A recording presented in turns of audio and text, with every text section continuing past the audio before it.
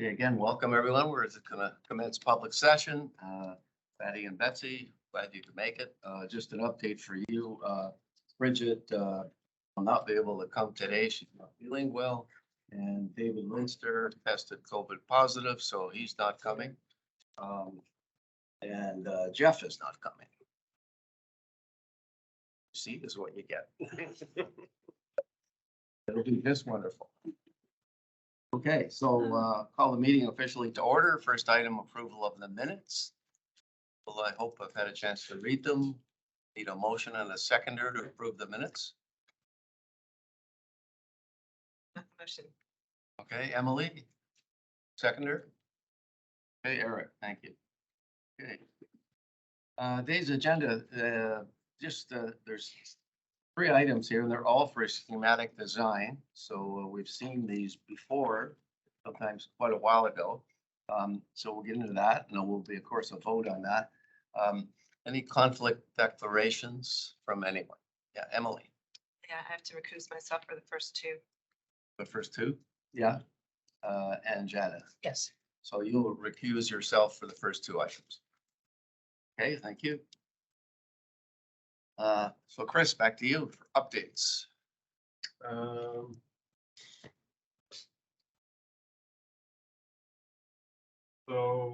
King Queen Triangle Public Art came for Issues ID. I think we had a very good discussion with the team. They're actually very excited about some of the suggestions. And they've already started talking to city transportation about the possibility of murals on the walls and how we might move that forward. And they are also working now with the TRCA arborist to advance the planting plan. So I think it was a very productive review. Budget will be the only issue. So we talked about might up the top, so that think through. They are hoping to come back in January. They also had a community meeting on this, and the community just loves the project, so it's been very well received by the public.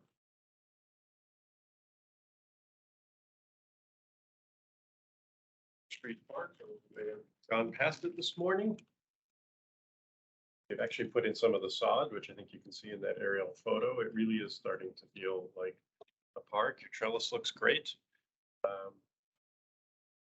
I guess the opening date is still, well, that's long before now because the trellis is basically finished now, but you see a little bit of it coming up there. Do you have any more, Leon? No, that's all I have. That's it? Okay. Do you know the opening schedule, Pina? Yeah, we're going to be opening it in the spring. We'll be done before then, but we're going to leave it mostly closed to allow for the plants to establish.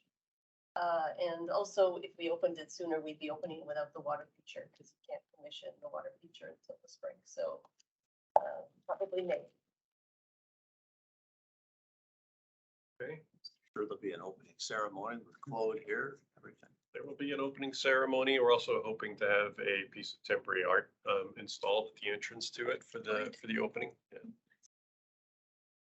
Yeah, we will be planning an opening ceremony together with the Parks, Forestry, Recreation, the local counselor, and the community. Actually, I think the community celebration is what we'd like to have. Great. Then we had our DRP awards, which I think most of you were present for. I think we had a lot of happy recipients. I think it was a nice event.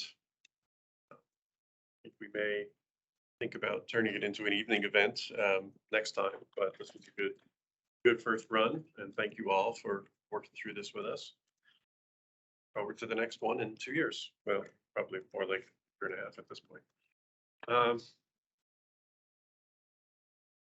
I mean, you were all here, so we don't really need to go through all of this. You know, we had 40 nominated proposals, and we did do a press release, and we did publish the winning teams. So, okay. Want to do the agenda, Leon? Sure.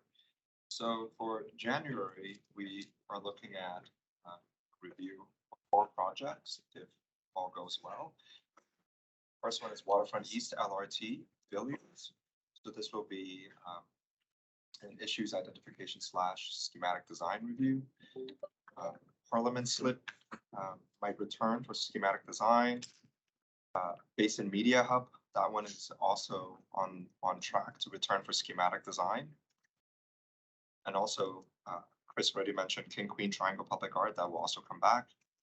And then for February, we are anticipating Ontario Place, the public realm portion, which we saw last time for Issues ID, will come back for schematic design. And we'll provide more details as we get a little closer to these dates.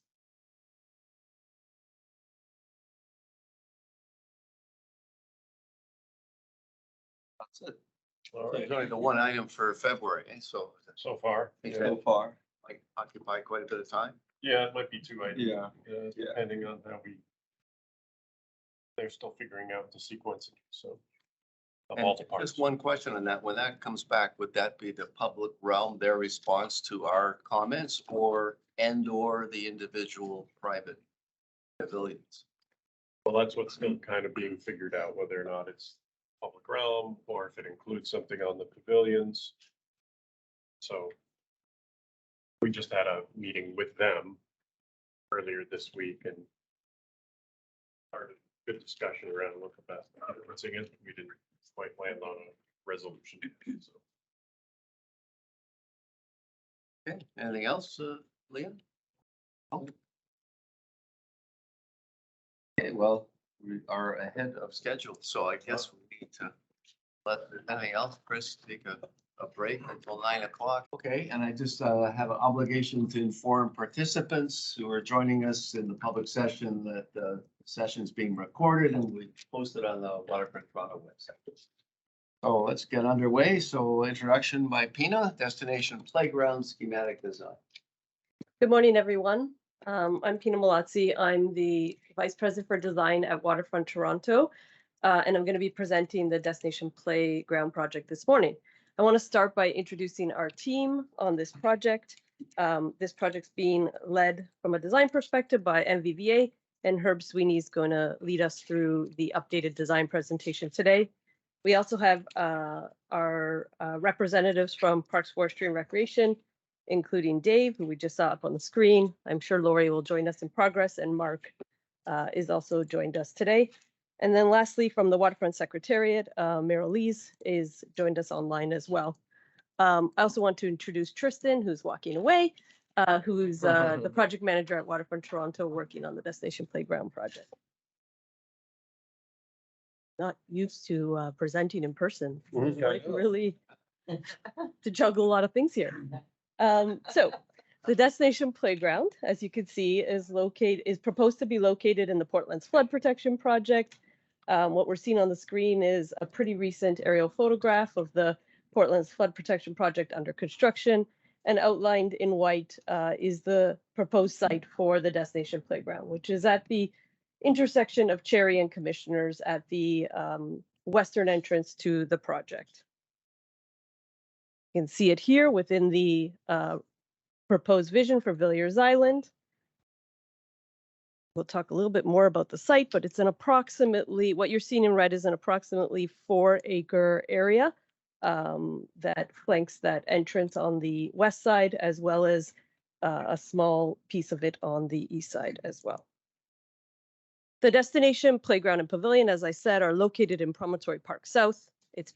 The park itself is being delivered as part of the Portland's flood protection project. However, the Destination Playground is currently unfunded and is anticipated to be delivered through philanthropic funding. The playground is scalable, as you're going to see. It's designed as a series of garden rooms, and we can scale the delivery of it based on the success of our fundraising initiative. We're currently in the 30% design phase for the project, as well as developing a phased implementation strategy to support our fundraising efforts. The playground, as some of you may recall, was presented in April of 2020, just at the beginning of our time working from home. We did that in camera because at the time we were in an open procurement process for the playground manufacturers. We have since awarded those contracts. In July, this past July, representatives of Waterfront Toronto, together with Parks, Forestry, Recreation, MVVA and one of the playground manufacturers, Richter, were able to actually visit a project in Tulsa, Oklahoma called the Gathering Place. This project is probably one of the largest playgrounds in the world. We're able to actually tour it with the playground designers, which was really a great experience. While we were there, we had discussions around the design of the playground, operations, and then we were also able to meet with the lead fundraiser for the project to help understand how a project of this scale gets delivered from a fundraising perspective. And I'm going to give you a little bit of a summary of the learnings from that tour. And that's all of us that went. It was a lot of fun. So the Gathering Place, which is the name of the project, it's a 66-acre park located just on the outskirts of Tulsa, Oklahoma. Within it, there's a 7.5-acre destination scale playground or regional scale playground called the Chapman Adventure Playground. It was opened in 2018, and to their surprise, in their first year, we talked to them actually in their first year, and it was, they had in the first year 1.8 million visitors come to the park, some of which drove from as far as 8 hours away to come visit the site. It was a $460 million park reconstruction or construction project that included purchasing land and a lot of infrastructure. You can see in the picture there were a series of land bridges that were required to make the park sort of flow over the main road there, of which there was a very big contribution from the George Kaiser Foundation, matched by contributions from 90 other individual philanthropic organizations. It's been named as, it's got so many awards, this project. We just listed a few here, including National Geographic's 12 Mind-Bending Playgrounds and Urban Land Institute's Global Excellence Award in 2019. Even with COVID, the past few years, they're hitting over 2 million visitors, something like 2.3 million visitors a year. So what did we learn while we were there? The Chapman Adventure Playground is actually a series of different garden rooms, just like we're proposing to do here at the Destination Playground, and it isn't contiguous. Yet when you're there, you don't really notice that. You're surrounded in an incredible landscape as you move from room to room, so it really does feel like one place, even though they are really in different spots within the larger 66-acre park. And I think that's an important lesson that actually we didn't really realize until we were there. Access. Access is really important. And there are two forms of access, I would say. There's sort of this very designed form of access that you see on the left here that's very deliberate with grab bars and transfer platforms. And of course, we all know that that's going to be a critical part of delivering a playground like this because we want it to be accessible for everybody. But there's a different kind of access that's around strategically designing this place with grades that allows children to get to some of the best parts in the playground, even if they're, you know, in a wheelchair. And so we have gone back to our original design and really thought through how we can strategically play with grades so that we can get access to some of the best play pieces, because that's what makes play fun, is when it's challenging. This was a really big lesson for us. I think we heard it when we were here talking to the panel in 2020, but seeing it play out at this playground, the thickness of the nature, the landscape that this playground sits within really needs to be thoughtful, and it needs to be, you know, part of the experience while you're there, whether it's willows hanging over the water play area or contorted trees that you see in the middle here, or just really quiet contemplative spaces nestled into a landscape environment. What we learned from this is that we needed more breathing room for the playground. We needed to make sure we had some really thick edges that would allow MVVA to do what they do really well. And then don't forget to design for user experience. I go to my local park all the time with the kids and I love it, but you know, the amount of shade there is minimal. The seating opportunities are usually pretty straightforward, and that's great, but I think we can do better. We can really think about unique ways of integrating seating and shade into all of the play pieces. And Tulsa shade is so important, but it's also important here in the summer. Our summers aren't that cool. So making sure we plan for that as we design each of these play experiences. Okay, so that's Tulsa and Gathering Place. Let me tell you a little bit about our team and what you'll see today. So our team is being led by MVVA as the lead landscape designer, but they're going to be working very closely with play equipment design and manufacturers. And we have four play equipment suppliers that we'll be working with. The two primary ones that you'll see are Monstrum, which is the one that creates the fantastical creatures. And it says Ape here, and that's the kind of local North American supplier for Richter, which is a German-based play supplier.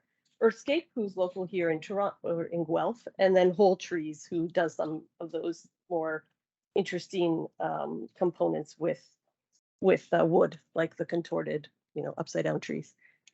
We also have an architect who's going to be working on the pavilion, who is part of the design review panel, LGA, and the pavilion sits really integrated into the landscape. So this is a real collaboration between all three of these design teams.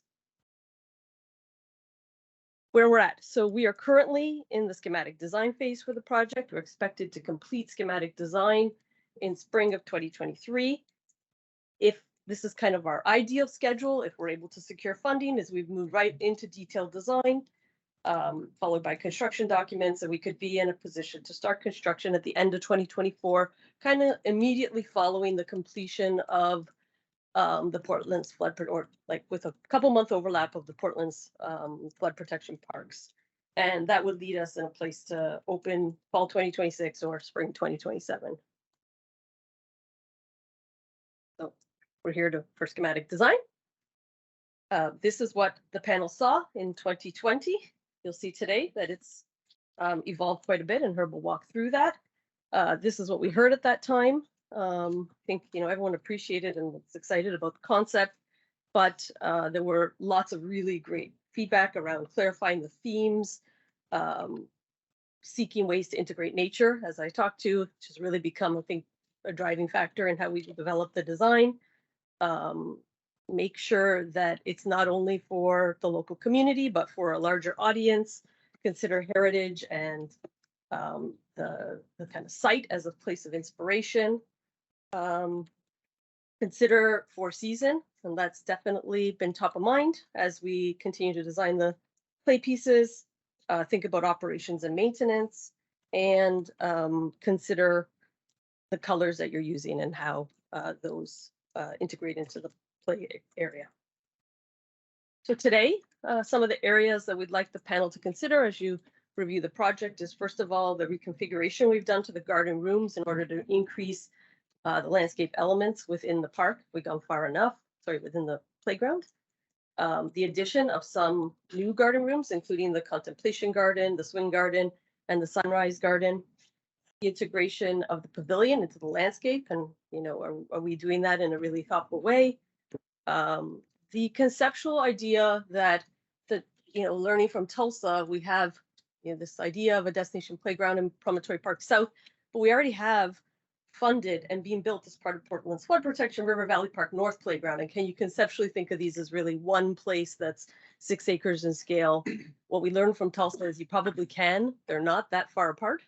So thoughts around that. And then the introduction of topography in the playground that would allow us to get, folks really create some accessible paths, particularly throughout the northern garden room. I think that's it for me. So I'm going to turn it over to Herb. He's going to walk you through the design presentation. Okay. Nice to see you back, Herb. Great to see you back. This is exciting to be in person. First time to be in an in-person presentation for 2+ years, which is extremely hard to believe. I'm just asking, do we no longer have a clock to say how much time? Leon is the clock. Yeah. Leon will give you We some don't have warning. that, but I'll give you a warning. Maybe I think we lost our clock during. You COVID. lost your Yeah. clock. Oh my goodness. I like that clock. All right. So just my name's Herb Sweeney, Yeah. Michael Van Valkenburg Associates. I'm a principal with the firm, and I'm the project manager for the Destination Playground project. So Pina gave a good overview of context, and as you can see from this view, progress is certainly coming along. the Portlands are taking shape. Cherry Street is now open, crossing Cherry Street Bridge South. Commissioner Street has been extended to touching the tip of the Destination Playground project. The Canoe Cove has been excavated to the south end of our project limits, and that cut to fill is being surcharged for promontory. So the actual Promontory Park South landforming is underway. So a lot of things are happening to set up the context for our project site. And as Pina noted, we're really considering the entirety of the play areas within the Portlands as part of this Destination Playground project. We're here looking specifically at the areas associated with Promontory Park South, the 4 acres or so. This is the area that has not been awarded as a final design landscape feature. We do have playground manufacturers on board with us to help through the design iteration process.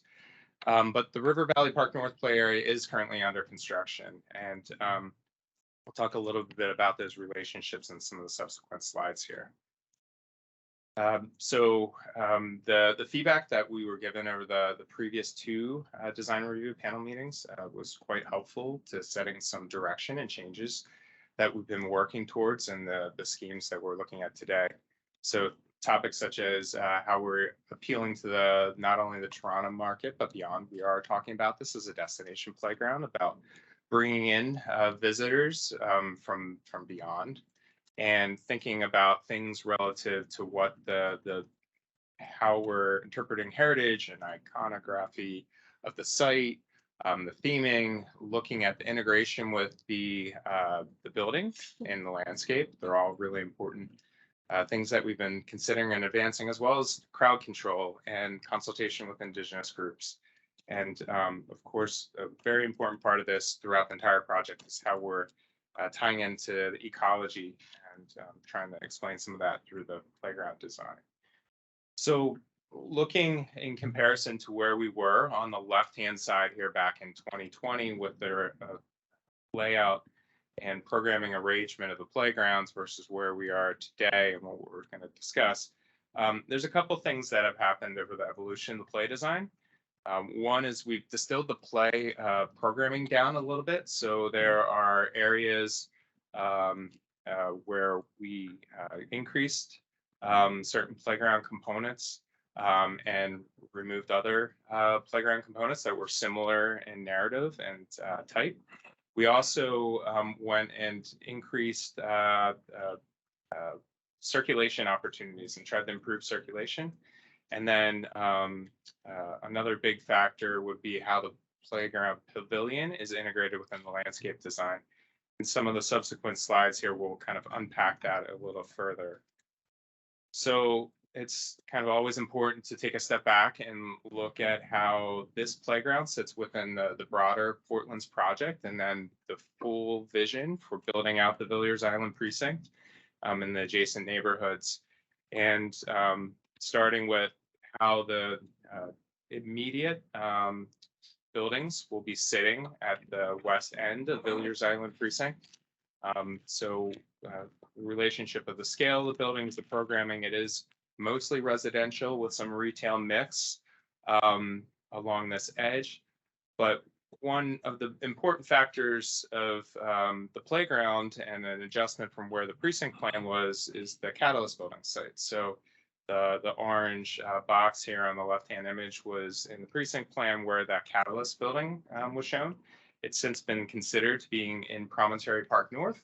But we do feel that the Destination Playground provides that catalytic function of activating the park and the neighborhood future development in advance of a future building coming, given the nature of it being a destination, as Pina noted, the relationship and context of Tulsa.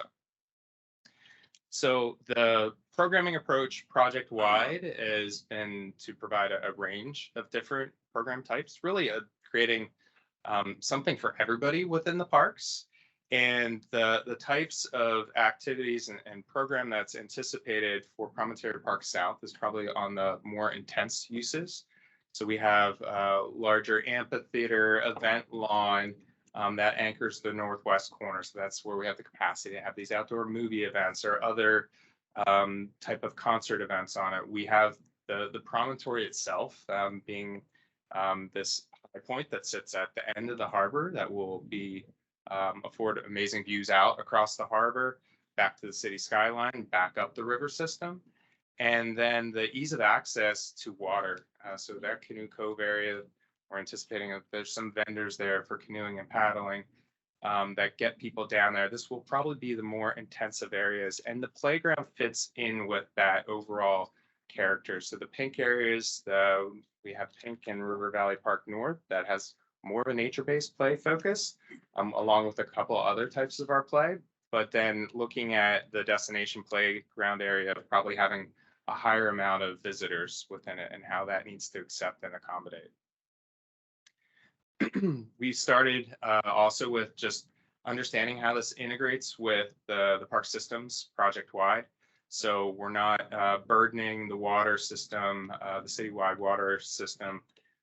We're keeping stormwater on site and going through the approaches that is managing it within the River Valley system. We are tying into servicing connections in the network that have already been planned for the parks, and thinking about things such as how this becomes another destination along the art trail.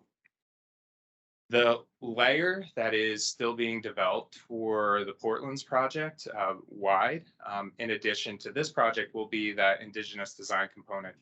And there are certain things that we're already implementing within the current design, such as the use of indigenous plantings. So the planting approach that has both medicinal and cultural significance, what has been selected relative to the indigenous community is currently being implemented. But there are other layers that, as the current procurement process for some of these site design features advances, we'll be integrating that into the broader Portland's project. And we do anticipate that within the pavilion, the dining terrace area, that plaza area, in addition to this other feature that Pina noted as being at the northwest corner of River Valley Park, that there's another feature that would come and be advanced with this destination play project.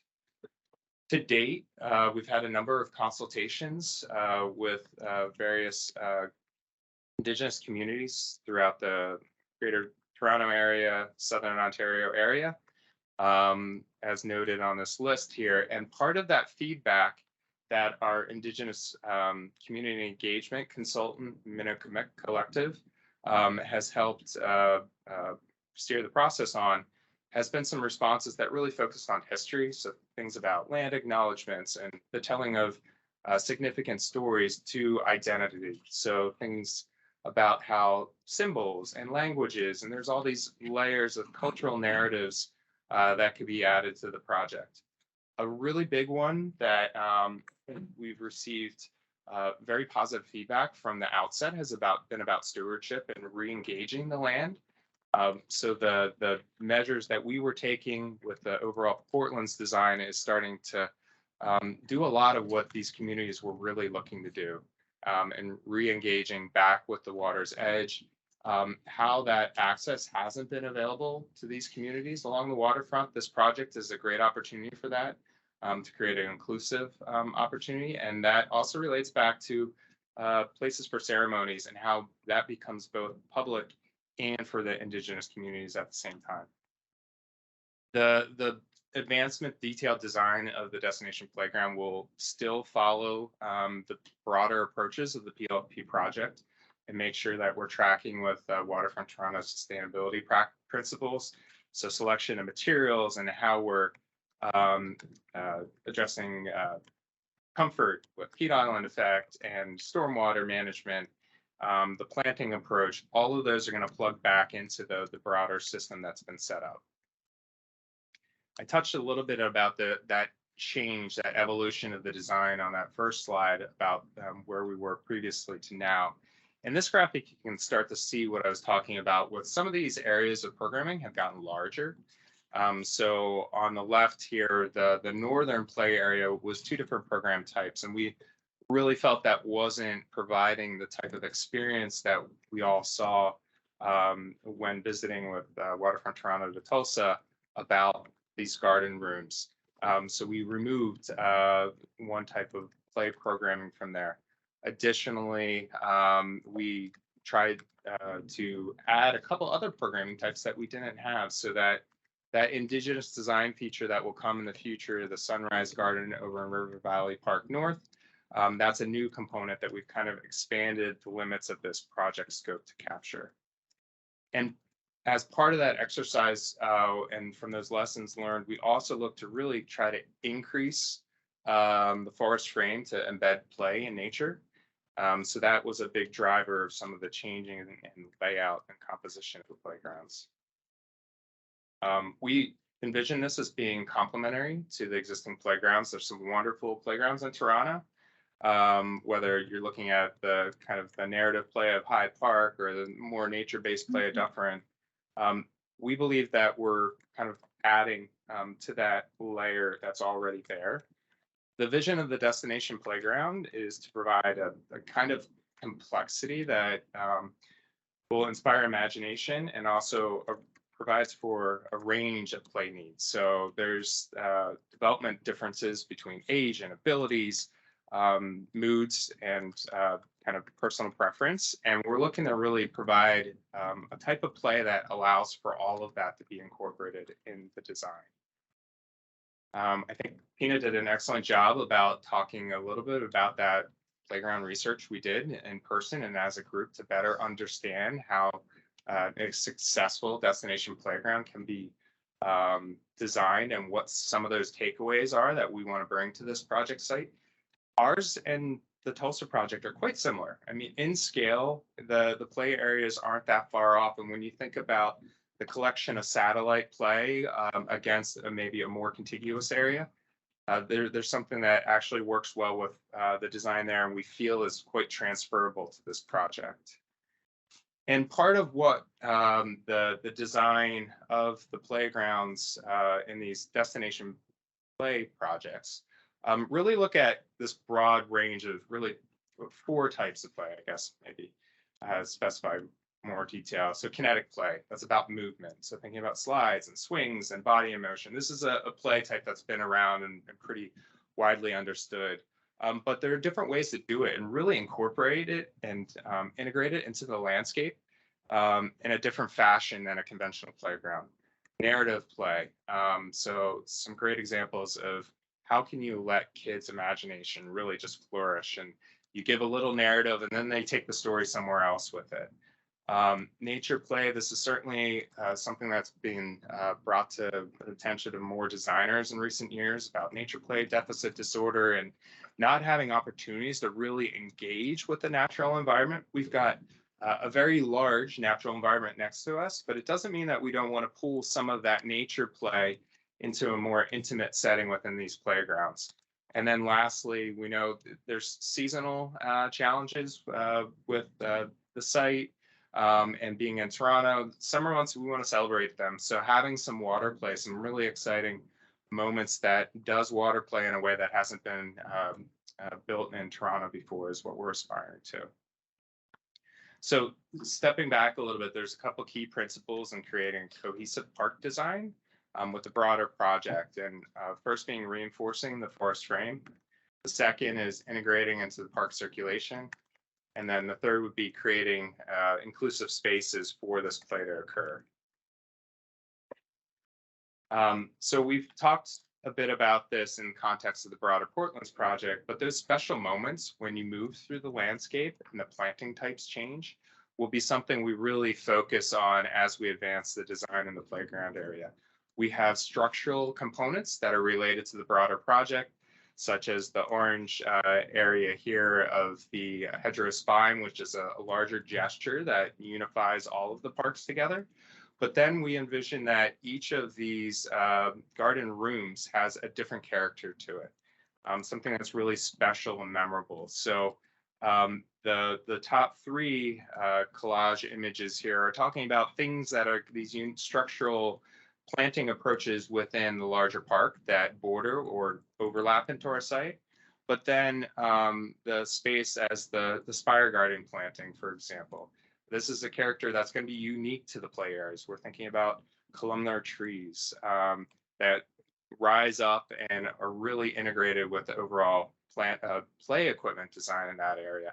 Or that the coastal meadow planting community is something that we would introduce in an area that's described as having a harbor garden and harbor play and fireboat play. So it's reminiscent of the planting approaches along the shoreline of Lake Ontario that speaks to the type of thematic play that's happening in that garden room. There's something big happening just down the river, just down the hill in the river with planting, but we will be really focusing a lot of the efforts moving forward on immersing play in this natural environment. And there's a lot of great things that happen when we can do that. One is within the play garden rooms themselves, there are these contained safe spaces, good for parents being able to keep track of children and not losing them. Having them run off and get far around the corner of the bigger naturalized habitat that we're really trying to keep people on the edges of.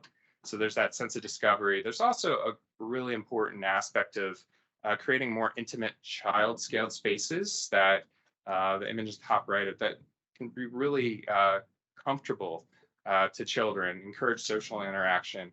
And certainly caregiver comfort is going to be a big driver as we advance the planting approaches. And you can start to see that with the site sections that this first area, we're in the northern play area, and we have these large tower structures.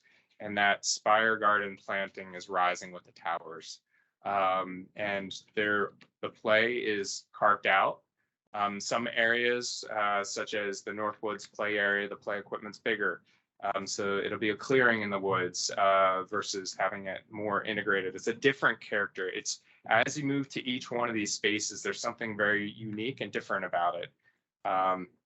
Similarly, another important thing here to note is that topographically, there's a relationship with the spaces that are occurring and how planting layers up with the play areas that we've been focusing on. The southern play areas, the swing play sits atop of the hill, whereas the fireboat garden is down at a lower elevation. Each are kind of carved or inscribed into that forest frame.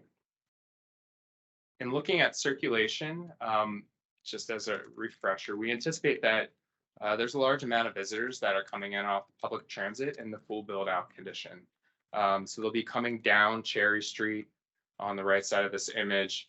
They might be coming from light rail transit where there's a future stop planned along future Center Street, and then they'd be entering at the midpoint of the Promontory Park site there in a large plaza. There's similarly an anticipation we're going to get a lot of people coming in off the intersection of Commissioners and Cherry.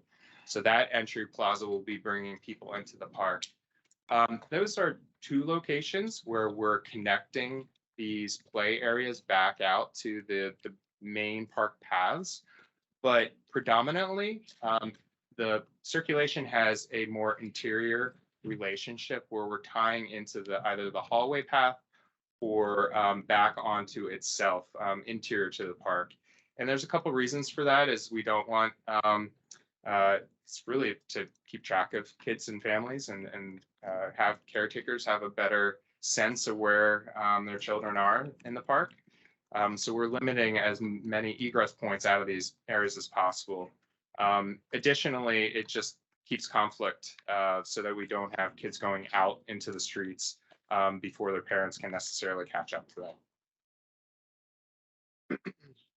them. Thinking about the park design and through the sequence of images that we're showing here, it's about providing some spatial complexity, really having a series of experiences that are quite different as you move through the park. So and there's many different routes you could take. This is just one beginning off of that Center Street Plaza. You'd arrive in a bigger open area with distant sight lines out to the harbor. This is view one, where the play area is kind of off to the left inside its own contained garden room. Once you move into this area with view two, it's a held space. The topography rises up. There's that variation with how we have land forming and the heights of the towers and the planting approach. And then this relationship of how you move through the play equipment, all these various different levels that you're looking up. And we anticipate this will be a very exciting moment as you cross into this area. You move down through that tunnel and view too. And when you pop out and through the forest on the other side, you come to a clearing in the woods, and up on the clearing would be another one of these play feature elements. This is where the moose and the trees would be sitting up on the hill. And view 4, as you move down and around the pavilion, you reconnect back with the water. So you have the views out to the water, you're on the hallway path, the dining terrace is to the left, and you move to the viewpoint number 5, where you're dropping back into one of these playrooms. This is another self-contained space. This would be where there's some maritime history that's reflected with the narrative of the play. And then 6, you're ending up back across up to the top of the hill. The swings sit at the high point. The Atlas crane is beyond, as well as views back to the Polson Slip. And then lastly, as you make your way to the play that's been designed for River Valley Park North, we're considering adding this new space, this number 7, which becomes this indigenous play component. And there's a really strong sense of relationship back to the naturalized river channel and the wetlands. This is probably the most connected of all the views back to that condition that we're creating. Thank you. So thinking a little bit about how we're creating inclusive spaces for play.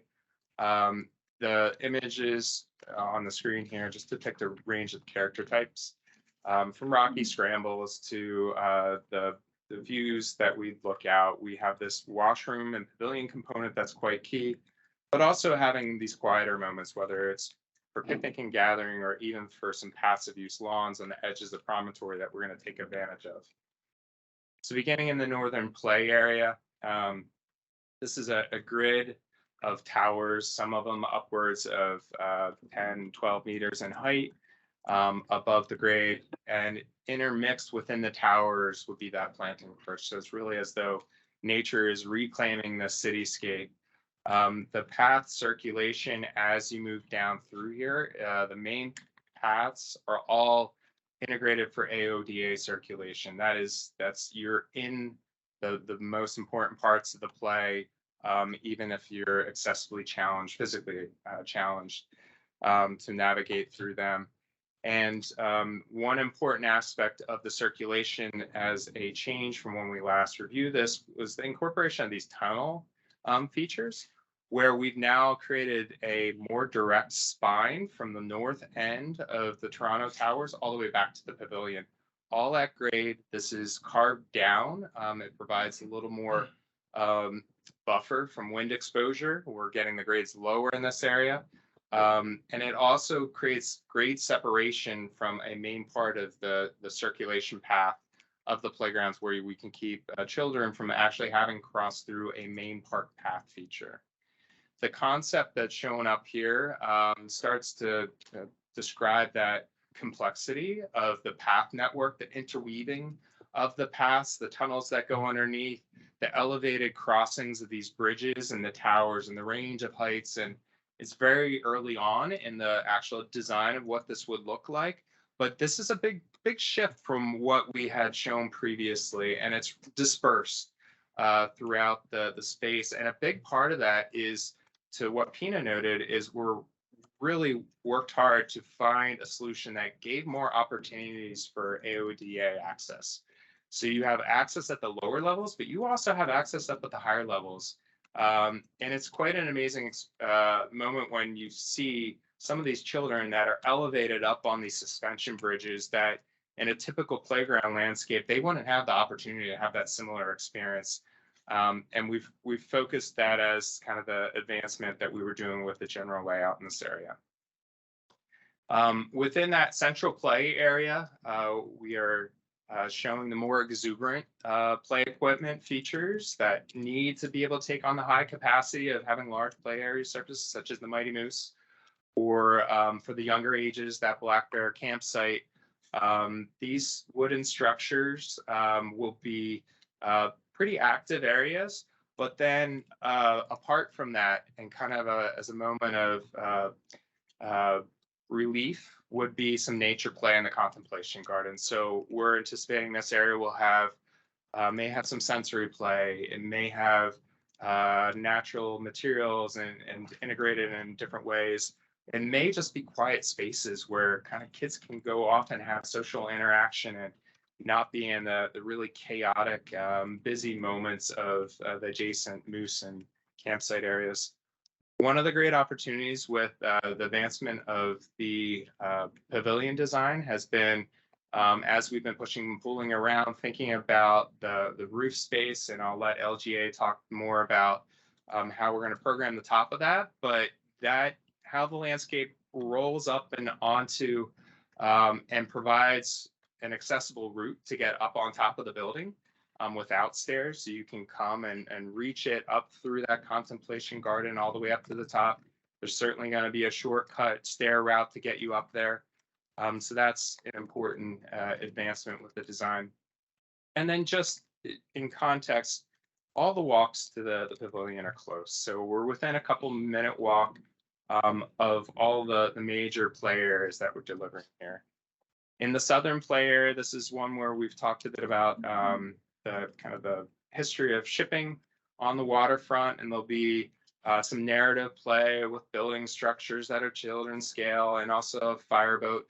But we're thinking a lot about this as sand and water play area. So it's more of that tactile natural materials with the other features from fountains to kind of a channel and digging and dredging equipment that we'll be integrating in here. And it itself has an interior circulation pattern that stays up on a system of wooden boardwalks and connects back through to the south. Further into the south would be that swing garden area. So this is a change where we expanded what we showed previously, and it's a bigger gesture, a large arc of swings. Swings tend to be one of those features where they're great on the edges of the parks, but people can have staying power to them. So we wanted more. And you'd be up high. So you're swinging out, looking distant views up at the crane. You're looking over the treetop canopy and out towards the water from this location. And just get 5, just. Yeah. Since you're missing the clock, I'm telling. Perfect. Thank you. I appreciate that, actually. Sorry. And then circulation, AOD is circulation, as well as some additional quick up and downs with stairs. So kind of transitioning to the next part of our team's discussion will be about the park amenities that we're adding. So we talked about this previously, that the only park amenity currently with the Fire Hall 30 building with washrooms in River Valley Park North. We do have some picnic areas within that River Valley Park North area as well. And we see that within both the playgrounds complementing the play of River Valley Park North, the pavilion and the dining and gathering opportunities adjacent to the pavilion will complement what's already in the north. And that siting that hasn't changed since we last met, but is really focused on being that center point at the elbow of the destination play area. And through kind of this last sequence of images, they start to get to the character and the quality of the materials and what we're looking to convey here. So there will be spaces that are not only about providing comfort to children and making sure they have shade, whether it's through trees or shade structures, but also to the caregivers. These are one of the most important parts about the playgrounds is having staying power for the people that are watching, and to have really comfortable spaces that feel good and are enjoyable is a big part of the experience of both the users that may be children, may also be adults using some of these features, but also for the adults that aren't participating. So whether that's in the dining terrace or through the edges of these spaces that we're looking at. There's a lot of focus with our manufacturers on natural materials, and AP Richter, they talk about this all the time. And like even the details in this image of the fine cracks and checks of the wood, that's like something that it might not be a focus point of this kid that's jumping off this feature, but for a toddler, that actually becomes a really important part of their cognitive development, is touching those, and they take interest in those imperfections. They don't want to see those manufactured materials that don't have these natural inclusions. So it could be through the wood, it could be through the stone. There will be areas of sand, which is just an amazing material to use in a playground setting. And though some of the playground components are going to be, advanced, and smaller kids aren't going to want to go down a big scary slide that's 2 stories tall. There are other things that an older child won't be interested, but a younger age group might, and they might find interest in just trying to balance on a couple benches. And I think as we go through the design, we're looking at that full range of ages that we're catering to. These spaces are going to be dynamic. There's going to be a lot of action in some, but there needs to be opportunities for people that don't want to be as active to partake by watching. It might be younger kids learning how big kids do it, but it might just be the parents or the caretakers that are there with these children that are playing in these spaces. And just the note, we will need resilient surfaces. So we're going to need some poured in place surfaces in some areas where fall attenuation and meeting safety standards require it. But other areas, we might have surfaces that are mulch or the kind of the more natural materials, and focus on those areas on the materiality and how that helps to promote that nature-based play. And then for the last couple slides, just looking at sensory play, similar to nature play. It's kind of off on its own, not necessarily the busier. It's things that start to make you think more, and it challenges your perception. It might be visual, it might be audio, it might be what you're hearing will be something that we look at. And I think we've shown some of these images before, and just the opportunity to create these memorable moments in the project that have staying power. So there's such a range of what we're looking to provide, but certain things are going to stick with different people in different ways. And it might be a big fish element, a moose element. It might be something that registers. It might be the quieter moment that's really nature play based. But when we get into those features, those design elements, this play equipment, it's about the craftsmanship. There's an attention to the detail with the manufacturers that we selected. There's no others out there that are creating stuff like that. And we're very excited about how they think, not only from an adult standpoint of how you're going to see this or use it, but also from that children's perspective. And then lastly, in closing, this all kind of full circle with the bigger approach for the project. So it's very much embedded in nature, this type of play, this approach that we have.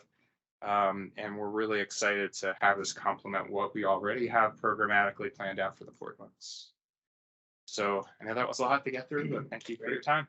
Thanks very much, Herb. We're in good shape, so we'll go for a round of questions from the panel, and I think I'd like to start off with Gina today. Oh, look. Could you talk a little bit? I loved the idea that Tina started with about scalability, that, these are a series of rooms that could be implemented with funding and phasing. Have you given thought to that, really what that means for? I think Tina or- would probably be best to talk to. Yeah, so, I mean, there are pieces here that are clearly can't go first. We can't build the central play area before the park, for example. So we're definitely trying to think through, what are some pieces that if we were only, it's a pretty expensive proposition for playgrounds. If we're only able to get half the money, would we not build it? I don't think that is the case. I think we would like to be building a really great place, and even with half the money, we'd have a pretty spectacular playground. So some of our thoughts are start with the northern room that you saw the kind of isometric view of, or we can start with the southern play areas and then build from there. But the central area really does depend on the pavilion, as you're going to see when we present the pavilion in just a couple minutes. So it would definitely not be the first phase. I would say our scalability studies really focused on what's the minimum viable product. Yep. And, we have a whole bunch of scenarios, because at the end of the day, when you're talking to fundraisers, donors, you don't want to, you want to also let them have, some ownership of how we execute the project as well. Yeah, and I didn't know if you all had thought about that also, just in design terms, like things that come online later, and if it's really about having a total vision and sort of executing pieces over time or adapting. Yeah, and we have been working closely with Waterfront trying to strategize on potential phasing sequences and how that would relate, because there's also, in addition to just thinking about play equipment, there's a lot of systems that overlay through the space. So think about the stormwater and the bigger excavation soil movement strategies for the project and how this plugs in, it's a pretty complicated system. So we're eager to keep advancing the fundraising aspects of it to get a little closer. I think our work has really right now been focused on, developing many phasing strategies as Yeah. opposed to one. Yeah. Because there's some unknowns around, say, what a donor might be interested in. Thank you. Okay, thanks. Fatty? Thank you. I have three questions. First one, are the play structures in River Park North play area in the same animal family? Is it in the same, or not animal family, but same play family, or are they gonna be something very distinct? Related to like play qualities?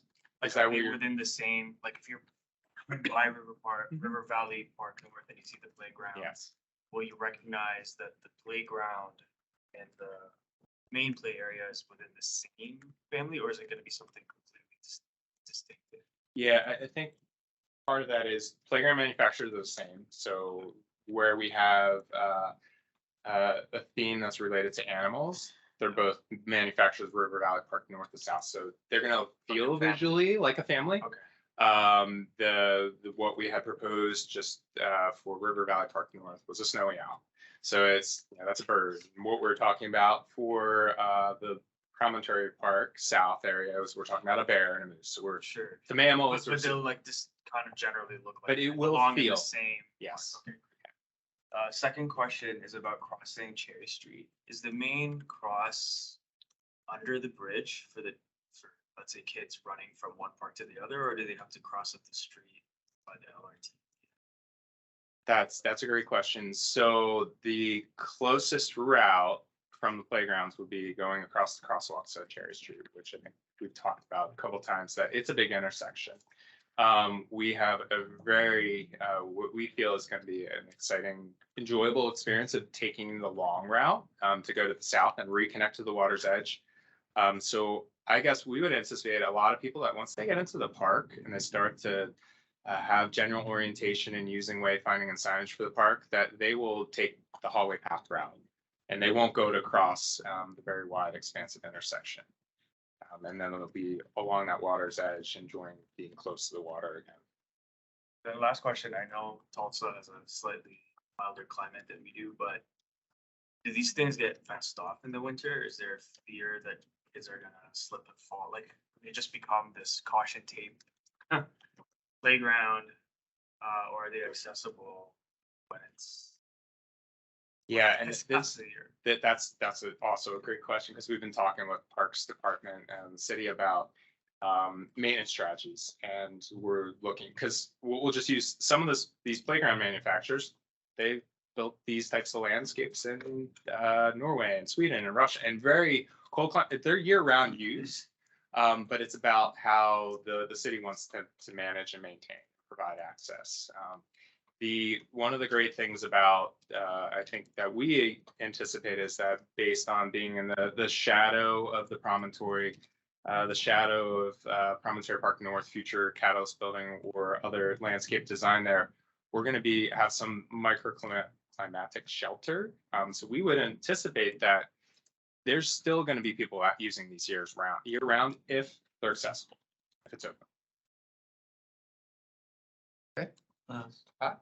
I realize this is phased.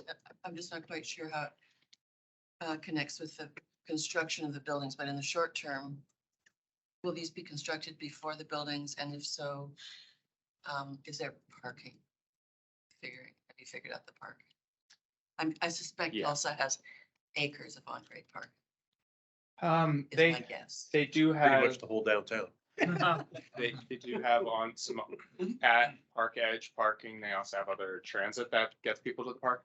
But maybe Pina, do you want to talk a bit about parking Yeah, we've considerations? done some parking as part of the larger Villiers Island work that we're advancing. So the playground does come before the buildings. We've done a transportation assessment, assuming a 1.5 million visitors per year by 2041 to the PLFP project as a whole. Based on that, pre-transit, we have a need of about like 300 parking spaces. and then it grows over time. So post-transit, we actually end up with about the same need. It goes down by a bit, but not much, because the number of users goes up. We are proposing in phase 1 of implementing Villiers Island, that there would be a parking lot located at the site you see here on the map, that southwestern corner. And You mean the one labeled, yeah, yeah, there and further north if we need more, than just that one site, the two sites. And then that parking or ultimately gets integrated into the development sites in and around the PLFP project over time. So it's a surface parking lot only as an interim use. I just have one last question. Sorry, could you go to the third slide of the presentation? Yeah. I was listening, but I don't think I completely understand how many playgrounds there are.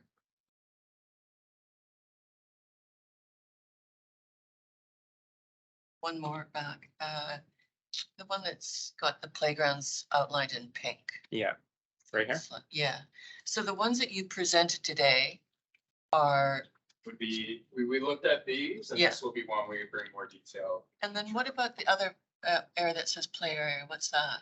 It's also got pink stuff in it. This will Yeah. be what we reviewed and was previously approved with the bigger PLP project, and is being constructed currently. That's what we call River Park North Playground. And that's what I was saying, we're now trying to integrate the two so that it becomes conceptually kind of one larger playground.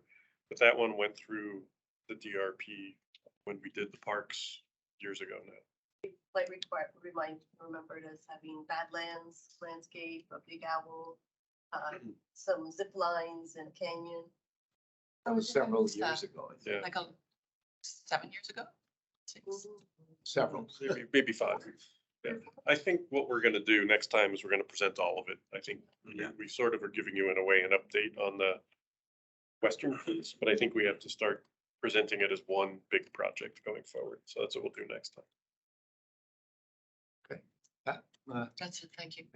George, a few, you don't pay to get into these, right? This is all free. Okay. And since you implied, Herb, that City Parks is going to be maintaining it once it's done, how far beyond what they customarily do does this go in terms of degrees of elaboration of operational requirements? Has that issue been addressed? We've started those discussions. I wouldn't say addressed. Because this would be more complicated than they're normally used to, right? There's the demand, the intensity, as Pina noted, Tulsa, they're seeing upwards of 2 million visitors. So it's a very different level of demand than a typical park system. Has, especially playgrounds. I think the closest comparable to this is the Jamie Bell Adventure Playground at High Park. Right, the city does have some play equipment that's in the direction of this kind of a scale. I think Parks recognizes this would require a unique level of maintenance and operating. And that's something that, as Herb said, we're trying to work out with them now. So hasn't been resolved, but did you want to add something, Pina? No, I think it's the kind of thing we start really at this point in Yeah. the project, where we're starting to get far more solidified on what the components of the project are. I mean, the good thing is they're very interested in this and they want to try to manage it. So my feeling is if they want to do it, they will be able to figure out how to do it. What department? Sorry? Depends what department you're talking to in the city. Well, the parks, PF&R. Yeah, like the maintenance people. Yeah. Dave, want to add? David's on, like, I don't know, Dave, do you want to add anything Oh, on that? yeah. You want to say anything, Dave? You're muted. Other questions? I'm happy to, yeah, sure. Can you hear me okay? Yeah, did you Yeah. hear the question Okay. about parks maintenance? Yeah, I did. And it's certainly something that we've been, speaking with Pina and Chris and Herb and others about. So it is very different than Jamie Bell and a lot of the other playgrounds that we operate. And we realize that, and we're really trying to take a look at what operating model we apply to the whole park. So how do we operate the playground? What are the operating impacts of capital in this case? How do we work with the Lassonde on the art for the art trail components. How do we, set up a model that allows us to work with partners on the Indigenous stewardship component. So it's not just the playground component, but definitely we have to wrap our heads around and figure out what operating model works, and how do we tailor it to Toronto, because of course, we can't shut down playgrounds like they do in other cities. So we know that the park is going to be, it's going to be a different one for us to wrap our head around for sure, but we're aware of that. Okay, thank you. I'm not done. Oh, I'm sorry. By all means. You talked about the thickening of the edges, the sort of bounding edges of the different gardens. Yeah. And they're meant to contain the kids. I mean, will they actually be sort of discreetly fenced, or are you counting on the plant material itself to do the job? So yes and no. Yes, they're going to be thick enough visually. They're going to be discrete as boundaries. There will be fences and different types of rails that we help steer people and stay within the play surfaces and the park paths, to keep kids from wandering off. I think one thing is just the environmental cues that even with, and I showed it in one of the views deeper in the slides, but just even a low double metal rail, and we've had these in Brooklyn Bridge Park and Tulsa, that environmental cue keeps people from jumping. They realize, oh, it's significant, it's there for a reason, and people will honor that because they enjoy these spaces so much. There's so much attention to them that there's a lot of ownership, and you will get the neighboring caregiver say, hey, why is Billy jumping the rail? And they'll kind of help self-police to stay out of those plant beds and areas. People take pride in the landscape with these destination playgrounds. And we've heard that from all the visitors when we walk through Brooklyn Bridge Park or Tulsa, Maggie Daly Park. Really do. Thank you. That's it for me. Okay, Eric? Just one minor question is the South Play area. Has it come before? Will it be more detailed? Because it's pretty, just see a very high level picture of it. Don't know if there was, what's the timing on seeing some of the more detailed element of that play area? Yes, yeah, we are with the next review, we will have detailed design on those components. As Pina noted, we've engaged the play equipment manufacturers at this point. With the phasing and sequencing, we've made a couple shifts recently on some of the components. So we're further advancing those, and we'll have that for the next round review. That's it. Okay. Betsy? Things that we were supposed to comment on is seasonality, but all what we've heard is that winter may or may not be an issue. We're still talking about it, but given that it's sort of a fairly, it's a very high level piece of construction, are there pieces like winter heat, snow melt? Like, are you building seasonality into the park or in any way? Because that hasn't really been mentioned, So, I mean, it's just seasonality seems to be, well, we'll see what parks can do with it, as opposed to this is how we're designing for it. So I think maybe there's two ways to think about the question of seasonality. There's seasonality from the maintenance and management side. So what is the snow removal strategy? What is the how are things going to be maintained in the winter months? There's also, I think, the layer that you touched on a little bit about is how we're considering this space being usable, especially in the shoulder seasons. So the thickened planting approach is one thing that we are certainly doing to help extend the seasons. But also, I think part of this is these spaces from a planting perspective are intended to have different character throughout the year. So we want people to come in the winter months simply because the areas that have evergreens are going to look different than the areas that are deciduous. And the fall months and the spring months, depending on when it is, there's that level of planting change that is going to show that seasonality, and it's going to draw interest in creating it memorable for people coming back. So I think there's a couple layers to that, and yes, we're still working out the one relative to maintenance and access and how to deal with snow and ice and things like that. Does that answer your question at all? Starting to. Go to Kevin. Are you there online? Yeah. Yep. Um, Okay. I'm Have any just questions?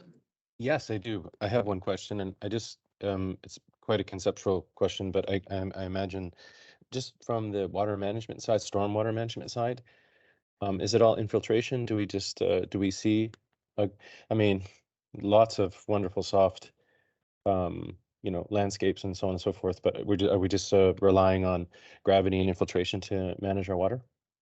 Storm surge? No, within, so to look in a little more detail at the top left-hand corner diagram here.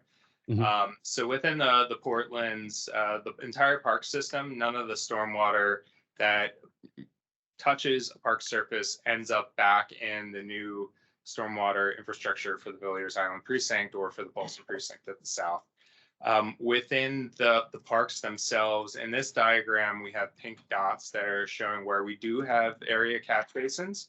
That so there is localized interior drainage that, especially with the playground areas in the valleys that we're creating and being behind the promontory, we can't just sheet flow out to the Canoe Cove to our wetland on that side. So that's been picked up by where we do have hardscape surfaces or where we need to address overland flow, we're picking up, and that will go into a conventional pipe system.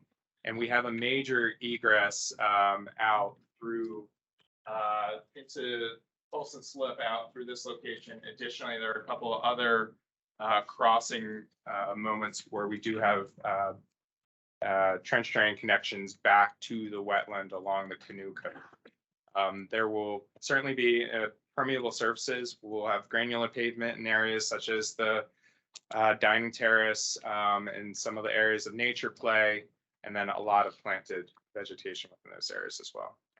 Well, thank you. So is there any ponding or any storage associated with that, or is it just seeping out into Polson Slip?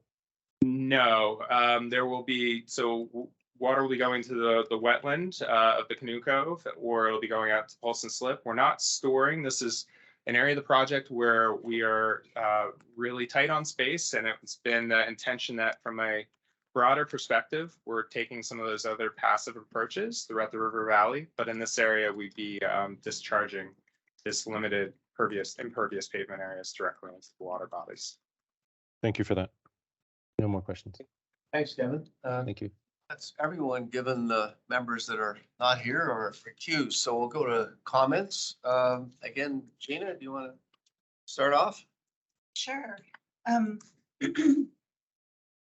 It's really quite beautiful and masterful. I love the commitment to accessibility and some of the modifications you talked about that start to make all these features so wonderfully integrated and thoughtful and accessible. I think the two things that I was looking for or thinking about as you were talking about this experience or set of experience was one, like, what's the infrastructure for the broader parent day or family day here? Like, where are the other places and destinations that they interact with beyond the play space, and how does that condition how you think about those environments as a mom? I remember going to places like this, like Maggie Daly, and really struggling to figure out, it almost felt like an island. How do I connect to other places and resources? So maybe some of that has to do with future development sites and the way they relate to this magnet and what that means for resources like dining opportunities and restrooms, which I know you're accommodating at the Pavilion. But just something that starts to think about the itinerary for the family over the course of a long day, where play is one component. I think would be really nice to see and understand your thinking on that.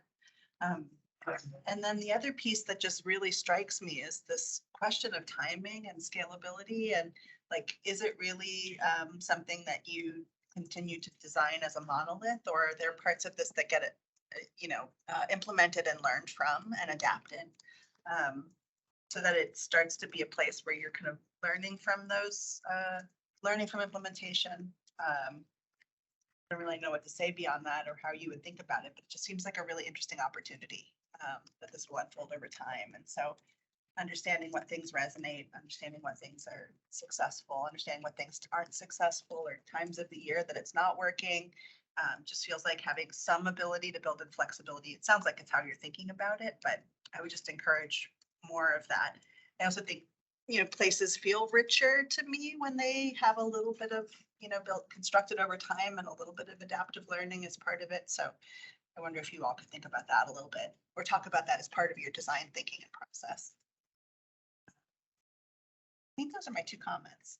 Okay, thank you very much. Fatty? Thank you guys, very comprehensive presentation. No doubt this will be a huge success at whatever increment and scale you do this. Really urge the design team to actually think of a min-max play strategy on the site year round.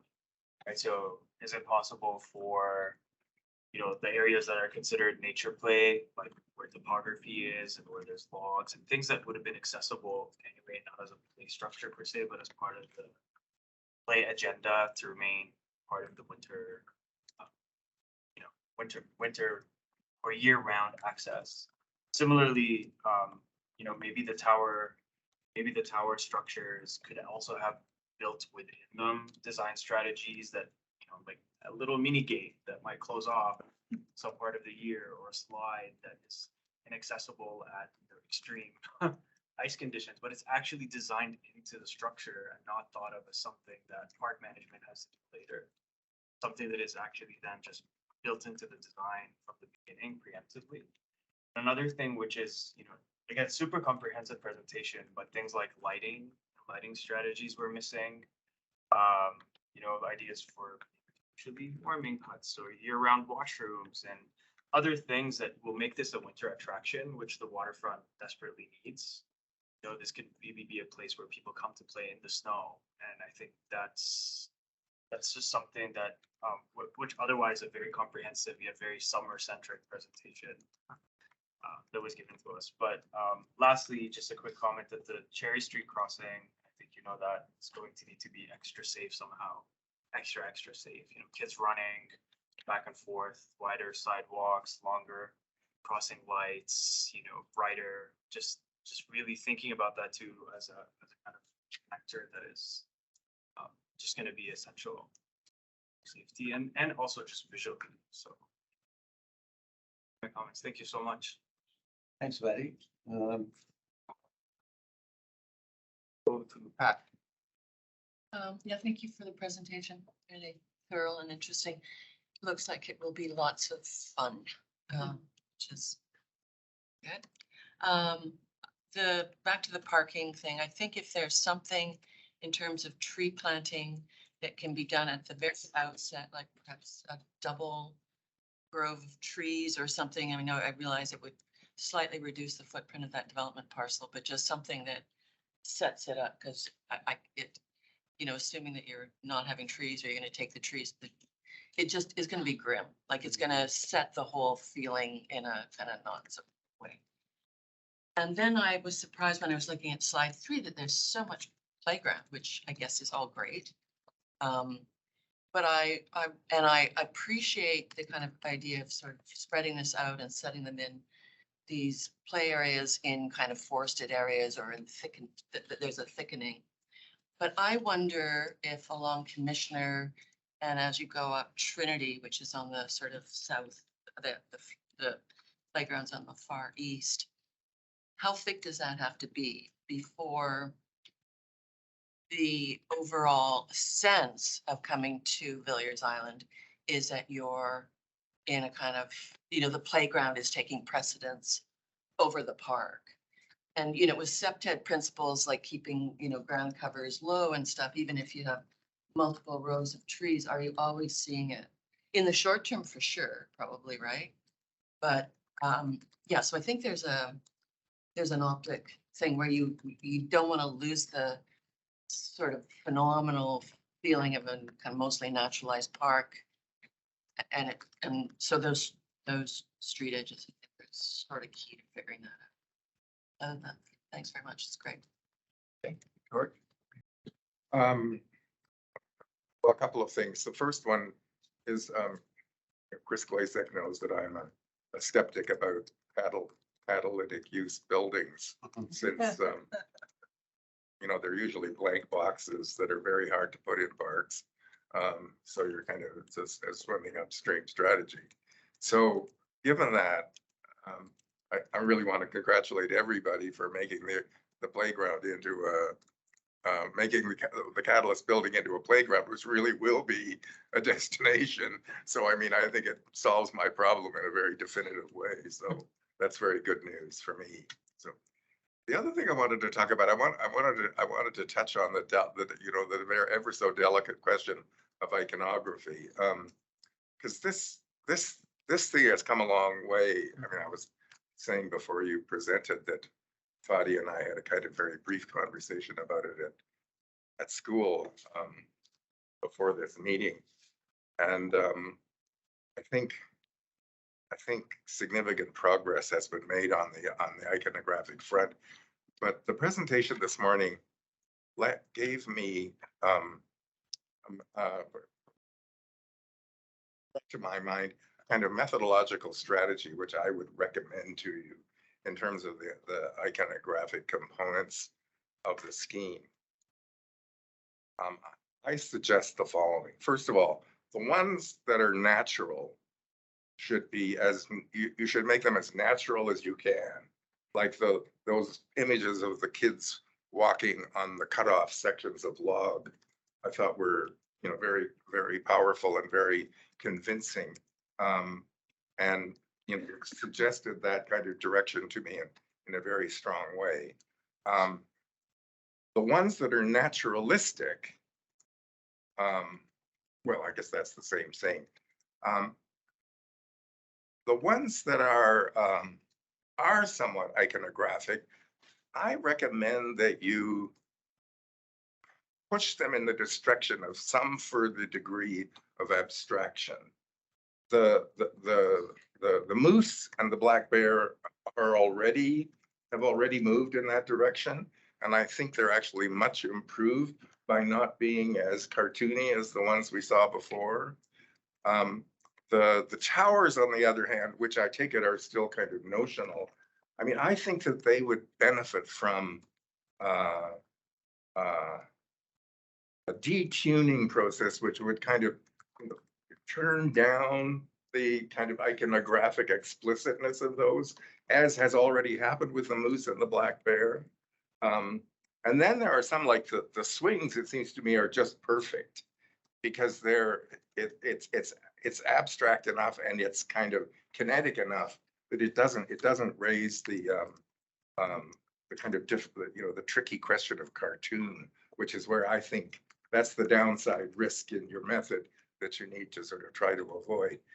When you get to the one with the marine theme, there I would say I would veer there in the direction of real stuff. Like if these things are sort of supposed to be kind of marine apparatus like boats, how about a real boat rather than a cartoon boat? So I think if you made the natural more natural, the iconographic somewhat more abstracted, and the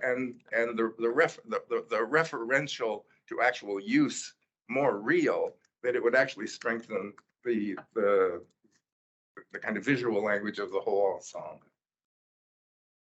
Thank you. Eric. I agree with all the comments done by my colleague.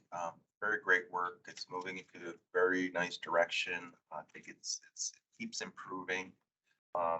One question I had, which was just because Fatty asked it, is I'm assuming because being a parent, the washrooms are integrated into the pavilion and the fire hall, correct? In terms of facility? Yes. Yeah, okay. So that's because that's a crucial thing when you're parents and accident happens all the time. I think that it's brilliant. It makes me want to be a kid again. I think the one thing that, because so many, I think the one thing I'd like to see further, obviously I'd like to see when this comes forward, I want to see the big picture, because I think we see some elements that, yes, we're presenting, but I think just a little bit of a refresh sometimes it's good, because I do believe that this whole from the two kind of play area really needs to feel like a family. And I think it seems to be moving into direction, but we're missing some of the pieces. I think the one maybe aspect I'd like to offer is the the light, because a lot of this are objects in the landscape. The lighting strategy, I think, is quite critical in terms of how are those going to be lit, how are they going to be feeling at night? And also, I think that, thinking about, kids, especially when you get to the different part of the season, will still want to play in the kind of the evening area, especially in times like today in November. How does that get integrated? So that in addition to the winter, so that would be just the part to continue for me to explore. Thanks, Betsy. Yeah, thank you so much. It's funny, I was thinking about past comment with it. When you present it as this is all the play stuff, it really does feel like the park is like the commissioners and Cherry are ringed with play equipment. But I understand that it will feel landscapey, but right now I'm kind of at the kind of a tipping point. Is it too much right now? So I think my focus is really fleshing out the winter ideas. So are you adding heat? We've heard a lot about lighting. We all know the water will be turned off. Is there snow melt or specific snow management? When you say, okay, this area has to be clear to snow, this is where we're going to put the snow so the kids can play in the snow. I think these ideas have to be really developed by you so that you're not reacting to parks saying this is the plan. And then you're saying, okay, here's how we accommodate it. I'd love for you to lead those conversations. Is there an alternate use for things like the play paths in the winter if areas will be shut down? Can you turn them into a cross-country ski loop? I mean, that would be, I think people would flock to this area and likely probably expect it because it is such a large naturalized part of the city. And you can't ski anywhere where there's salt.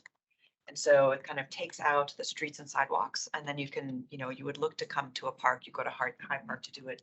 You could come to Promontory Park to do it. So how is something like that being accommodated?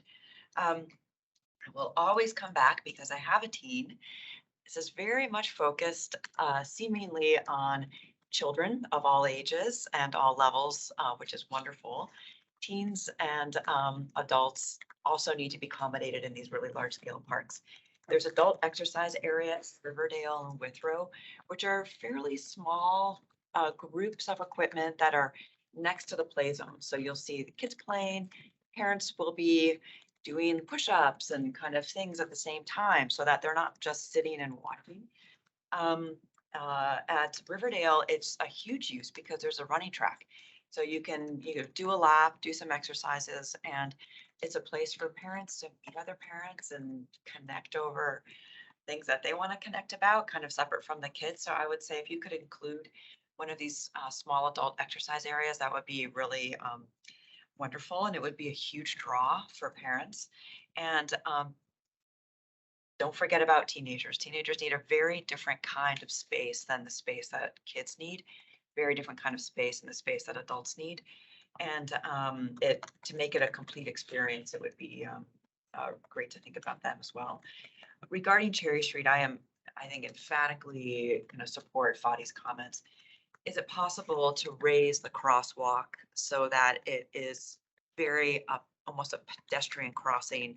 There's going to have to be tons of signage, probably a light, like a beg button, like it's kind of awful to put there, but I think you have to kind of override streets if that's possible at this point.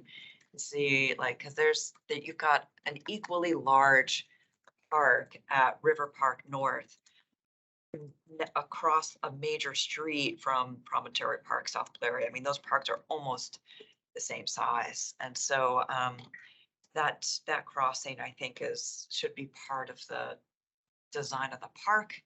If there's any way to make that happen, I know it's a kind of maybe asking for too much, but if you can, I would really encourage those conversations to start immediately. But thank you. Thanks, Betsy. Thanks, Kevin. Comments you want to share? Thank you very much. Not really. I would look forward to, a more detailed stormwater management plan, just to sort of get a sense of what the surge might be. I'm just an intuition, it's such a kind of modulated landscape, a mix of hard and permeable and soft. It would be interesting to see if there's, if there really is a huge surge there. And because I think it's also an opportunity, lots of stuff going on here. I really look forward to bringing my kids here when it's done. But, what can actually literally, sort of design a major infiltration sort of network. So we, in all cases, I think, if it's integrated with a very large scale district stormwater management, then that's great. And I think it has to do that, but it would be interesting to see if, all these changes in landscape and integration of hard and soft landscapes could sort of, reanimate a more kind of naturalized infiltration strategy as opposed to a more conventional sort of catchment and surge and discharge scheme. So I look forward to seeing that, in more detailed presentations. Thank you. Thank you very much. Okay, I think that's all the comments. So I'll summarize and give you an opportunity, Herb, to respond after. First of all, I think this discussion clearly illustrates we are all just big kids here. Various members was, yeah, I want to take my kids there, but like, we want to go there. And so I think that you're really, really on the right track. It's going to be great. Various themes, I think, that have come out, starting off with just think of families going there for the entire day. So what somebody wants to go there in the morning, once they go to the playgrounds, what do they do after? The whole day long experience for families and the needs that generates. A theme about adaptive relearning came up from a couple of people. And the fact that this is going to probably be built not all in one shot, given the funding situation. So it's an opportunity to look at the timing, the scalability, learn as you go, what works, what doesn't, why not, changes as appropriate as this evolves. Several comments about winter. Really, I think are really important. I think this would be a fabulous place for people to experience winter for all aspects. In terms of the lighting strategy is going to be important. I think there was a suggestion of fire pits. I didn't see them anywhere in the plan, but I think it's pretty obvious. Snow melt, heat, heat lamps, whatever strategies that'll make this totally inviting for people to be there, both day and night throughout the winter season. So very strong concerns there. Great comments about the Cherry Street crossing. I totally agree. I think that crossing needs to be incredibly special in terms of what it looks like. The experience of walking across it obviously has to be safe. A suggestion that it should be perhaps elevated, perhaps colors are used, whatever, to really make sure that traffic coming down Cherry Street either stops dead or slows right down, because the desire of kids to want to potentially run across Cherry Street to the other destination is obvious. That's critical. And tied to that, I think the subject of parking. And I know we discussed that when it was here the first time, and there was a concern about, yeah, we understand Villiers is going to get developed in phasing over time, and there'll probably be a surface lot at the beginning. How do you manage the expectations of the surface lot not staying, not growing, not becoming permanent? And I think that requires a lot of thinking. We hope that the streetcar might be in operation, the LRT on Cherry Street, to service this wonderful facility, but who knows when right now, given the state of funding. So I think that's important from a transportation perspective, because I think it'll be enormously popular. I bet you'll have people not only coming from Toronto, but from outside the city and outside the region once this is fully developed. So managing the crowds and the transportation needs, I think, is critical. Great comments, I guess it was from George, about what he called detuning the iconographic aspect and get this balance right. Illustrations, I think, as George mentioned, about the moose and the bear versus the swings and the boat. Some can be real, some can be, very natural. Some can have a different perspective, but I think it's a great comment. As opposed to getting away from the cartoonish aspect of it. A concern about maintenance, it's always going to be there. This Parks needs to really, really devote a strategy, a special strategy to this, beyond what the norm is for all the reasons that we've discussed many times here. So the last thing you need is to, and the funders would not want to see this deteriorate over time. So that's critical. And then one of the last couple of themes about what I'll call life cycle appeal. All ages, yes, kids, but you know, the teenagers, the adults, it's the 8 to 80 plus life cycle experience, because you're going to get grandfathers, grandmothers, aunts, uncles, everybody in the family bringing their kids here. And I think you want activities for all ages and throughout that life cycle. Couple of other comments about as it evolves, more detail perhaps on the stormwater management plan and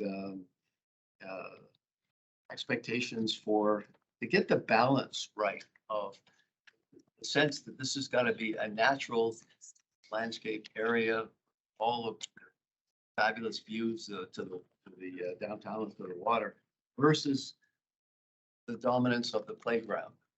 That balance has been commented several times by people. I think that's critical as it evolves. You don't want the playground to take over. You want set in that natural environment. So those are the main themes, the main comments I think that the panel shared, and obviously we're quite excited about it, supportive of this, and thank you for this. We want to see it develop further. We only can hope that the funding strategy advances but the next time it comes back, so we are a little closer to this. So I think that summarizes most of the comments. You an opportunity to respond? Well, I think just thank you to the panel in general for the comments. Yeah, we equally share, I think, a lot of things you guys were asking about. There's another level of detail that we're to bring into the next term. We've kind of touched on a bunch of things that are kind of cooking around, and that's where we're headed next. So good comments. Thank you. Good. Thank you very much. So all we need to do is take a vote. I would certainly propose a vote of support. Unanimous. Thank you. Okay. Thanks very much. Welcome back, everyone. Go to item 2 in the agenda, destination playground. This is the pavilion and the dining terrace for schematic design. And Leon, I think where is he? I'm here. He's hiding. You're going to introduce. Yes, I will. All right. Yes. Okay. Hello again, everyone. My name is Leon Lai. I am the manager of the Design Review Panel with Waterfront Toronto, and I will be introducing the Destination Playground Pavilion and Dining Terrace. So what you're seeing here is the context map for the project, just highlighting the location of the pavilion and dining terrace within the destination playground. The design team remains the same for the playground. So the landscape is led by Michael Van Valkenburg, and the architecture is led by LGA. So to give you a recap, this is the schematic design. The project already came for issues ID earlier this year. Through the development of the design of the parks at the Portland's flood protection project, it was identified that a facilities building, including washrooms in Promontory Park South, was desirable. So the pavilion and adjacent dining terrace are located within the Promontory Park South, and they will be delivered as part of the larger PLFP project. The destination playground and pavilion are currently unfunded and anticipated to be delivered through philanthropic funding. Programming for the pavilion was identified through workshops with Parks, Forestry, and Recreation staff in order to respond to park user needs along with PFR staff needs. The pavilion programming will include washrooms, food concessions, flexible areas for PFR camps. The dining terrace is an extension of the pavilion and will allow for year-round activation. The pavilion and dining terrace are currently in schematic design. Next year, it will move into design development, and anticipated construction is October 2024. with the anticipated opening fall 2026. So as I mentioned, the pavilion is designed by LGA, Levitt Goodman Architects, and landscape lead is MBVA. So this project will follow our DRP Stream 2 for public land. Specifically, it will require site plan application. So in May, we saw this project for issues ID. It's here for schematic, and it will return for detailed design review. In May, these were the consensus comments. So general support on the program and direction of the pavilion design. Final build out of Villiers will be very popular with both local and outside visitors. It's important to learn from other popular park attractions to ensure the pavilion is appropriately sized to accommodate peak summer demand and winter use. Also important to consider the design of the pavilion and winter garden from multiple scales and perspectives. Consider strategies in crowd control for the pavilion and also the adjacent open spaces. Provide more information on the intermediate context of the building. Important to continue meaningful consultation with local indigenous groups. Specifically for the pavilion, the panel appreciated the concept of embedding the building in the landscape. Further develop a unique architectural identity for the building, consider highlighting and elaborating both the use of timber and stone in the design expression. For example, the roof, the retaining wall, and the facade. The canopy is a defining feature which will make seasonal uses viable. So continue to develop the form, maximize shade, rain protection, and work with the dining terrace for flexible programming. Consider strategies for bringing in natural light through the roof. Consider the railing requirements on the roof early. Ensure the back of house services for the building are appropriately designed to function well with park circulation, and also provide more information on year-round scalability of the restaurant for both peak and off seasons. For the winter garden, the first comment is, reconsider the name to help clarify its function. Ensure the space is flexible and can accommodate seasonal functions to ensure year-round success. Consider a fire pit. On sustainability, consider passive heating and cooling opportunities for the building and take advantage of the big roof canopy. Provide more information and details this time. Consider opportunities in the design that will highlight the ecological benefits of the park and building. So today we would like the panel to consider the following areas. Does the revised building party/massing respond to the site and programmatic requirements? Does the interior, including the restaurant, PF&R room, washrooms, and back of house, strongly relate and support site and exterior uses? Are the pavilion and rooftop well integrated with the dining terrace to create a unified experience?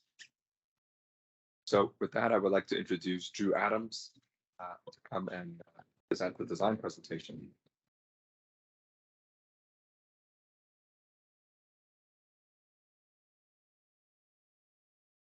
Hi, everyone. As Leon said, my name is Drew Adams. I'm an associate and architect at LG Architectural Partners, working alongside Jana Levitt and my colleague Joe Loretto, who's also here from our office today, and the MBVA team.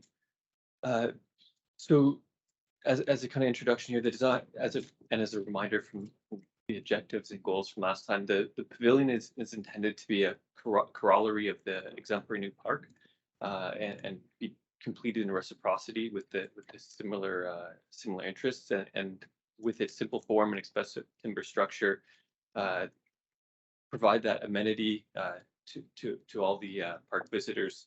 And I think what you'll see coming up is that amenity is a lot of what was spoken about in the preceding presentation, as well as embodying principles of regeneration and resilience. The pavilion is going to be near Passive House with all electric and low carbon systems to maximize energy conservation. This is the overall park context, which we spoke about earlier, but as a just kind of quick reminder, we are really at the kind of crux of this elbow of the future Trinity Boulevard. And then the park spaces and playground spaces to the northwest, and the other more park and playground spaces to the kind of northeast, along with Canoe Cove and right on the hallway path. This was the floor plan that we presented previously. A few of the really key takeaway aspects from the last year presentation, Russ, was considering the aspects spaces of crowding within and around the building, as well as flexibility and form for year-round seasonal success, the servicing functionality and private and public thresholds, as well as to continue building on the relationship of an amendment in the landscape and continuing the strengthening of the natural materials palette. Since this time, there's a number of kind of conversations and evolutions in the thinking. One of the really key pieces of information that came through between the last time we saw this panel and this time. Yeah, I'm just going to share this screen on Teams because I think it got disconnected for a second. So apologies. One of the key pieces of information that came through from last time was based on conversations Waterfront Toronto has had with potential restaurateur partners in the space. And one of the key points from that was speaking about the sight lines from the dining service space. The dining space in the front of house food service with the aspect of Trinity Boulevard on the approach and for potential visitors. And so one of the really kind of key things that's happened as a result is the program has flipped sides, so that whereas the dining was previously more to the southeast, it's now in the northwest, and the parks, forestry, recreation space has flipped accordingly as well to strengthen that relationship. And I think it also builds on and fits better into the park as a result of this move. So the main arrival is from Trinity Boulevard there, as well as the hallway path comes along through here. It's about a 2-minute walk from Trinity Boulevard to the main arrival entrance point of the building. Blowing this up and zooming in, the main arrival point is right here in the middle. There's a picnicking and a public kind of picnicking and dining space here. The outdoor dining terrace is more on this side. As you arrive, there's a info desk here, right straight on your access as you walk in. To the right is a quick service counter, as well as the dining and a fuller kind of bar counter. The dining area is showing the 16 tables, and it's supported by a all-gender washroom that is dedicated to the dining space, which also allows us then, as you move to the other side of the building, to have a dedicated space that is much like it can service the dining space. It is also an indoor washroom space. So if you're coming in from the Harbor Marina play space adjacent with kind of wet kids, there's a direct space and access to a washroom facility.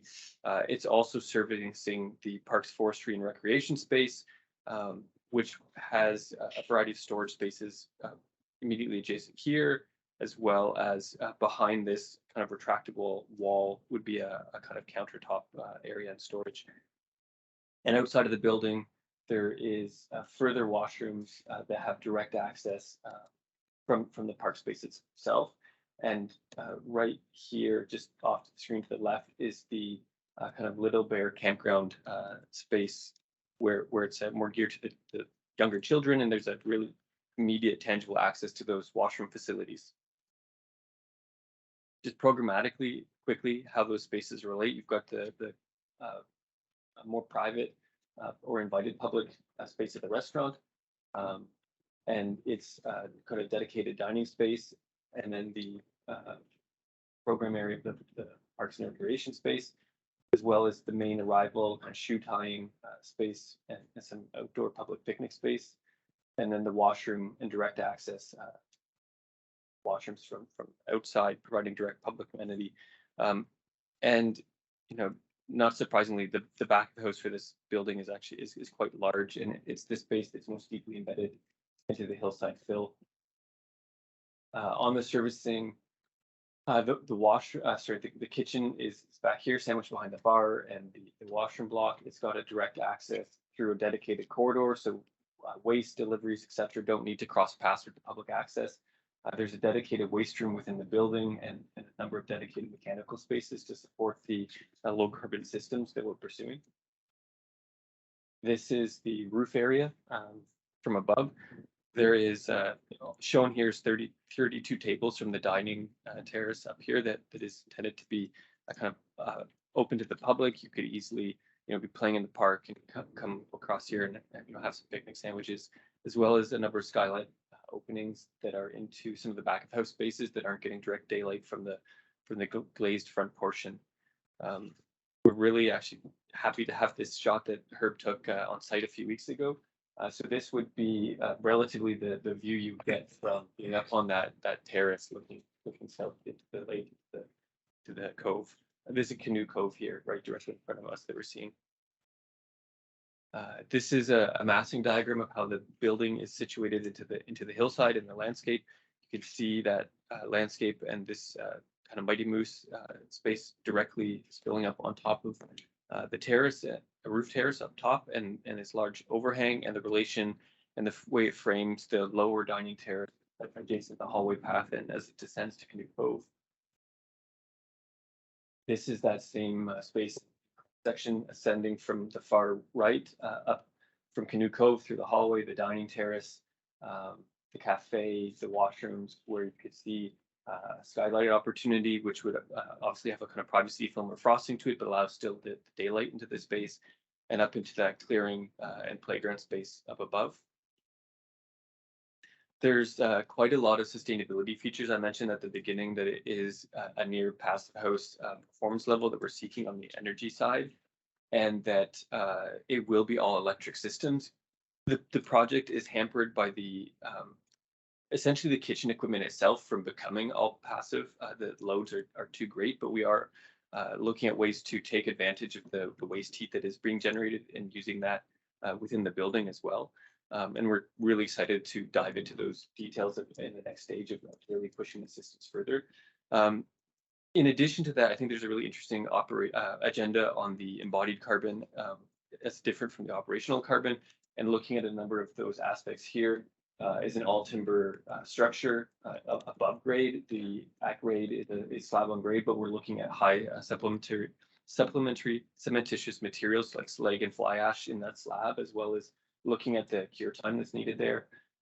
Looking at rammed aggregate piers instead of deep concrete piers to also reduce the material carbon emissions, and then a variety of other things such as natural insulations where possible, lightweight aggregate. Actually, before you go on, also the canopy itself, looking at that as a passive shading device, and I'll have more to say about that in a moment. This is just a kind of sample of that materials palette we're looking at. Some of these do have technical feasibility challenges that we do need to work through in the next stages of the project. One of these things as well, I think I find quite fascinating, is the lightweight aggregate pier, which has an R value to it. And we can also use to lighten the loads that are being imposed on the structure itself as we firm up around it. This is in progress work, and actually we're really very excited to dive into this among some of the other issues in the next stage. But one of the key takeaways from the last conversation, which was on our mind then and it remains on our mind, is the way that the canopy itself is going to be a really critical device for driving the performance of the building passively in terms of the energy and heat gain. So these are just 4 quick scenarios we've been working on in terms of getting a canopy size that we feel we can work with and develop going forward. On the left in scenarios, what we're seeing, so firstly on the left is scenario 1, no canopy. The middle image is highlighting an average of the anticipated solar heat gain in June through September. So red is bad, blue is good. And then in the bottom is measuring similarly, but it's an anticipation of the daylight hours and where we're getting the best daylight hours. And this needs like a lot of further passes to it. But just as a kind of diagram of where we're going, the next one is scenario 2, and the second column is with a 1 meter canopy, and the scenario 3, 2 meter canopy, scenario 4, looking at a curved canopy of varying lengths and where we need that. But what is abundantly clear, and which we're going to dive into in the next stages, is the heat gain coming in the south. In the south in particular is a really critical point that's going to significantly affect the loads of the building, and that is going to require a lot of attention, not just to the canopy, but also to the type of glazing we're using, as well as the frit that might be applied to that, and how that frit is going to do double duty as a design feature, but also in terms of performance, and then not just in terms of energy and heat gain, but also looking at how those things affect the quality of daylight in the space in terms of glare, and the feeling of that heat gain in terms of the occupant comfort, which is going to make the success of the Parks Forestry Recreation Room, really that will contribute greatly to that. This is the northeast elevation approaching from Trinity Boulevard. So you've just entered the park. You're starting to walk in the distance towards Canoe Cove, and you're seeing the short side of the building that is not embedded in the landscape as you're arriving, and thinking a lot about this kind of winter condition, especially through this view, and starting to imagine what the backdrop of that building is going to be like and what the foreground and surroundings are, along with the ways that the planting that MVBA is starting to think through further contribute to a kind of sense of liveliness of the space. What is also a little bit hard to see in this is that thinking here as well about the dining terrace is that, in the wintertime, the chairs and tables might start to go away, but you've got warming stations there. So this, in fact, is a fire pit here, and there's a couple other temporary fire pits. You can also imagine winter heaters or a winter seasonal kiosk that goes up this, selling hot chocolate as a complement to the pavilion itself that can serve as that kind of warming space to go in, heat up, have a warm soup or warm drink, and then head back out into the park.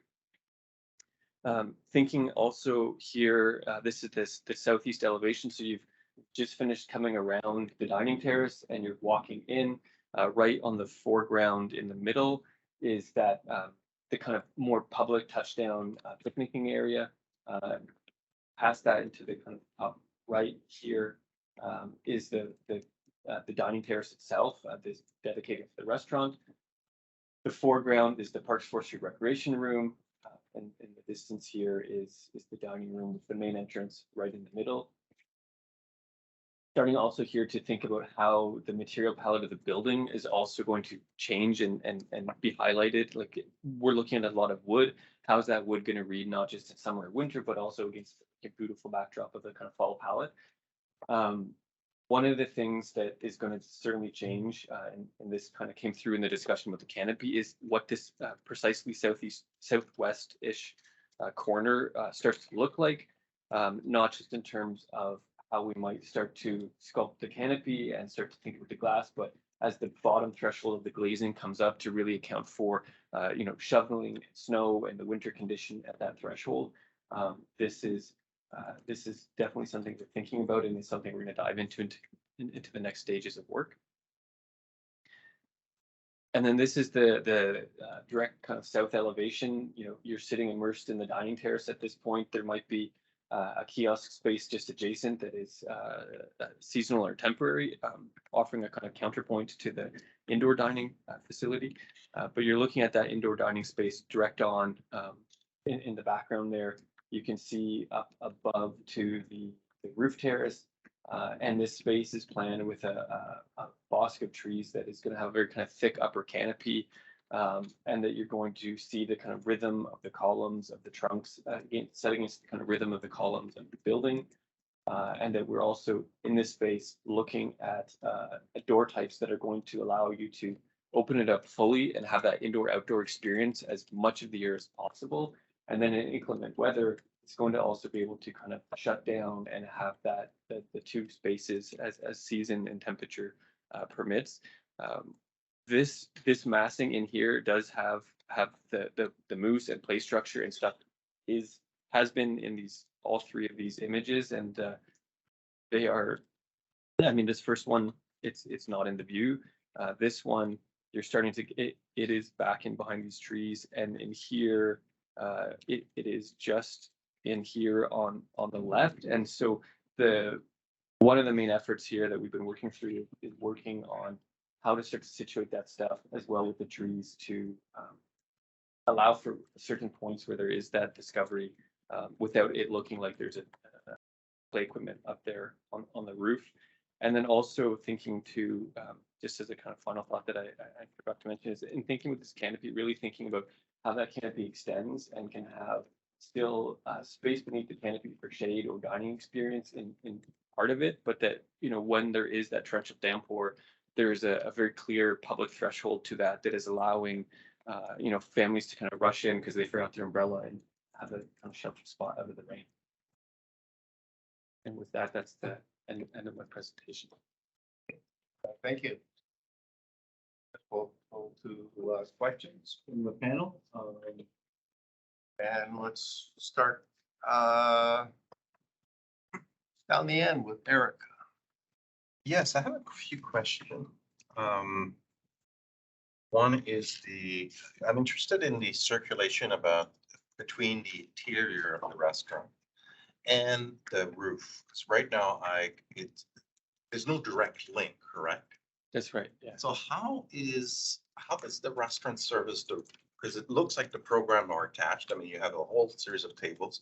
How does someone bring drinks, or how do you that in a kind of a easy, accessible way? Yeah, that's a good question. I think there's one of the main points of thinking on this at the moment is that they are complementary uses, like that the restaurant has the dedicated space at the ground floor, and complementing that would be the rooftop as more of a kind of public use. So it would be picnicking, or that maybe you got a concession from downstairs, either at the kiosk or at the quick service counter. You could take it up to the rooftop, but there is a big component of public access to dining spaces. Mm-hmm. Yeah, because there is actually quite a distance to get. You have to go all the way around to get to it. In terms of looking at the plans, I'm just trying to. Can you maybe elaborate on the park and forestry program? Because when I look at the interior plan, so it is a large room, and I guess there are some demonstration and different kind of things. Maybe if you can elaborate about what is the program and how does it function? Yeah. The intent, I think, largely is that it's a multi-use space for Parks, Forestry, and Recreation to run their programs. And we've been trying to think of it as, you know, both having some specific elements that they're going to give it like a real backbone, but also, you know, making sure it stays fairly flexible to the use. So like we've shown the rows of chairs, like we've got additional plans of, you know, round tables, you know, that you can have it as like, you know, maybe it's an extension in the evening of the dining space, or that there's been, you know, a presentation happening there, or that it's just, you know, campus happening, that there's a really fun balance between, you know, potential for other events, but also the potential for like things roll back and kids are doing arts and crafts, and there's like a real kind of, you know, art sync in that counter space.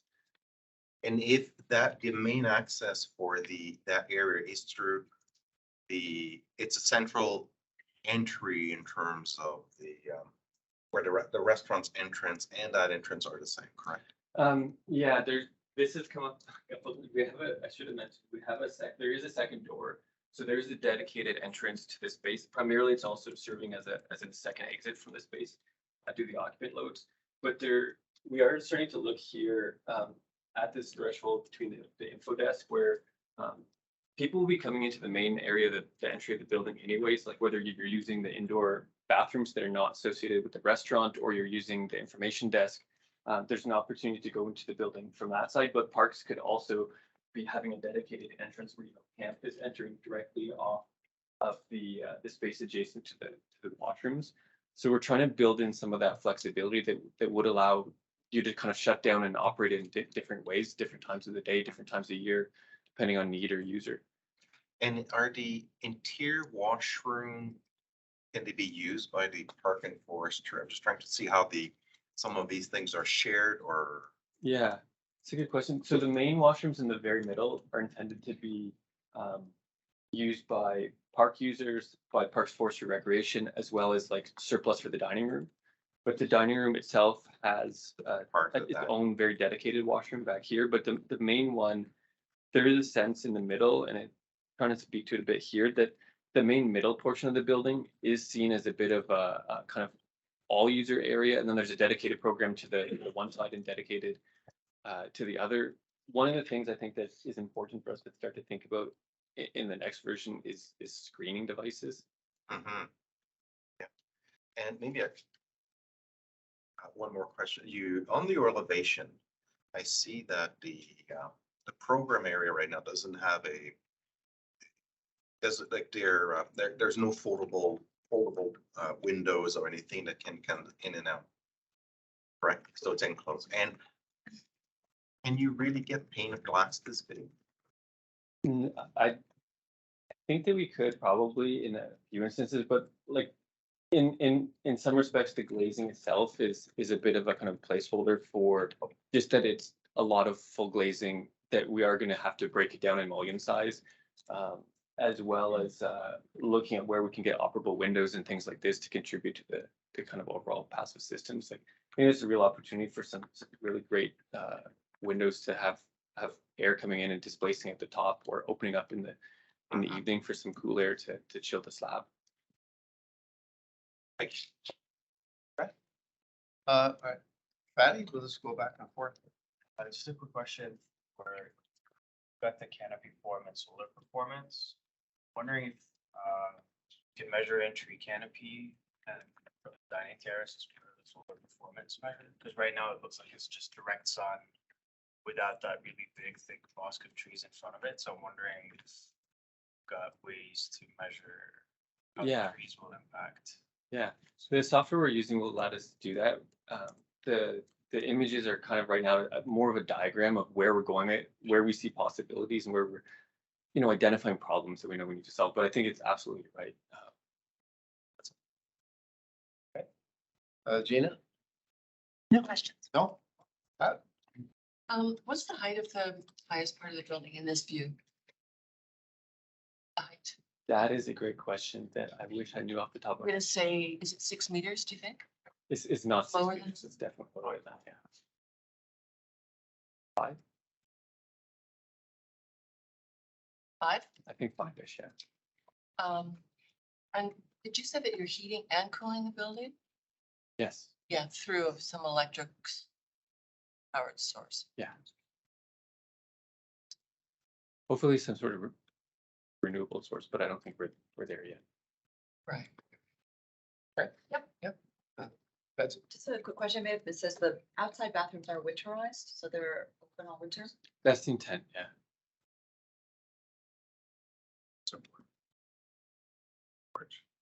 I have a few questions. You intimated, but you weren't explicit, that the plan flip was because the prospective operator thought the dining should be visible from the street. Was that the reason?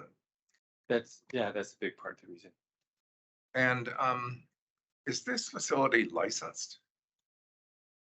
I think my understanding is the intent is yes. And will the dining terrace also be licensed? Part of it. Because doesn't that have implications for its definition? And Eric was raising the question of getting from the restaurant to the roof. And your answer basically was that there's no service to the roof, but presumably there is service on the terrace. So you're going to have servers dealing with people at tables there. And I find myself thinking it may even need a Metra D because of the desirability of tables in that location. It just seems to me that it seems to be insufficiently administratively structured to deal with the service function and the demand that can be expected. It used to be we even had to have enclosures around outdoor drinking. Is that still the case? Yes. We may have to do that here. 100% need a- Because then your slightly blobby shaped outdoor dining terrace may not be easily and, graciously enclosable. Yeah. Yeah, I think it's absolutely a good point. One of the things we have been thinking about is the ability to look at, like, there's a control point here as well as the ability to look at some sort of way of controlling access here as the licensing gets worked out. So like, I think what we're showing is like a direction that we've thought about that. I think that there's a lot of thinking and conversation that certainly still needs to happen. We've got food service consultants on our team that we're looking to engage more on these conversations in the next stages. So it's on our mind, but it definitely needs more thinking for sure. I have a couple of quick questions. In terms of the elevation, the railing around the roof, what's this proposal there? What's materiality, colors? Yeah, that's a great question. At the moment, we're looking at yeah, this one is showing as the white picket. I think that some of the colors are the flashing edge of the canopy and things are needing some thinking, but the thought process generally is it's some sort of metal picket railing. And that I think that as we work that through, like one of the things that like we're really excited to work through in this regard as well is the materials on a whole and how they develop a reciprocity with the materiality and colors and things of the park, so that they do feel like, not dissimilar. And so the balcony railing itself is some sort of picket to be determined. Okay, and it's probably something you can't answer, but it came up previously about any ideas who might operate this restaurant, cafe facility? I mean, there's been discussion about whether it's chain versus a independent, all those kinds of questions. Yeah, that's a great question. I think that Pina's probably better to speak to it. We have not yet engaged in discussing this building. We are really working with a consultant at this moment. We had for some of our other projects done market soundings, and probably following this DRP and advancing this design a little further is probably the right time to do a bit of market sounding. I think the model we've been following as our precedent is the Evergreen Birchworks restaurant as that concept with the counter service, but then there's also food service dining. So that's the precedent project, but I think we would want to do market sounding and understand. Yeah, as opposed to one of the many chains. Yeah. Yeah. I mean, we probably talk to the chains to understand, how they would tackle a project like this, but we'd also want to talk to some independent. So it might be a different proposition with their sort of standard formula of what they would want for signage and all the rest of it. Yeah. I think it's an important consideration. I think it would probably be in our next steps, Okay. to do that market sounding. Kevin, any questions? Yes, thank you very much. I mean, I really like this proposal. I love the simplicity. I really want to, applaud the attention to the low carbon materials. It was mentioned that we are trying to approach passive house levels of performance. Do we know the EUI, the TEDI, and the greenhouse gas intensity for our proposal? I don't think we're there yet. We've done a lot of work with our consultants integral group, but I don't think we have run an energy model at this point. But we do have a kind of design system brief that speaks to like they have looked at getting to passive house, and I think they've done some rough napkin math is my understanding or memory of it, and but not like a full energy model to get those numbers that I could quote you today. But the main thing was that the loads of the equipment is pushing us too hard to prevent us from getting exactly there. I totally understand that on the kitchen side, the kitchen equipment, the ventilation load there. I totally understand that would be very, very difficult. But I'll save maybe some comments. But I think it's important to have a preliminary energy model. But so did I hear right? We're not sure of our plant at the moment. Like if it's an all electric system, we have to think carefully about what that is. But we don't know what that is at the moment. I think we're working with air source heat pumps in an ERV system, and we're hoping, I think we're hopeful that we could switch to something that, like, to use a glycol that would also help with some of the snow melt. We're going to need something to produce enough heat and not using gas, and that's gonna be difficult with all electric. So the only way to be able to do that, I think, without burdening the building with solar panels, can be a geothermal system, which cost-wise might not be feasible for this project. So I think it's more Yeah, because likely you than could not certainly that do it with the ground source. Yeah. Mhm. yeah, I think more likely than not, we're going to be sticking with the air source heat pump system and a really high performance ERV. We've right now got a kind of condenser room for those here, notionally, knowing that they're going to be big loud units, and we need to. This well is shown thick. The intent is that it will allow for more transfer.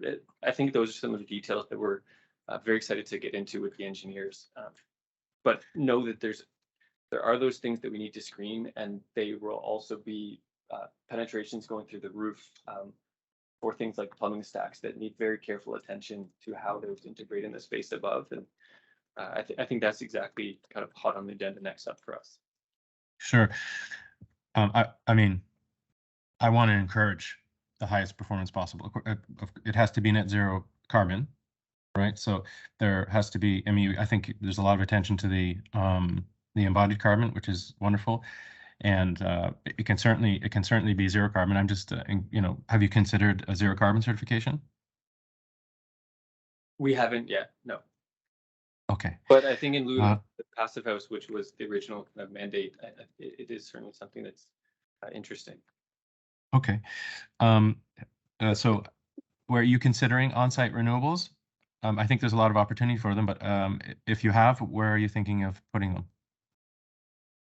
We haven't got into on-site renewables yet. I think that if it was geothermal, like the most likely location of a field would be in the dining terrace. But I think like those are Geothermal is not it's not renewable. It's a source of heat, but you have to power it. You have to power the compressor, so you would need some on-site PVs. And I'm asking, have you considered where you might put them? I mean, these questions for me are fundamental because they can drastically change the architecture. And if they're sort of integrated, then I'm just wondering if you've thought about where you might put them. not yet, but I absolutely know what you mean. Yes. Okay. All right. I'll follow up that with some questions.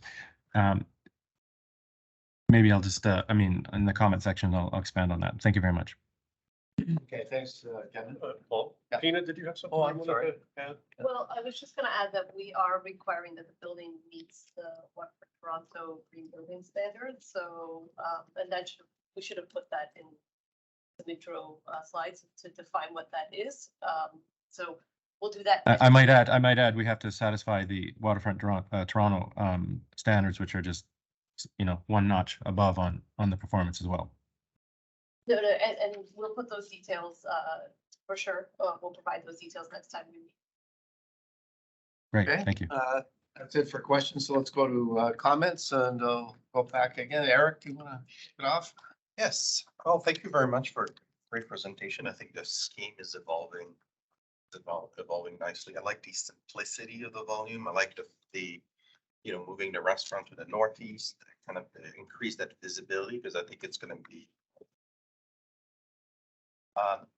as you could hear in the comment question, I think that the continuing to look at how does the operation of the restaurant functions and how does it integrate with the park and forestry and recreation program, I think is critical. One thing is I don't think it can go from the outside, walk around, bring your drinks in the park, and goes up. And I think that there's, realistically, I just don't see how if you want the terrace to be part of the program of the restaurant, that there has to be a vertical connection. There has to be something to, because also how does someone up there needs to go to the washroom? And I think it's just like in terms of creating some proximity between the program at the top and the program at the bottom, and the connection between the two. I think that's kind of a critical. Otherwise, I think they're just completely independent, and one doesn't deal with the other. So it's either or. But I think if the two are going to function together, I think looking at the connectivity is quite critical, because right now I suspect you probably have 50, 75 meters to walk to actually get to it. And again, I don't think you would be allowed to bring your drinks to the parks to get to enjoy the terrace. And I actually like the idea that you can actually go up there, have the terrace, looking over the cove, which is actually absolutely stunning. So I think this is something to continue to look at there. The and also because if you have 32 tables up there, I'm assuming there's going to be quite a bit of servicing that needs to be there, cleaning, some staff, moving people in and out. Anyway, you get my point on that. I think the from looking at the two program, I think that, and I don't know the answer, but you got to. I'm just want because you have the park and forestry and you got the restaurant. I don't know, something kind of feels like looking at how the two are. It may need to be a bit of a need to separate a little. Like, should they both program have an entrance, separate entrance? How much should they share? I think that's something, will the operator, so working with the operator to understand what type of restaurant, do they need to have their own entry? How much do they share? And then the kind of the interconnectivity between the two programs needs to be carefully looked at, because I suspect you may want to have a bit of more separation. I was just imagining a bunch of kids that are full of mud going into that lobby and interaction with the other customer. So something to think about. The interior and exterior, I like the fact the restaurant can open their door, can actually spill out on the terrace. I think there's something quite nice. And looking at the park and forestry program, I'm just wondering if something like that also not need to be. I could see that if you want to invite people, that maybe these panes open, gonna have a very nice fluid in and out. So I think something to just consider and to continue to look at. There is and I think the picnic area that is part of the kind of the seating area that is part of the park and forestry. Again, I found that on the site plan, the two feels like you've got there's that kind of corridor along the edge of the buildings, and it doesn't quite feel like the two are talking to it well integrated yet. I think that there's I could see how the crowd can be controlled, you can fence them, but I think that how one interact with the other, how the two exterior eating area are relate to each other, how they look. Because right now it's like a bit of a separation with landscape. It doesn't feel like that there is yet a very strong indoor-outdoor connection between the two elements of that program and the two eating areas. And then my last sets of detail is I did mention at the beginning, I like the simplicity of the structure. I like that there's it's very clean, but I'm a bit worried that, I think it's just like, as you continue to explore, there's going to be a lot more like window details. It's going to be the handrail, I think, needs to, it actually integrates with the rest of the building. I think it's that, again, it's that natural next phase of redevelopment to make sure that all the pieces and the component, the details, how the window meets the ground, all of these comes together. So, but I think it is progressing nicely. But there's that, again, additional. So I think the operation of the restaurant, the detail, the looking at the integration of the exterior space with the interior programs are all some of the key part that I think needs to continue to be explored. Okay, thank you. Fatty? Thank you for the presentation. I agree. I think the overall simplicity of the scheme is really good. So it will really come down to the details.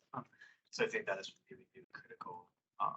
Just to make sure that everything from the mullion choice to the lighting to the hand railing, all of that is where I guess I just want to iterate of how supportive I am of having a restaurant in a public park. I think it's such an activating element. Almost every major park, I feel like in New York City now has a restaurant from Shake Shacks to little coffee stands to, full-on restaurants like at Bryant Park around the library. And they are just, they're a whole other dimension of going to the park that I think is really missing in Toronto. So I think if this is a success, we'll start to maybe hopefully see more restaurants in big parks. And I think that's where the threshold of this being a private terrace versus a public amenity becomes really critical, because a lot of the restaurants that are in big parks, if they feel space, then it becomes contested. But if it something really to clarify, and that will come from circulation. So if it is cut off, if it does feel privatized, it does feel fenced off, if it does feels exclusive for the people who go to the restaurant, especially that grove in the front, which reminds me a little bit of how Yorkville Park has amazing river birches, and people just love sitting under that birch. They bring their coffee, they sit, it's always full. If there's some of that, and maybe the restaurant has a little area that is licensed there, but the majority of the seating feels like food related, but still public. I think that's just super critical circulation based. What feels public and what feels private is what is gonna really anchor the success of it. But yeah, I think I really want this to be success, because I think Toronto needs more restaurants in it, or move more food concessions, and I think that's just really exciting. Thanks. Gina? Yeah, echo everything. It's really beautiful. I can imagine it being really successful, and I think the relationship between the dining terrace and the dining is really nicely resolved, and loved the winter image and the idea of the planting scheme kind of reinforcing a sense of liveliness, as you said here. The part that just feels uncomfortable to me is really the southern corner, where the program area, and I think everyone's sort of touching on it a little bit. That if that's it sort of sits uncomfortably on the ground to me. You acknowledged it too.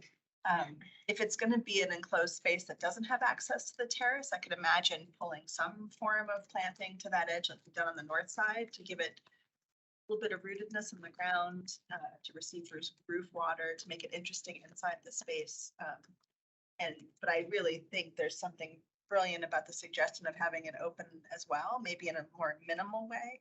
But it still feels like that space needs some sense of a little bit of separation from the purely public, that maybe it's just a little, spill out space, or again, some planting strategy that starts to root it more. And because you have a sharp corner on that corner, it just feels like bad feng shui.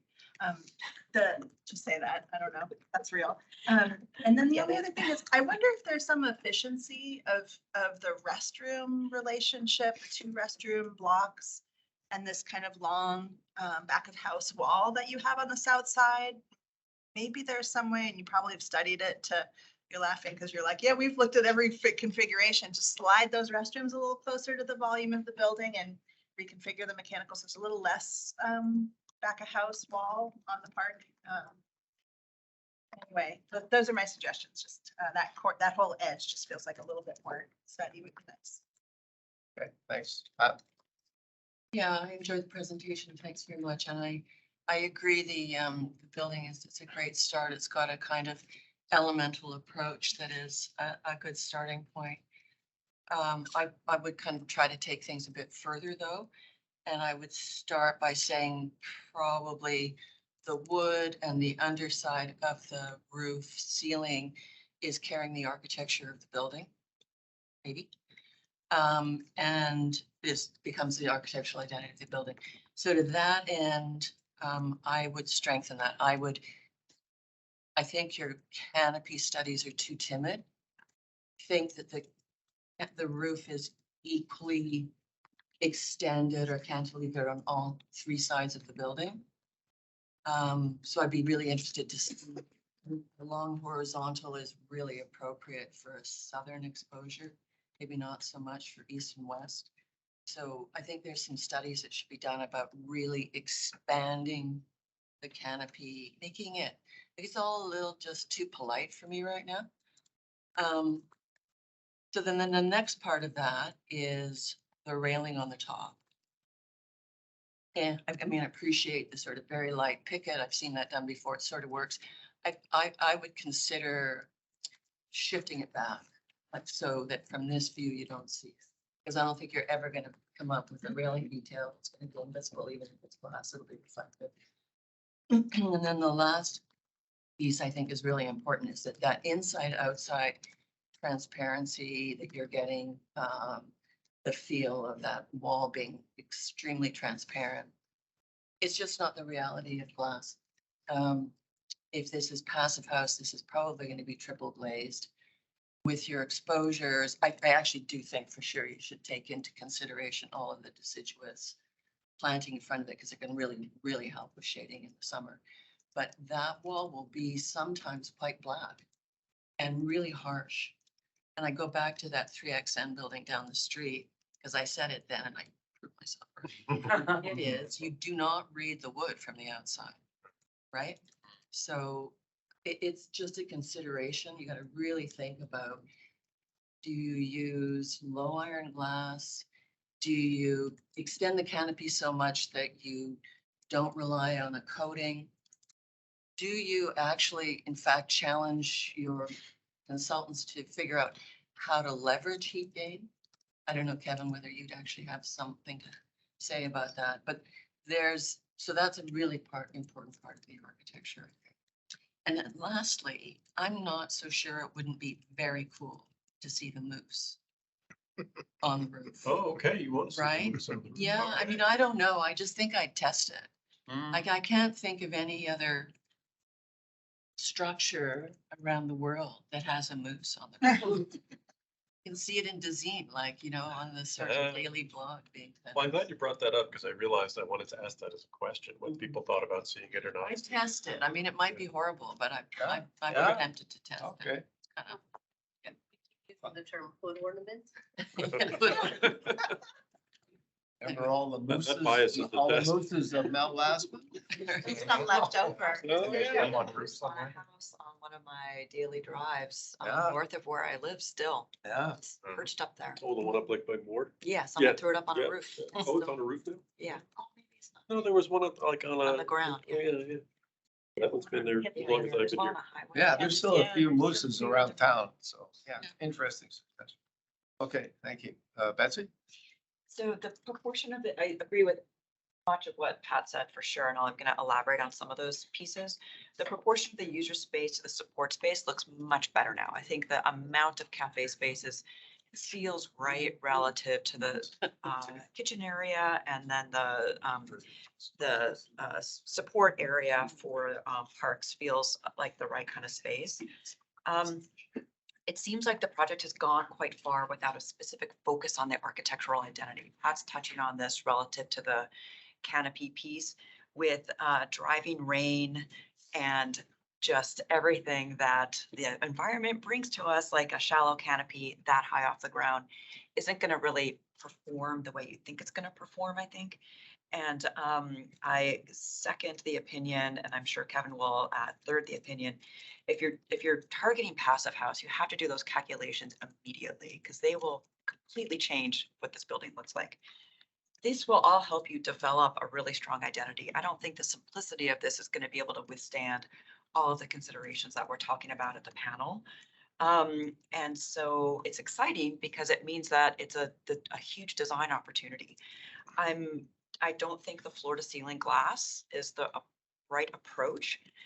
Building in seating inside and outside to bring the glass way off the ground.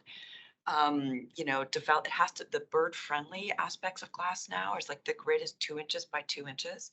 Instead of relying on a frit or a vinyl, which is the cheap way to go, can you start looking at the fenestration that's the infill in between all the timber, or just add way more timber, like over timber it. So it becomes like this cacophony of timber in the building supporting this giant roof, and the glass is really secondary. The primary surface is not going to survive the minimalism, let's say, for a building like this in this location with the budget constraints you have. Like that glass is impossible to procure, freakishly expensive. Like it's going to be weigh so much, like it's gonna throw everything off. So again, Pat mentioned the deeper canopy I'm supportive of. What I really like about the separation of all these eating areas and having them not immediately connected to the cafe. So you will have to connect some to the cafe with a fence, like that's obvious. I love the idea of loose tables and chairs that are not part of the restaurant, that are the same as the restaurant. So if you are doing a grab and go, you're having a coffee, you have a sandwich that you've packed with you, or you've got food, you know, a picnic, you can actually sit, enjoy the tree canopy, enjoy the overlook, move chairs around, collect them around a table with friends and have that experience. That is a huge piece, I think, of the project in terms of keep making it feel public. You can let the terrace piece be glommed on to the restaurant in some elegant way, and then let everyone else enjoy the same kind of seating. The last point is that a third of your facade is missing from the presentation, and that's the bathrooms and service entrance. And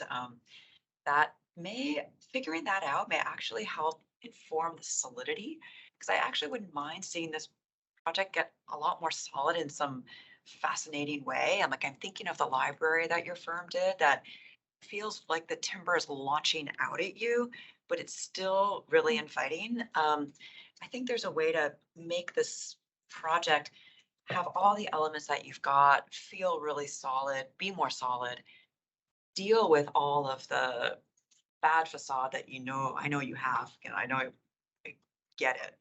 And have it kind of all come together in a really wonderful package. So it's, there's a lot of work to do, but, enjoy it. This is a great opportunity.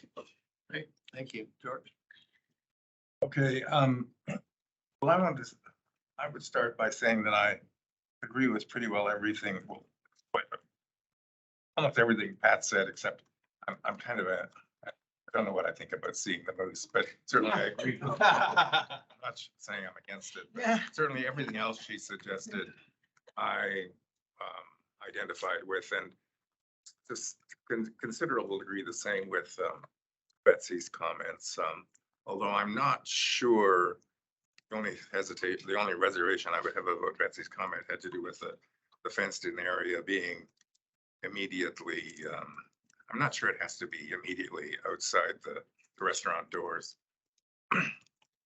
In Cannes, the waiters cross the road to get from the restaurant to the tables on the beach. So if they can manage that, I figure they can make it to the tables on the other side of the path. So, but my big issue, over and above agreeing with those two. Oh, well, actually, conversely, I actually think there's too much wishful thinking in Eric's and Fadi's remarks. If the roof is public, there will not be service up there. And there can't be service up there because if there's alcohol up there, then it also has to be fenced. So I think it should be very clear that the roof is not part of the restaurant, and and which parts are either you're part of the restaurant system, you get served, you abide by the liquor regulations, or you're not part of it and you get no service, you get takeout and deal with it yourself, and you don't have any alcohol because it's illegal. So that there's no point in trying to finesse that distinction because it can't be done. So then the last thing I want to make, and I think this is just a byproduct of not the last thing, the second last thing, flipping the plan. I actually think that the PF&R space is too exposed. Like, I don't think this is going to work as imagine trying to concentrate on a lecture. First of all, you're in a fishbowl. And secondly, there's all this distraction. So, Betsy had her own reasons to argue for less glass, but I actually think that the function of the room requires a lot more control. I mean, there should obviously be some windows, and it's probably not wrong to have a door out to the exterior, but the room has got to have some condition of interiority, or it's not going to work as a space for programming where people are supposed to be able to pay attention to what's being organized for them. So that's gonna, that's also gonna make a big difference to the elevations. The last thing I was gonna say is that I found the access to, the exterior washrooms are fine, but both the interior banks of interior washrooms seem to me a bit remote from the entrance. The ones for the dining room will work fine for the indoor dining, but they're not exactly obvious for the outdoor dining. And then the ones that are supposedly for PF&R and public, I don't think the route to them from the entrance is not as clear as it should be. So I think that there's some pumping up of the visibility of those. I'm not saying that they shouldn't be inside the building, but the route to them should be more straightforward than it's shown at the moment. Those are my comments. Great, thank you. Kevin?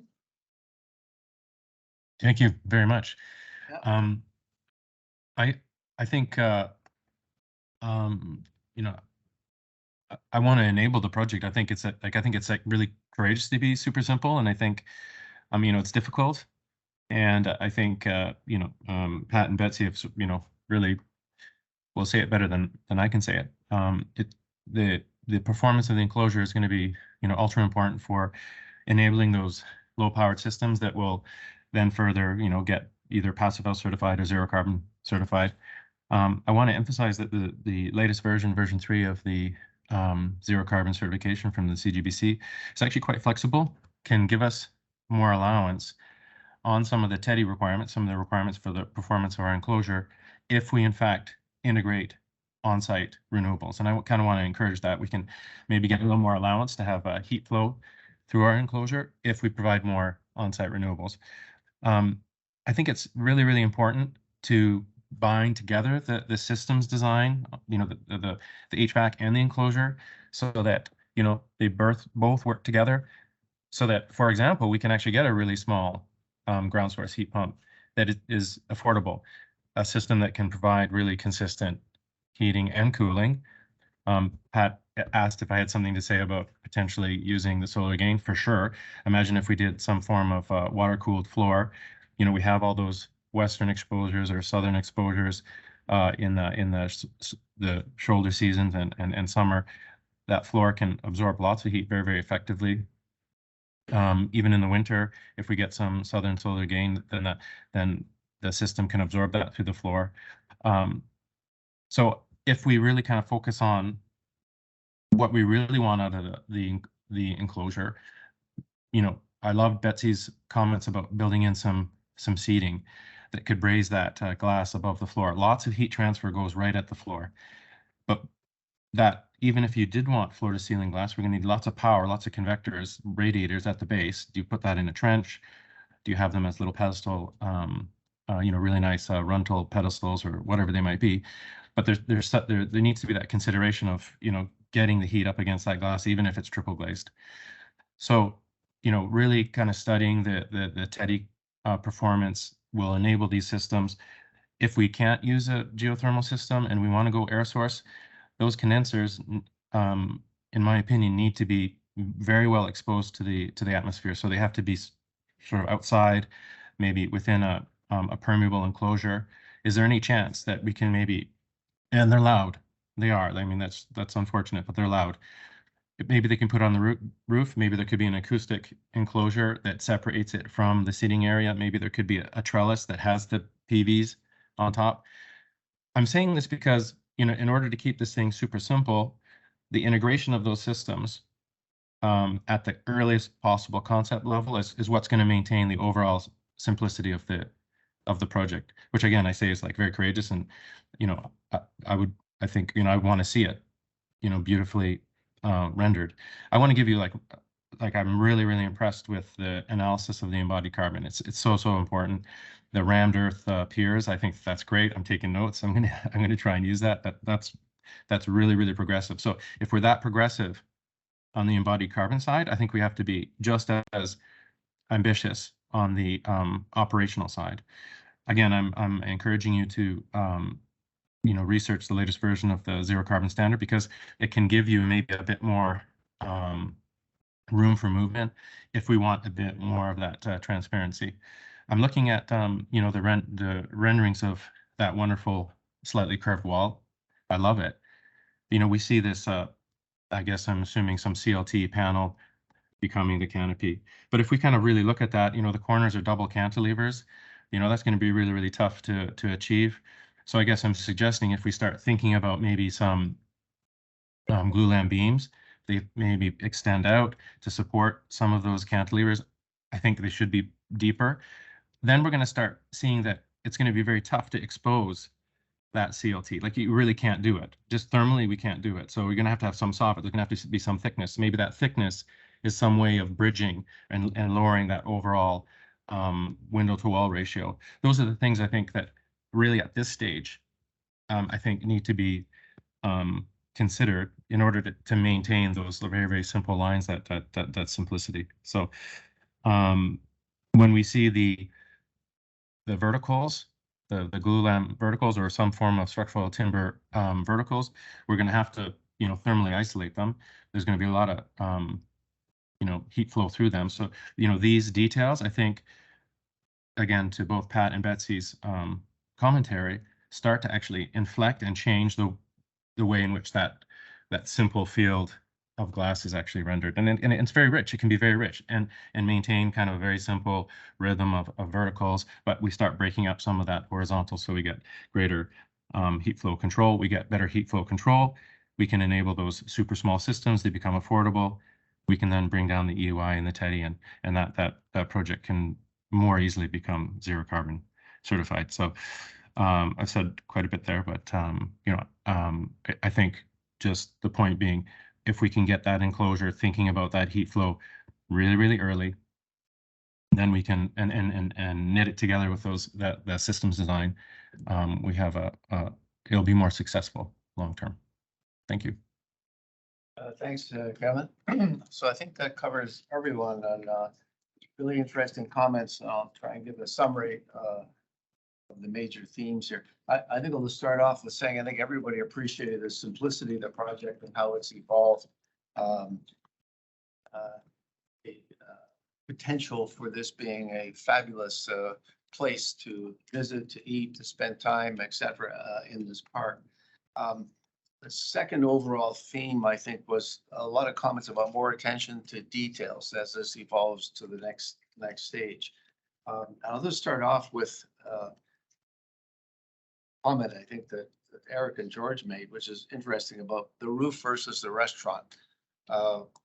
One's perspective is perhaps there needs to be a vertical connection to the roof and the restaurant, and another is maybe not. That the roof is the roof and the restaurant is the restaurant. And I think that needs some further thinking, a further study. That is a very, very strong comment and a valid one. Because I could see the potential of all the complications of people bringing drinks up there and then taking the kid back down to the washroom because they had an accident, and on and on and on. So further study on that. With respect to the theme about attention to details, a lot of comments there in terms of the actual building. Suggestion that perhaps a much stronger emphasis on increasing the timber content and less of the amount of glass, and the comment about the lower window to wall ratio, I think, is worthy of much further study. I think suggestion is that would strengthen the actual architecture and design of the building and help improve the statement of the building itself. With respect to the southern corner, a lot of comment there about you know, that Parks and Rec room, whether it's programming room or lecture room or what it might be. Concerns about the floor to ceiling glass, the heat loss, the fact that this doesn't feel resolved at its present stage, and so various suggestions made about how to change that with respect to less glass, different treatment, different expectations of think about how the room will actually function, sense of some sort of separation between the actual terrace and what's going on in the room. So several comments made about that. In terms of the canopy, I think people appreciated work that's been done so far, but the suggestion's been made that further studies need to be done for the canopy. And the general feeling, I think, is to expand the canopy and look at the heat loss and the heat gain from those additional studies. And I think that would be very worthy, and it also would help relate to the strengthening the actual structure of the design of the building. Comments about, for example, even the railing on the roof, whether that should be moved back further. Obviously, the comment about the moose, I'll leave it up to everyone to explore that, but I think it's perhaps an interesting one that's worthy of study. And you can see people sitting down on the terrace there looking up at the moose, and the kids wanting, I want to go up there, mommy. I think the moose is an actual very important symbol here. So I think that would be kind of fun to explore and see what that looks like. With respect to the energy situation, I think obviously the goal is to get as close as possible to zero carbon. So many suggestions made to develop a full energy model now, so you can design for the details and look at the implications of what's involved in trying to get to the lowest possible energy use. Different systems that have been discussed, I think, need to be taken into consideration. With the recognition, it has to meet the Waterfront Toronto Green Building Standards, which is obvious. In terms of a couple other detailed comments, suggestions made about perhaps the location of the washrooms. It should be somewhat more direct. The signage to the washrooms from inside the restaurant, that should be very simple and very visible. And I guess a final area, which I think is really important, that this restaurant has to be perceived as a public place, not some exclusive private spot you can go to get exotic meals and fancy wine and all the rest of it. There's an area that is going to be set aside for licensing, as far as we know. But I think it would be useful to, I don't know what stage this happens, to explore who might be the operator of this facility. Because I really personally am concerned that, you go out for bids and you get the McDonald's, Tim Hortons, et cetera, and this whole image, I think, would change completely. So I think it's really worthwhile exploring that upfront and early, and design it ideally with an operator in mind, so that there's no surprises. So I think those are some of the key comments made, the key themes that have been made here, and I hope they're helpful as we move forward. So I guess, Drew, if you want to have an opportunity to respond to what you've heard this morning, now's your chance. I just want to thank you for the comments.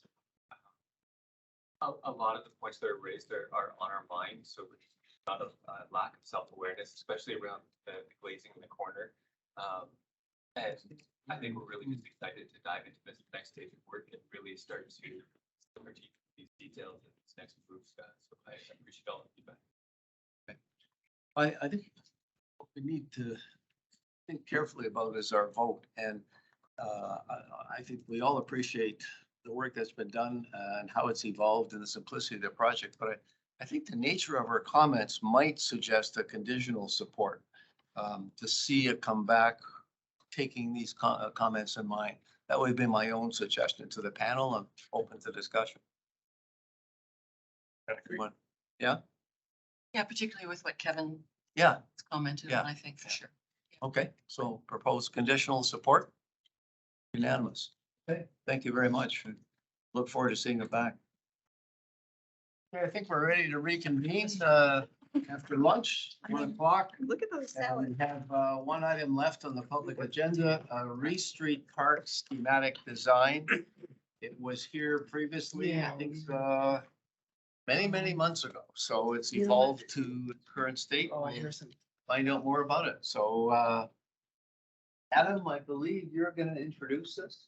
Yeah, I'll be doing the introduction. Okay. I think we can, because there's an intro. Well, Hi, everybody. My name is Adam Novak. I'm a design project manager with Waterfront Toronto for the Rees Street Park project. And today we're joined by our design team here to present Y and Fido. So a little bit of background on the project and the structure of how this project's being delivered. Waterfront Toronto and Parks, Forestry and Recreation are co-leading this project together. The design competition winning entry was announced on October 9th, 2018, and Rees Ridge by Y was chosen as the winning design for Rees Street. Waterfront Toronto will manage the design and construction of Rees Street Park, which needs to be closely coordinated with Toronto Water's Rees Street Park Wet Weather Flow Storage Shaft Project, which is the large shaft coming to this project. It's got a great name too. Yes, it's quite a mouthful. Part of the Don River and Central Waterfront Project Inner Harbor West Tunnel. We didn't use the acronym. That's good. Project was presented at DRP in September 2020 for Issues ID, and today we're here for schematic design. A little bit about the background in terms of the programming scope and an update on the budget.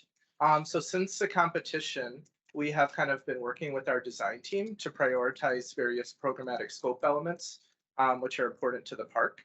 So those include providing enhanced playground elements, active recreation space, which includes basketball courts, potentially to commemorate the Raptors championship, washrooms, a large lawn, which can be just kind of a nice open lawn on the waterfront, accommodations for dogs, flexible space for outdoor markets, food vendors, and including utilities to supplement those programs, accommodating and integrating the future shaft into the park, including landscape and potential building solutions when appropriate, and also optimizing the ridge to ensure it can be maintainable. We also want to note too about the budget post-competition.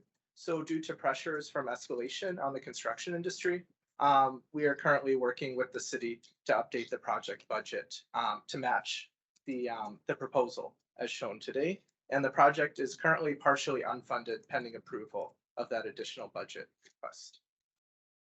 To set a little bit about the context, so the site is shown here in red. This is the currently a parking lot, and it's located at the intersection of Queens Quay and Rees Street, very close to the downtown core. As you can see, Rogers Center is about a 3-minute walk away. And then within that kind of zone, we're also about a 5 to 8-minute walk away from Union Station and either end of the Central Waterfront area. Zooming in a little bit more to talk about the existing site context. So I'll start with the north, which is where the number 2 is. Bordering us right on the north, we have the Gardner. So we've been thinking a lot about how the Gardner interfaces with the park to make this site usable. Directly to the south, we have coming to the site the future stormwater shaft, and then along Queens Quay, just to the south of Queens Quay, we have HTO Park, which is where the number 1 is, the Rees Street Wave Deck, and some sailing and boat rental center. So that kind of wraps the north and the south side of the site.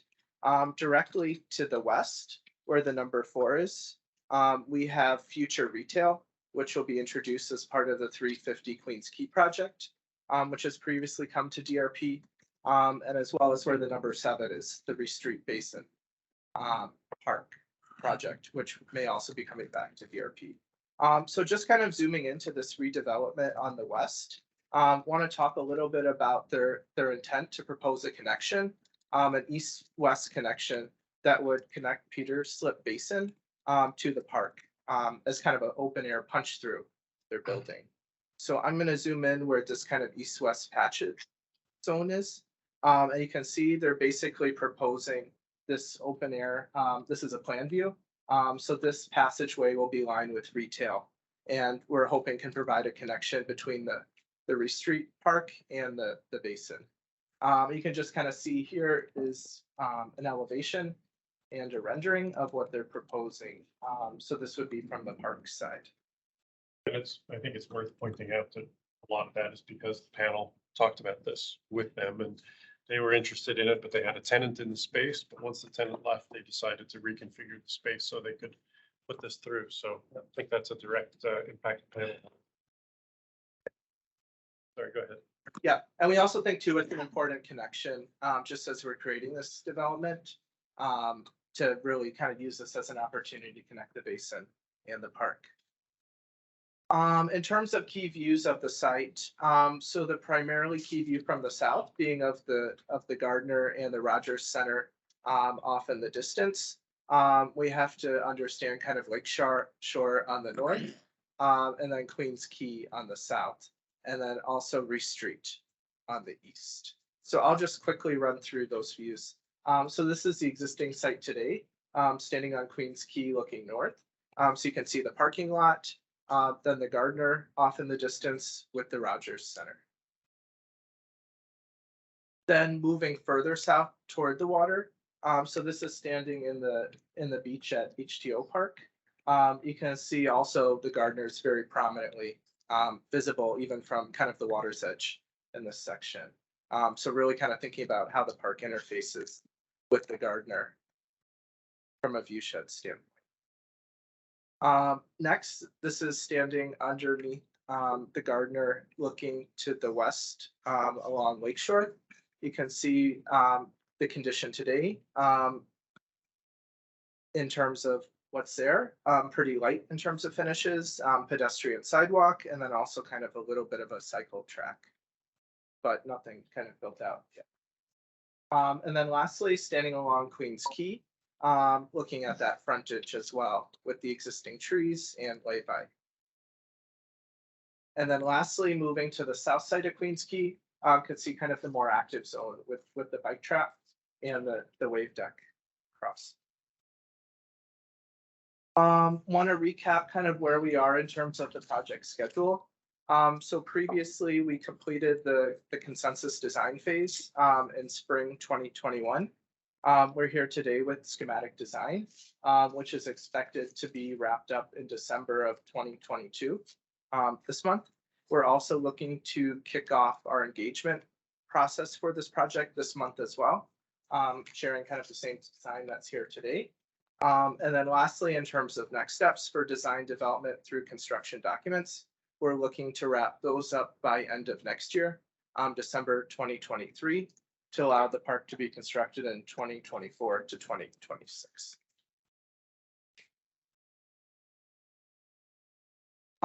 Looking at where we are with regards to the project approval stage. So today we're here for the schematic design review. Second time this project is coming before the panel. Depending how today goes, we may be back for either one more schematic design review or advance into the detailed design phase. Also want to note too, we are engaging city planning to start the site plan application process, as this park will likely require an SPA due to the building size. So that process will happen concurrently as well.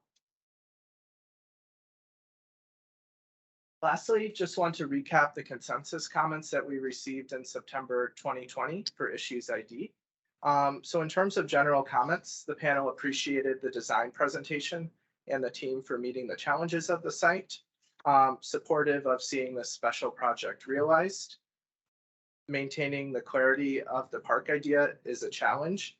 Continue to develop a deliberate strategy to execute the vision. The clarity of the concept program and simplicity of the vision are important. Consider the guiding principles that drive decisions on the built form and provide systematic approach on the design intent. A more methodological approach to the design presentation would benefit the design. Provide more section drawings, both north-south and east-west through the park at the next review, and ensure planting design addresses all 4 seasons, including winter. In terms of comments about the ridge design, recommended a stronger integration of the ridge with the lawn. Consider calibrating the slope so the lawn is more integrated to the overall park. The green wall was a winning aspect of the competition design. Understanding the team is revisiting the ridge with regards to the budget. The panel is concerned with the amount of concrete in this version. Consider stone and rock combination, which is more reminiscent of the bluffs or gentle planted slopes. Some panel members expressed concerns on the noise of the Gardner and the ridge, that it should be high enough to mitigate these issues. Other noted the Gardner is an important context of the park and should be addressed honestly. Strengthen the rationale behind the ridge design, built form, use landscaping, and it is really important to ensure mock-ups are made to test the concept. Comments on program. Further consider seasonal impacts on the use and the accessibility of the park. Several panel members noted the scope and program will not be realized within budget. Consider simplifying and reducing the scope while maintaining a clear design vision. The design feels over-programmed. Consider reducing some of the activities such as the waterfall, which is a high-cost feature. Concern with the proposed location of the basketball courts due to proximity and noise from the Gardner. Consider shifting it further south to improve the experience, visibility, and integration with the rest of the park. And concern with the location of the washrooms and entrance. Instead of the backside, consider facing the interior of the park. And then in terms of urban continuity, public realm and linkages are important part of this project. Consider the following in developing the design. First, relationship with HDO Park, relationship with proposed mid-block connection at Peter Street Basin Development. And Waterfront Toronto has provided the design team drawings on that. And lastly, the Rees and John Street Cultural Corridor from Grange Park to the waterfront. In terms of phasing, some panel members expressed unease with the proposed phasing as it related to the budget and the anticipated schedule of the stormwater shaft. Consider allowing the shaft work to be complete before phase 1 implementation to ensure the core park vision is not compromised by uncertainty around the stormwater shaft. And provide an update on this at the next review. So I can also provide an update on this. We have been working closely with Toronto Water, and basically their project will come after the park has been complete, but it will be fully integrated between the two. Lastly, we'll close the introduction by pointing out several areas for panel consideration. First, does the revised ridge achieve the design intent of screening the Gardner? Do the planting and coniferous trees achieve a year-round visual buffer? Does the reconfigured layout of the program and landscape elements relate well to the site? Does the design support views and north-south access from Lakeshore to the waterfront? And lastly, does the revised planting strategy support the programmatic uses of the site and a year-round experience? Oh, thank you. And then I'll turn it over to Wai to present.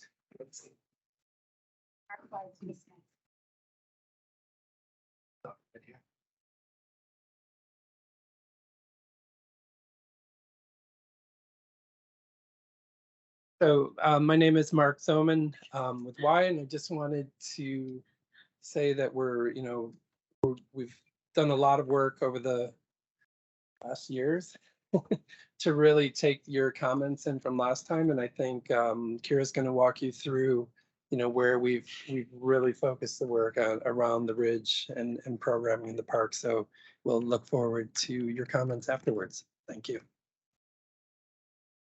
Hi, everyone. My name is Kira Appelhans. I've been leading this project for Y, and we're really excited to share with you what we've done over the past many months.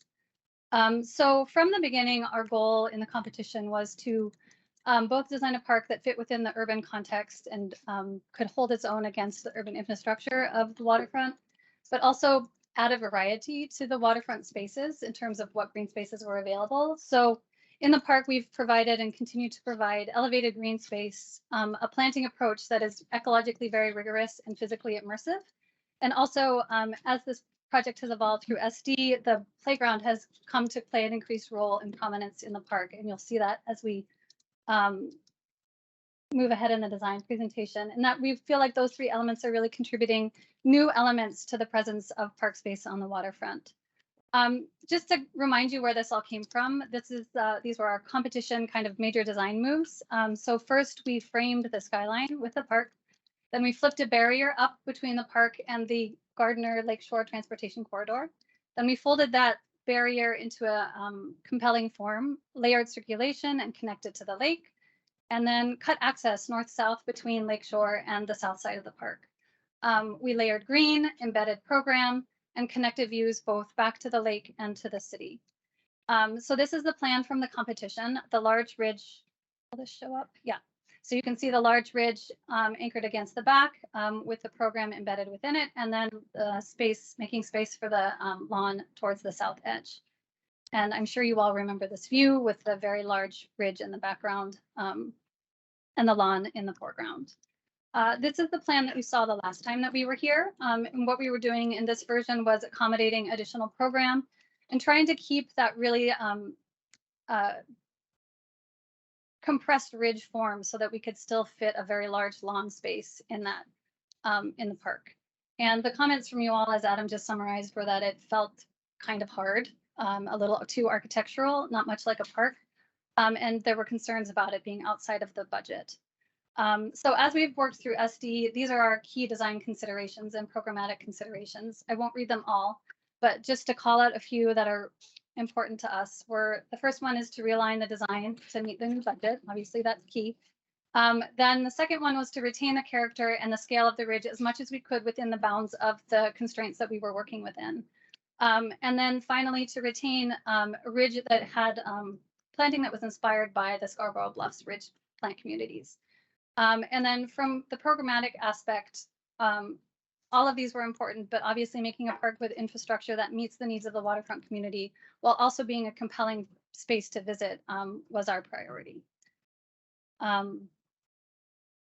So just to quickly kind of summarize, in the competition, the ridge form was the main entity doing the screening of the Gardner, and the trees were augmentation on top of that. And for a variety of reasons, from maintenance concerns to cost constraints, we've optimized the ridge at a lower peak elevation, as you can see here on the right. And we're asking the trees to do more work in the screening of the Gardner. We've also worked really hard to retain the performative aspects of the ridge that we had designed in the competition. So it continues to be manufactured topology with this bluff ecology layered on top of it. The program continues to be anchored on the ridge, and the ridge continues to act as a filter for pollution, both noise and particulate, from the Gardner and Lakeshore transportation areas. In this slide, you can see the evolution of the ridge from the competition through the last DRP to now. And the main takeaway is that in this most current iteration, we're bringing in less fill and we're asking the trees to do more work in order to maintain the screening of the Gardner, but we are still achieving that screening through a mixture of a more elevated tree canopy and will, as Claudia will describe later on, the use of more evergreen species. So here we are, here's our plan, really excited. As you can see, it has a lot of the same programmatic elements as the last version, just with different weight distributed throughout the site. So the ridge starts, can you all see this little hand? Yeah, okay, great. The ridge starts at the southwest corner, rises up and peaks here at about 7.4. On the eastern side, we have Rees Plaza with a little bit of a buffer between Rees Street and the plaza itself.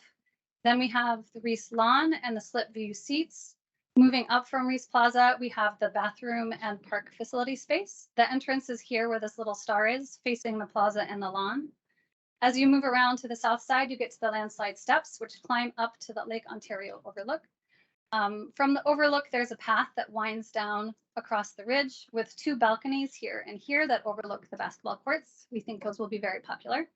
And comes down to the ravine run, which is a cut through the ridge form that creates this important connection between Lakeshore and the park body on the south side. Back anchored against Lakeshore is the basketball court with seating embedded in the ridge form on that south side. Adjacent to that is the off-leash area for dogs. And then to the south side, with a continuation of Ridge Walk looping through, is the playground, which has expanded pretty significantly since the last time you saw it. So when those all come together, you can see that the ridge continues to be an iconic green foreground to the city's dramatic skyline.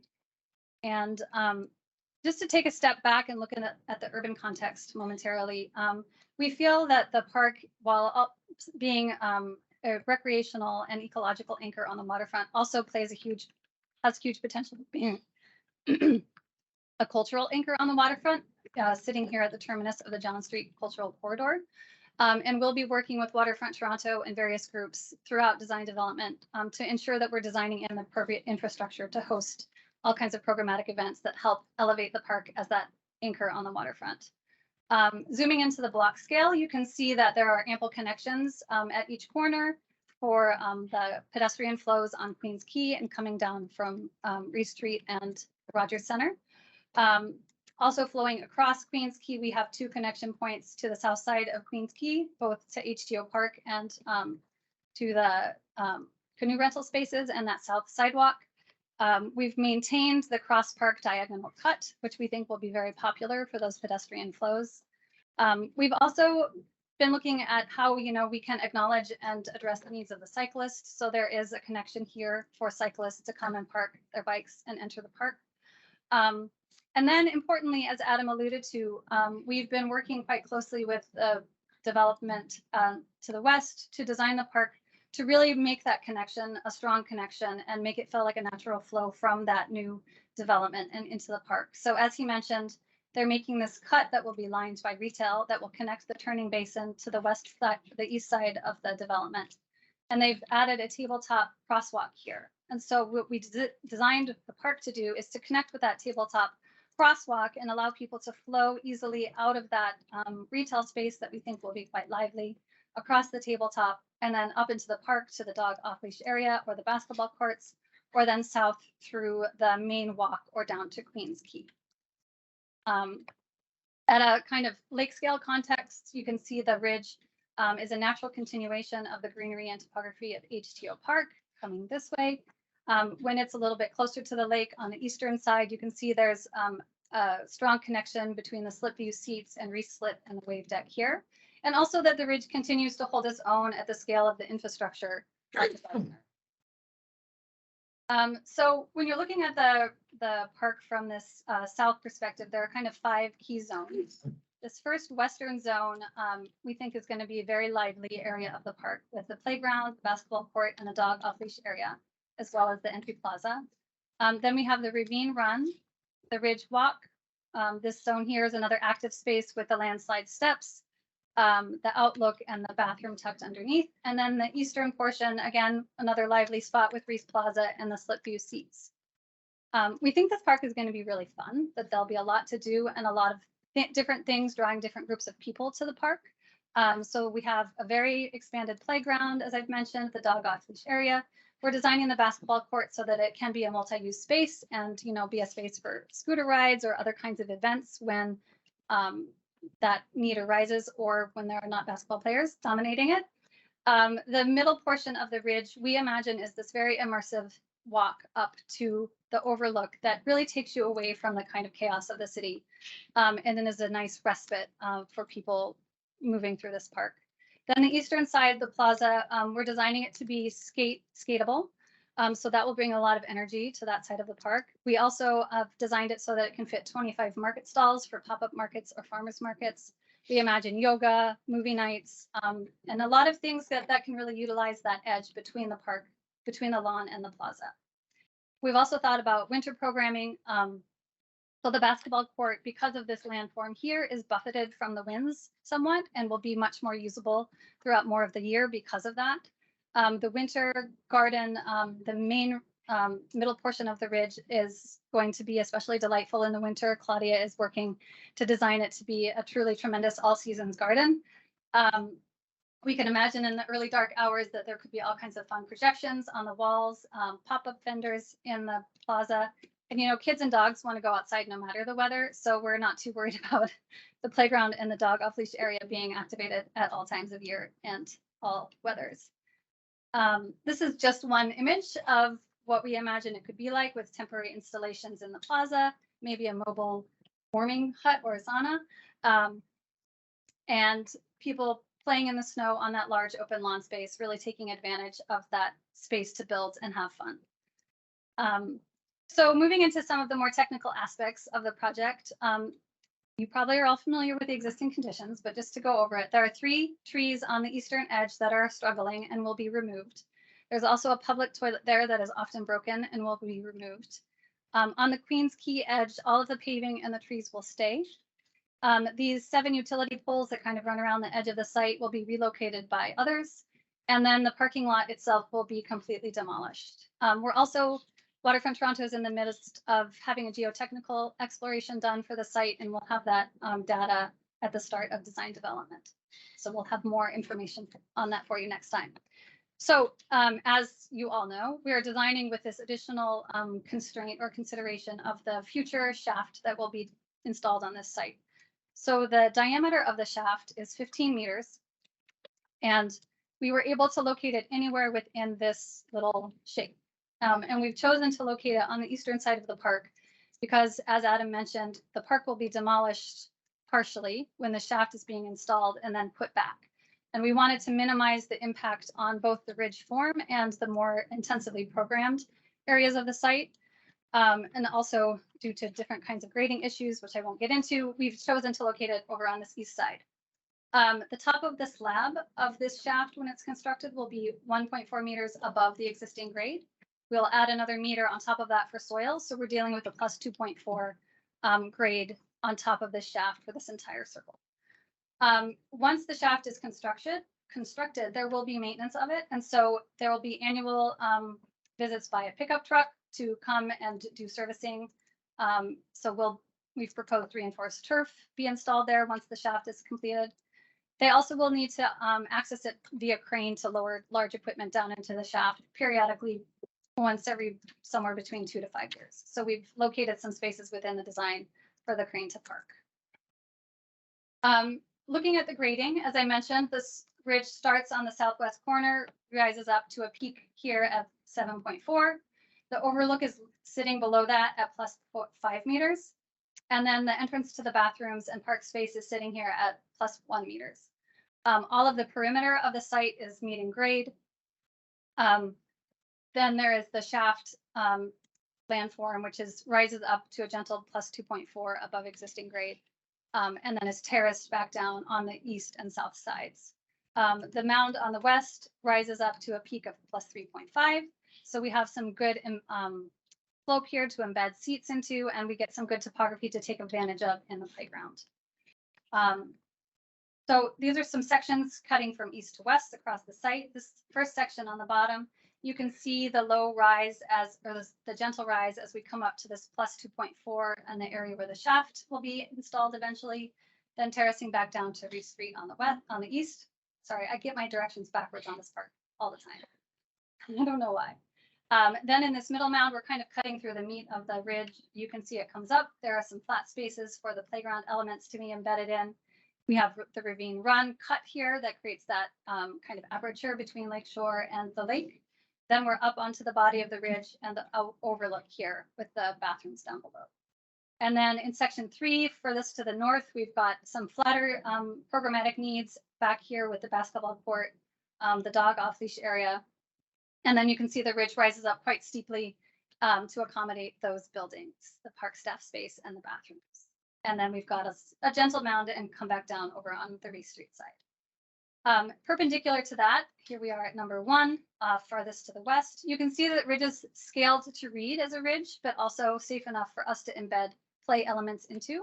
And in section number 1, in section 2, you can see the ridge growing and creating more of a separation between the basketball courts and the play space and creating some anchoring for seats there on the back side. In section 3, we're on the ridge walk and moving up and out of the hubbub of the city, up into that kind of more immersive planting space. Here on section 4, we're continuing our walk up to the overlook. We've got some landings embedded into that walkway for people to rest on. And then in section 5, here we are at the overlook, gazing out towards the lake. Here are the landslide steps moving down. We've got this small mound for the future shaft and the building tucked underneath. And then in section 6, we're back down in Rees Plaza, kind of in that more urban condition, a little bit flatter. So as I've mentioned, this idea of the aperture from Lakeshore to the lake is super important because, you know, that experience of driving on Lakeshore is very canyonized and pretty dark and oppressive. And we wanted to make sure that we're obviously bringing greenery to that experience, but we wanted to make sure to create some openings that really get your eye out and connected to the distant landscape of the lake. So that happens here, and it happens again at Rees Plaza. In terms of the ridge geometry, we are obviously inspired by the Scarborough Bluffs, as we've mentioned many times. But as we were starting to develop the geometry of the more constructed elements of the ridge, we were inspired by the kind of faceting that occurs in that ridge face from the erosion and sloughing of the rock material. So you can see how we've translated that into the geometry of the ridge in its more constructed elements. The way that will be built is there will be two components. The first is a mechanically stabilized earthen wall that will be doing the actual work of retaining the ridge. And then in front of that will be a system of steel holding concrete, precast concrete panels, so that we have a system that can be a little bit more nimble in its form than it would be if we were using the concrete to retain the wall itself, retain the ridge itself. There are portions of the ridge that will need to be stabilized a little more intensively because of their slopes, and we'll be using a geotextile reinforcement approach there to ensure that we're retaining the soil, but also being able to bring some of that greenery back to the lakeshore side. So this is on the south side. We're looking at the landslide steps, and we're working with a code consultant to develop these as a climber, which is a series of step-like rises that are not technically stairs. So they can be designed in a way that enables us to integrate them much more with the landscape on either side. And this is really important to us. We really wanted the stairs to feel like a part of the ridge, not this thing that was stuck on and used as access. So you can see our precedent here from Governor's Island, the scramble. You've probably all seen it. That is what we're looking to, but we're proposing it to be built out of concrete so that it feels a part of all of the other elements of the park. And you can see that when you're walking up these steps, you're going to have a spectacular view of the CN Tower framed behind all of the greenery of the ridge. Once you get up onto the overlook, we kind of think about this as a waterfront balcony looking out over the lake and connecting views both to the wave deck, the slip. You can watch the airplanes from up here. We really think this is going to be a popular place for people to come and hang out, watch the sunset, and take pictures. Embedded in the ridge, tucked underneath it, as I've mentioned, is the building. And the building has two main parts. There is the restroom area and then the park facility space. The bathrooms have 6 gender-neutral stalls, one of which is handicap accessible. There's a changing table and storage space, and then community sinks.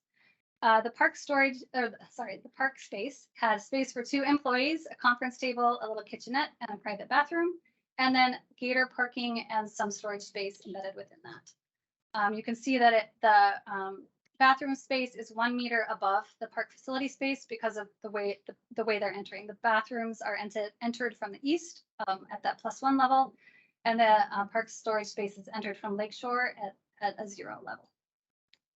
So this is the east facade of the building. You can see that we're providing natural light through skylights for both spaces. That's really important to us because we feel like that brings a lot of life into restroom type spaces, makes them feel a little bit more human. The materials of the bathroom will be very durable and able to be used hard and cleaned hard. And then this is the lakeshore frontage. So you can see the park entrance, the gator door there, and then the park employee door there. And you can see that we've brought a lot of green back to the lakeshore side. We've really worked hard to minimize the constructed components of this ridge so that we can make the lakeshore side feel much more like the park that it is and not like a continuation of the buildings that line lakeshore. In order to keep everyone safe, we've put railings. The dark purple are the railings. So railings are in all of the areas on the middle portion of the ridge that require, that have steep drops, or even areas where we kind of don't want people accidentally walking down off of that overlook onto these steeper but not considered slopes that need railings, but just, we don't want them wandering off the overlook. The pink lines are planting fences to help encourage children not to run through the planting. We're working with Claudia to design planting there that is resilient and can tolerate foot traffic, but we also want to try to encourage kids not to go in certain parts of it. The dog park will be fenced with Omega fencing. Basketball court, we forgot to outline this, but it will have a fence. And then We have 120 meters of seat wall built into the park. Those will all have a skate edge on them so they can be skatable. There are backless benches and back benches scattered throughout. The lighting is a combination of mast lights and pedestrian full lights, in addition to the basketball lights. So the mast lights are distributed throughout the site to create an even lighting, and then the pedestrian lights follow the ridge path and light the playground and dog park entrances. And then the basketball court has its own basketball specific lighting, as do the entrances to the buildings. The surfaces of the park are predominantly concrete. The plaza is a exposed aggregate concrete. All of the other are plain concrete, vehicular on the big paths, pedestrian thickness on the smaller, on the ridge walk. The basketball court and this accessible path through the dog park are asphalt. The dog park itself is canine turf, and the playground is engineered wood fiber mulch. The stormwater approach, a lot of the water will be absorbed by the soft scape of the park, but for the areas that don't, there are two large continuous soil trenches with enhanced storage capacity here and here at the adjacent to the larger kind of paved areas. We also have tree trenches on either side of the park that have enhanced depth and storage capacity, and little bioretention areas sprinkled throughout this southern side in order to catch any runoff that is not controlled by the soft surfaces. We also have a catchment and treatment basin that we are required to have, and intend to use the stormwater runoff in the irrigation system, not to be designed. There have been problems on the current site with water from Lakeshore intruding onto the site, also from the Gardner downspouts. So we're working with our civil engineers to address that by raising the site, kind of adjusting the grading so that it's not all sloping towards the center of the park. And in order to control our own runoff so that it's not going back into the outside of our property, we'll install a continuous trench drain along that edge wherever we need it. Subsurface, we have a water line in Rees Street and a sanitary line that runs along the north side of the park. So we'll be pulling a new water line over to the building and extending that to the two drinking fountains within the park. The dog park will under drain and connect back into the sanitary sewer, as will the building. Now, Claudia. Oh yeah, sure. Hello, my name is Claudia West. I'm a principal at Fido Studio, and we're the planting designers on the team. And I know we're short on time, but the next 9 minutes are a quick overview over the planting strategies so far. So as Kira said, we are still very much inspired by Toronto's amazing Scarborough Bluffs as a great analogy to Rees Park because of the site's topography, the looking out over the water, and the desire to screen the Gardner. But that is very much the inspiration still. And in order to apply this unbelievably complex planting system to our site, we had to distill these plant communities and gradients into 3 very unique, beautiful, and appealing vegetation zones. At the very bottom, we have what we call the rich ravine forest. That is the most stable part of the bluffs, with taller trees and more refreshing broadleaf environment, cool ground covers on the ground plane. So that is the first zone. The second one is what we call the dynamic talus slope. This is where a lot of the debris that shifts down from the ridge ends up, and we have much more dynamic and robust plant communities with a lot of grasses and suckering shrubs like sumacs, for example.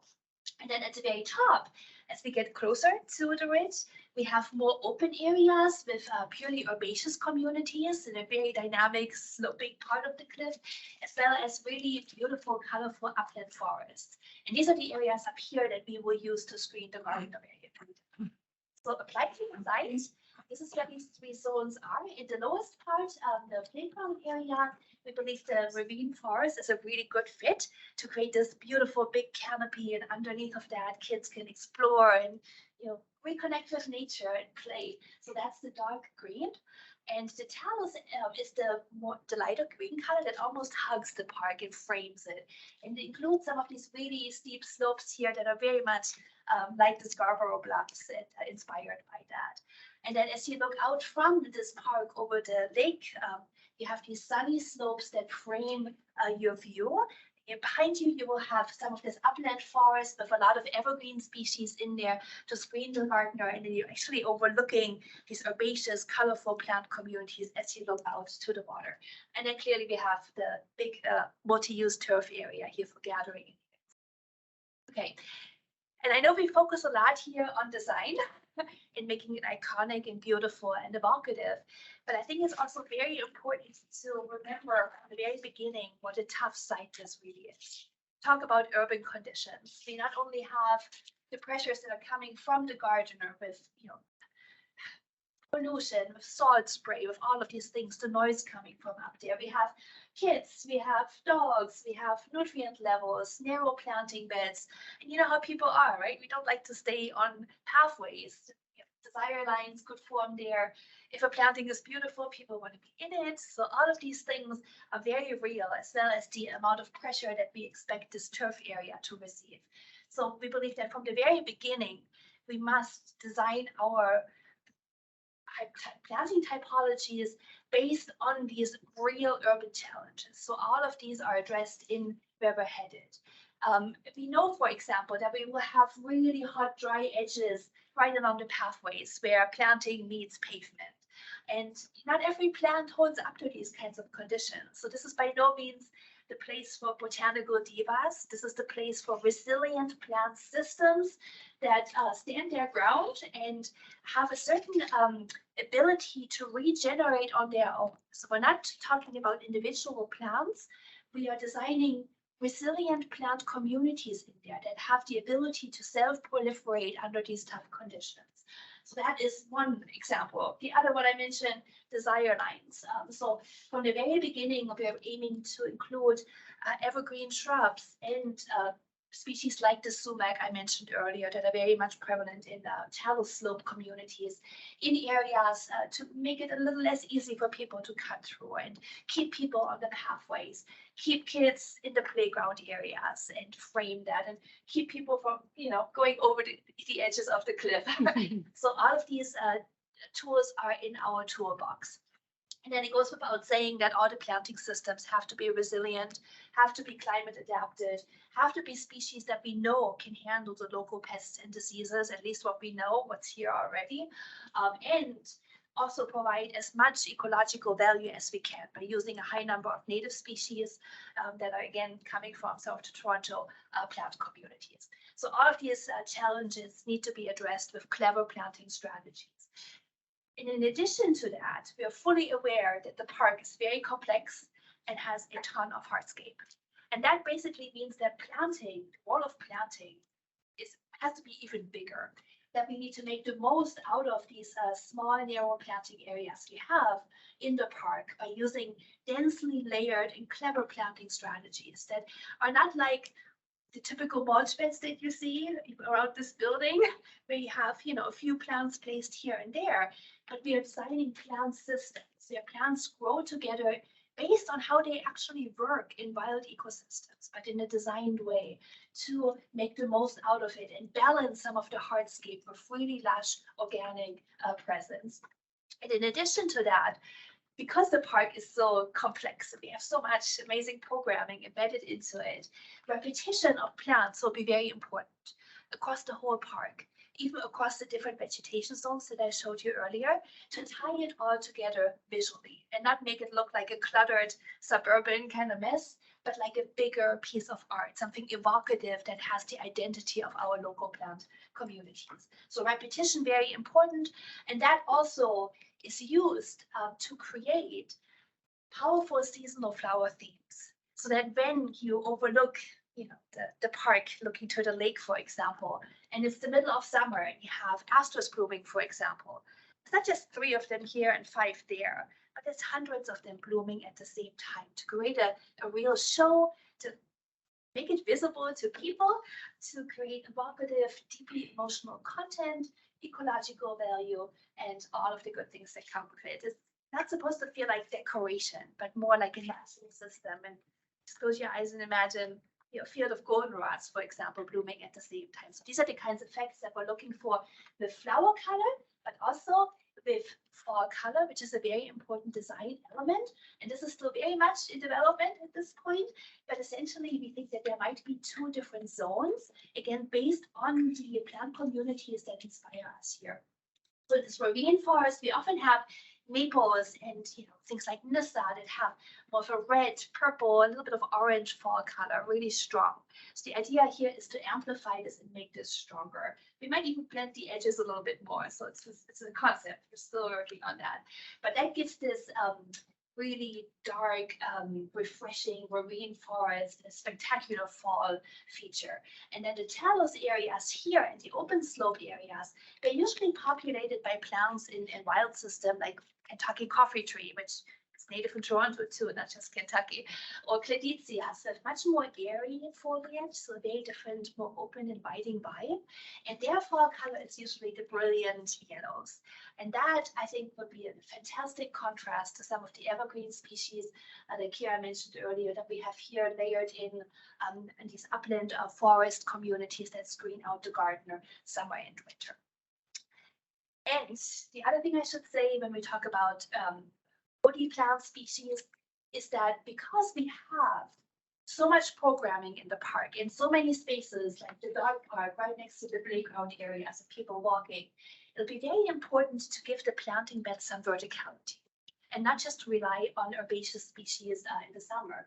So we added a very robust layer of shrubs to the mix that bring some of these plantings higher to eye level, so that you're somewhat screened from the barking dogs and playing kids, and it's more of a sense of discovery, and the park feels bigger if you can't see through everything all at once. So you can see that a lot of this verticality is layered underneath of the tree canopy in these areas.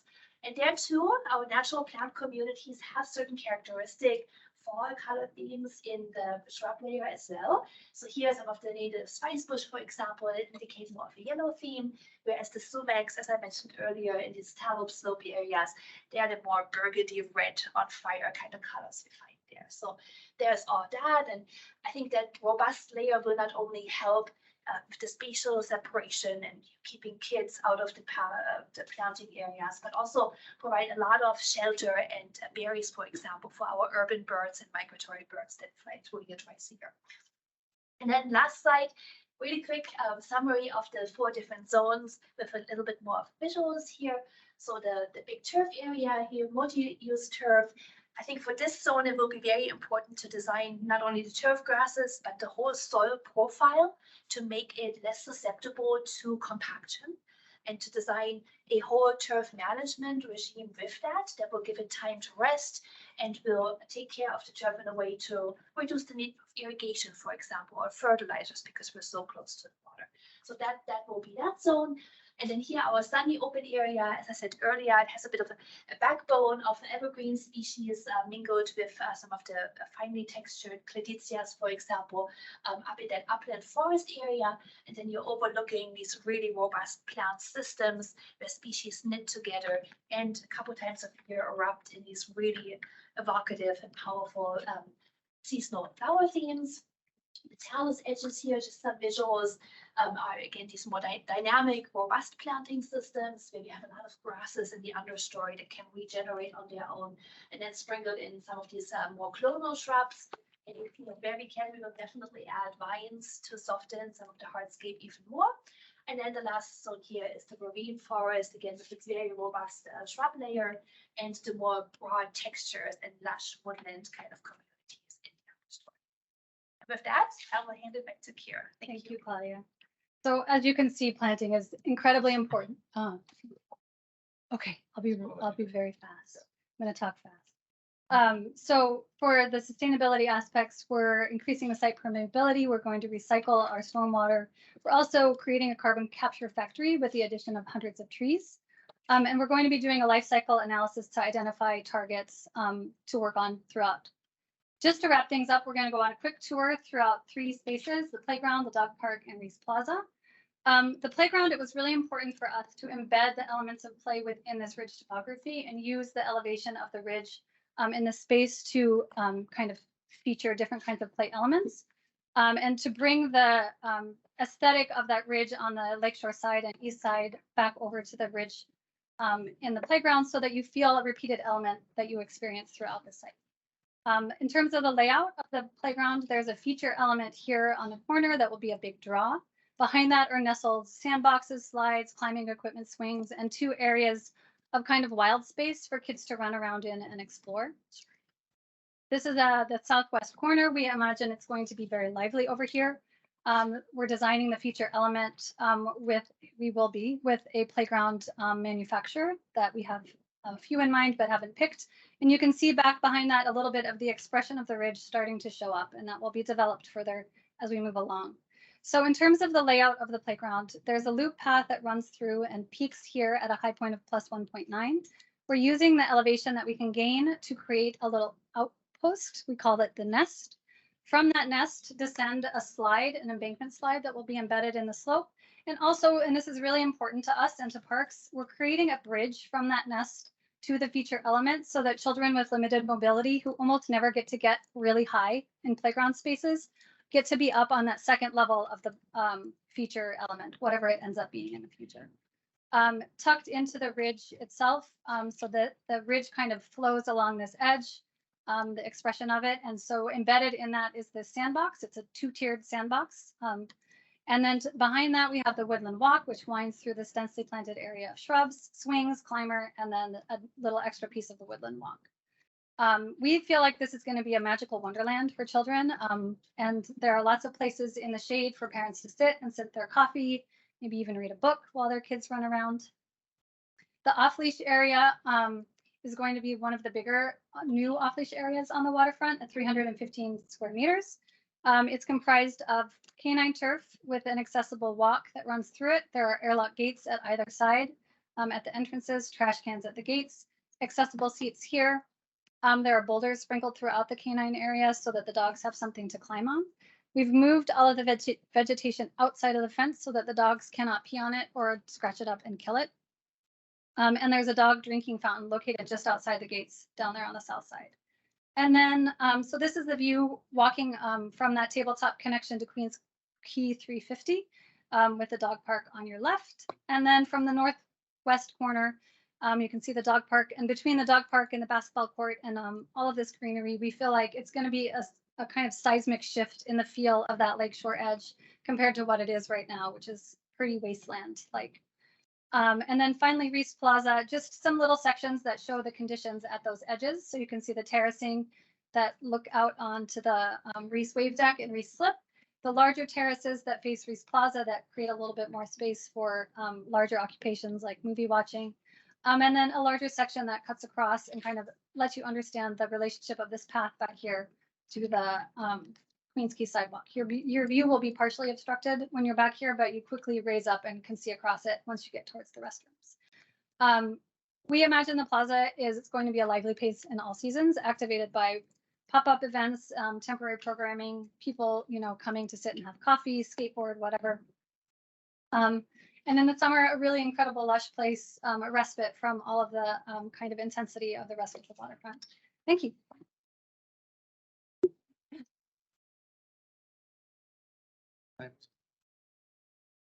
Okay, so we'll go for a round of questions, and I think I'm gonna start with Fatty. Suffering from his last booster shot, so my sympathy is with you there. No question. No questions, okay. Tina? I missed the part about the basketball court, just how that came to be a piece of program. It was a request from Waterfront Toronto. I think in part, Adam, am I correct that it was to honor the Raptors winning? Yeah, it's a bit of, I'll give the concise version of how we ended up with it, but we were looking at potentially interim uses for the site before we knew we were gonna build the park before the shaft. So that was one of the interim uses we provided, and we showed it to a lot of stakeholders. And people liked it, and we also get requests for basketball courts on the waterfront. So it seemed like a good use for the site. Okay. Emily, you can participate. Sure. Yeah. I'm just wondering about the Indigenous layer to this, and I know that McAvoy is part of your team. Can you talk to that Well, yeah, or Adam, do you want to talk about it? I can give kind of an update on the Yeah. status. So we have presented this project to MCFN. So they are aware of the project, and we basically asked them like, what are they interested in terms of their involvement in the project, just because there's so much going on with the Indigenous community, and they haven't expressed an interest at this point to be involved, but that could change. But even without their involvement, is there a narrative that's being developed on your own in terms of? There isn't currently, but I feel like there's a lot of space in, especially in the planting, to start to develop that. And then I do have a question about the shaft, and how often is that going to be maintained, and how often do you have to have that set up with the crane? The cranes, they don't really know for the cranes. It's kind of like when needed, but probably not any more than every 2 to 5 years. So there'll be a hatch in the ground that is buried and can be dug up, and the cranes can access that hatch. It's to lower like a bulldozer in to clean the bottom of the shaft tunnel. So that won't be very frequent. They said that it might not ever need to happen. So it's just, we have to design for it if needed. The access to the top by the pickup truck, and there will be an express shaft opening a little hatch for the access to the stairs. That will happen on a yearly basis, probably once annually. Jen? Yeah, I just have a question about the reinforced turf. Can you just explain what that is and if it's visibly different than the turf on either side? Oh, no, it's just a geotextile. It's like honeycomb and it's embedded underneath the grass. And you don't see it. It just allows trucks to drive on the grass without compacting it. Thanks. Okay, Eric? Maybe what's your, just a like question, how are you integrating bike parking into? Bike parking? Yes. Let me just go back to I'm just gonna flip, sorry guys. There is bike parking currently along Queens Quay, on the south side.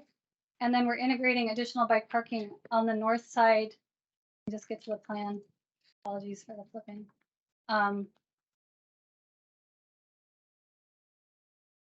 Okay, here, there's a set of stairs that lead down from the restroom platform back towards this lakeshore side, and there will be bike parking embedded right here in that space, and then the additional bike racks are right here. Queens Quay. No more question. Okay, Pat? Yeah, so, along Lakeshore, I mean, the previous scheme you had, sort of the ridge was running pretty well parallel to Lakeshore, the whole length of it, right? In the competition. In the competition entry. And now there's ridge wall along Lakeshore. What would you say, a third? Yeah, you can actually kind of see it, this dark line here. Right, so not even a third. Yeah, not even That's a where third. it climbs up. It's Yeah. just about a third. And then I'm guessing that all of the ramping in the project is sloped walkways? Okay, thanks. You're welcome. Can I go next just because Yeah, it sure, follows sure. on from Pat? Yeah. Because I also don't completely understand the lakeshore edge of this.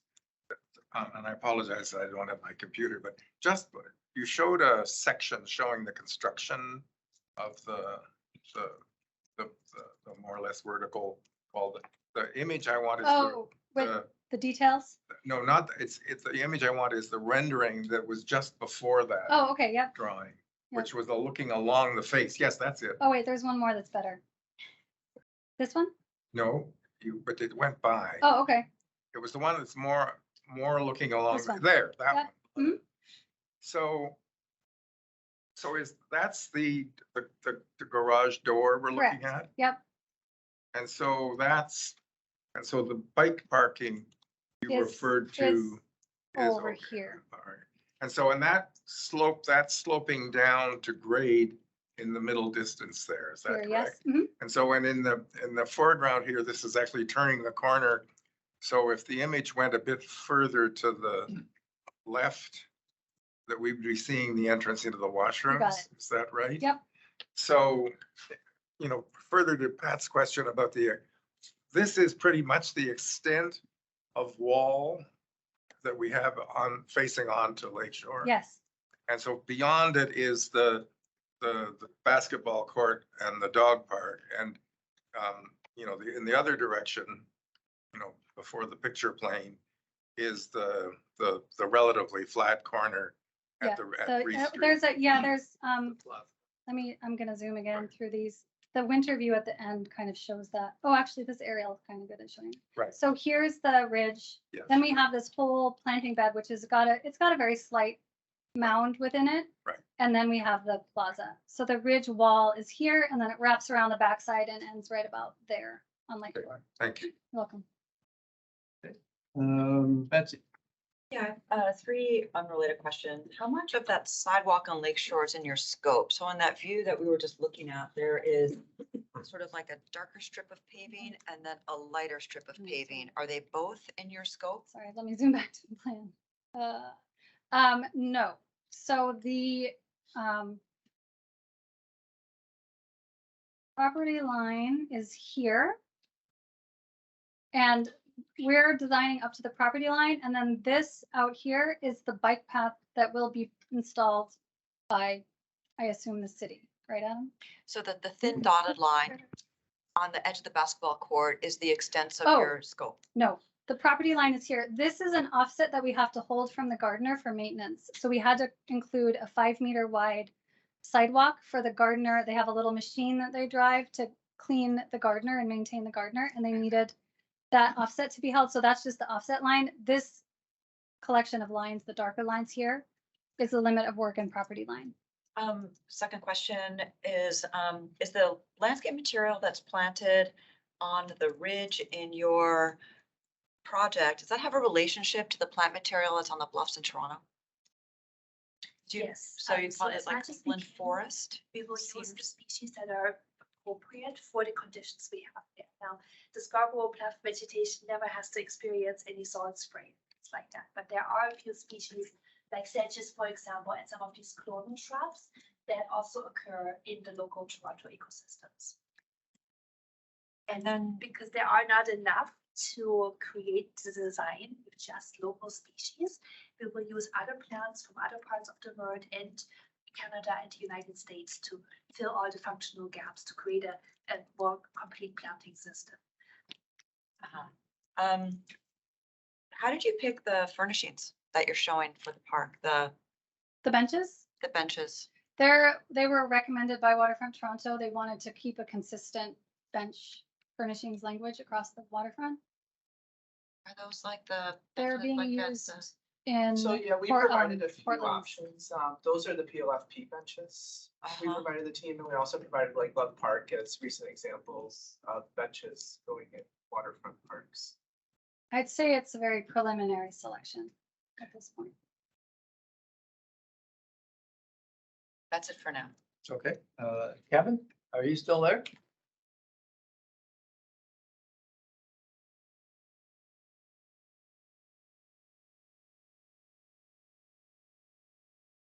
Oh, I just have. Sure. Yeah. I'm just wondering if you have a strategy with regard to the age of the planting areas. You know, there's going to be a lot of dog activity, a lot of child activity. What's your strategy to try and maintain the vegetation to a degree of vision? So I think what we will use there are species that are what we call clonal.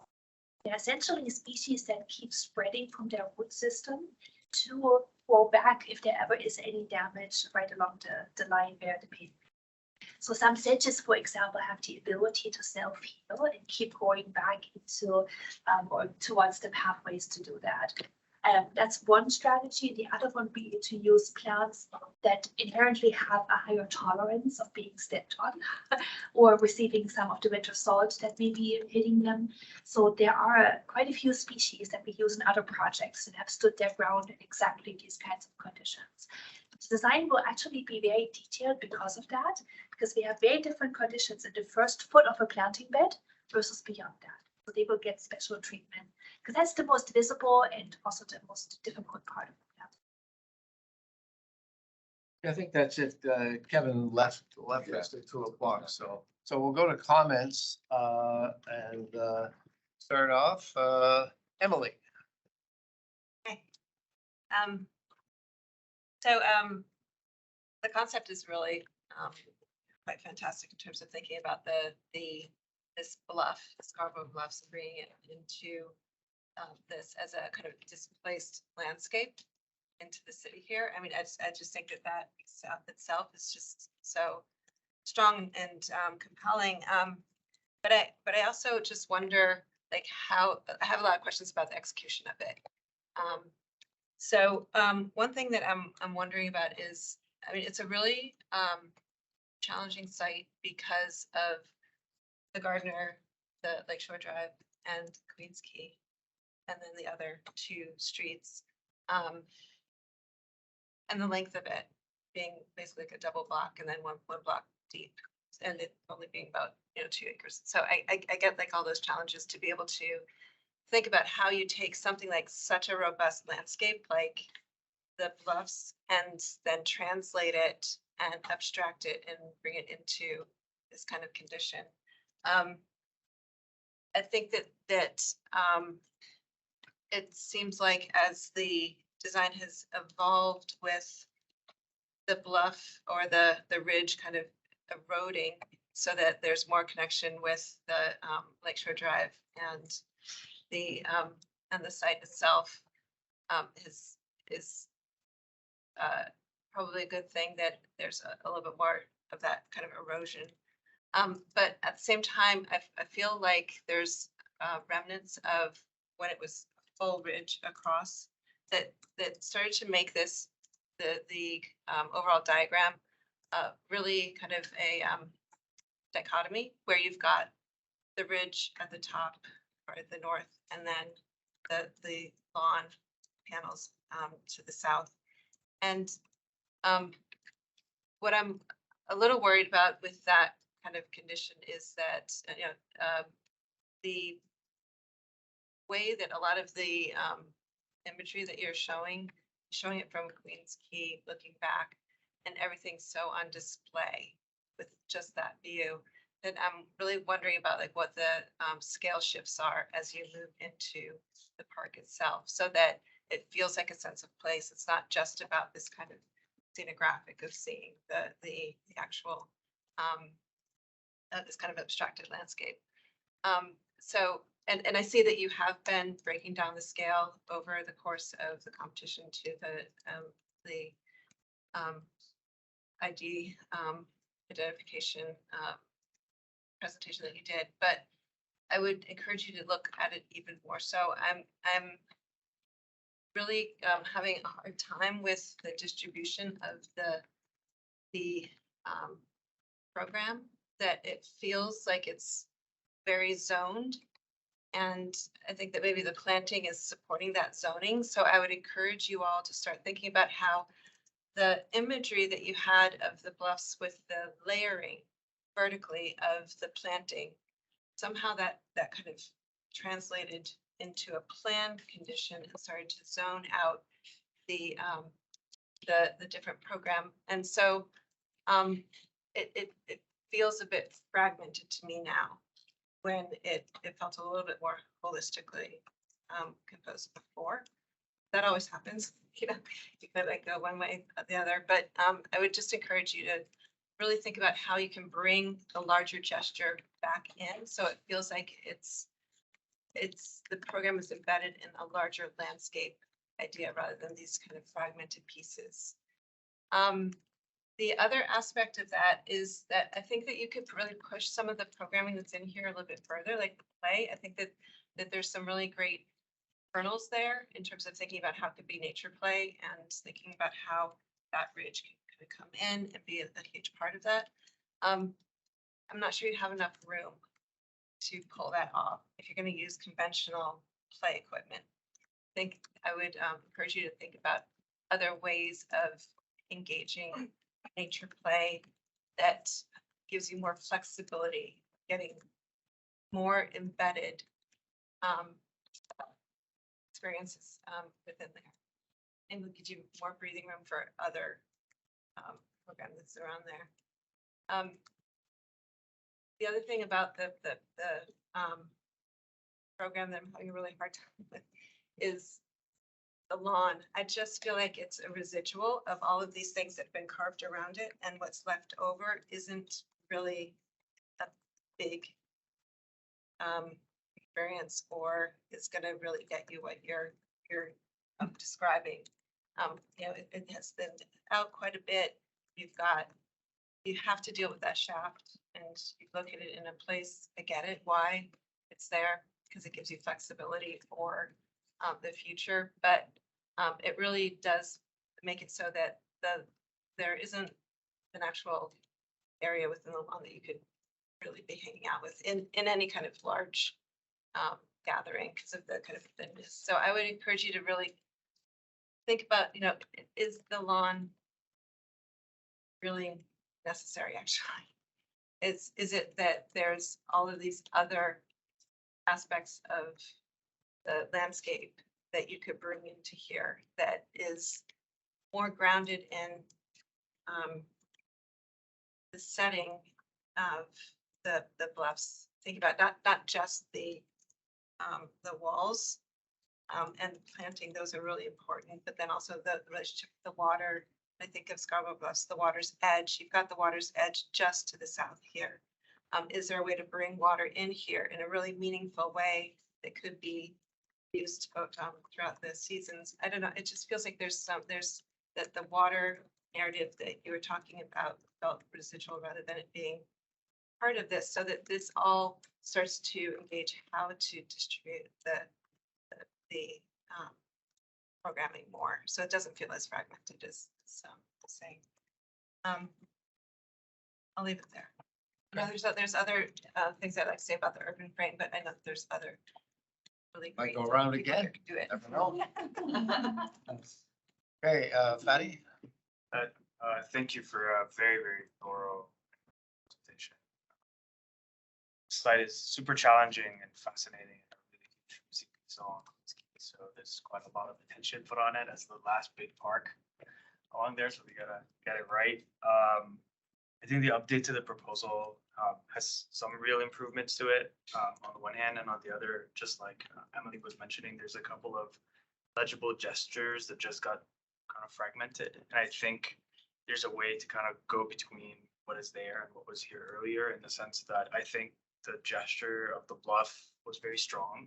It's still very strong, and now that there's a planting palette that goes with it, reinforces it in a much stronger way, I think. So I think the way you've been thinking about planting the vegetation is actually a really strong part of the proposal, and it's almost like dialing up those two things. So I wouldn't get rid of the lawn. I would actually make the lawn more legible in a sense, so it doesn't feel like the leftover piece, but that the lawn is somehow connected to this ridge in a way that actually makes that interface really interesting. So maybe that's where steps, you know, people run up the hill and they sit along the lawn, and the lawn and the bluff has an interface that is really tight and really strong, rather than a circulation path, but it becomes the gathering space, like where the bluff meets the lawn, celebrated rather than there, or kind of a main circulation path in between. So my hunch is to just, you know, even though some elements do seem radical, but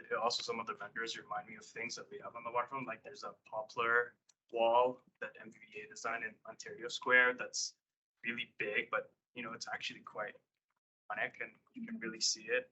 Some of the renders remind me of the Music Garden in Toronto as well, where you've got these little pockets of greenery. So what I'm suggesting is just thinking of a way to make the strongest element remain really strong and very legible. And maybe just my hunch is just edit a little bit, especially on the west side, so that this amazing new cliff wall and the lawn are actually both equally celebrated, and that the interface and where they meet each other is the part that is potentially most exciting. But other than that, I think it's a really exciting project, and I really appreciate thinking about the vegetation here in a place that is so unhospitable for a lot of life, and thinking of it as a way to design with a kind of urban nature perspective. Okay, Gina? Claudia, that was amazing. Your presentation of planting was so beautiful to listen to. I mean, the I'm like Very confidence sorry. inspiring, was thinking rigorous. It had depth from like concept. I totally agree with your comments about, you presented us with this layered idea and then we saw these zones. And I think the layered concept was really, really beautiful. But the rigor of thinking about from maintenance to the urban environment, to the seasonal color, to it holding together, it was just like a masterclass in planting design. So thank you. I think, I don't want to repeat everything my colleagues have said, but for me, I think the biggest challenge is really placing these larger flat elements against the expressway and the basketball court and the dog park. And then you have this big offset. I know you guys feel this. You've been squeezing yourself sort of, and the ridge line has pushed further this way. And I think it has become fragmented. And I know those program elements might be really needed. I would just ask the question of, is this the right place for them? Or is there a way to incorporate a really strong idea about the big and flat against the bluff and put the big and flat program elements in the big and flat, and the bluffs have some more integrity? Because I think one thing that was sort of lost to me was just this idea of the kind of continuous journey that now has become these kind of loops that I think are just going to be less successful and enjoyable. So I know you've put a ton of work in this, so I don't mean to be overly critical of it. I just think your original idea is so beautiful and so strong. It would be worth fighting for its continuity and integrity.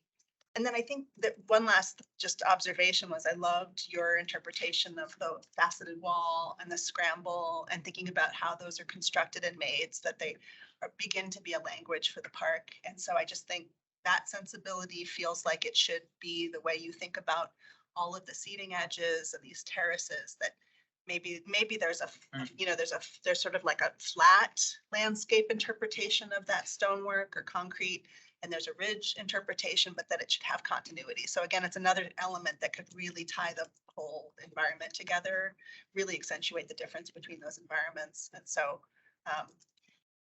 yeah, but I mean, I just think if you all can bring some more integrity back to that idea of the bluff and maybe push a little harder on program elements that might be needed, but maybe not needed here, might be too disruptive to this concept. That's my offer today. Thank you. Thanks, Janet? Thanks, and thanks for, it was really interesting to see the presentation, see the design develop over time. And I was on the jury that selected this, so it's really interesting to see it from that far back. I'm gonna just pick up a bit on what Emily said, and it seems to me that, and I think this is starting it with the jury comments, is that over time, the idea of the ridge and the bluff has been eroded for a number of reasons, a lot of it coming from members of the design review panel or the jury, and had to do with issues about a kind of binary experience or personal safety.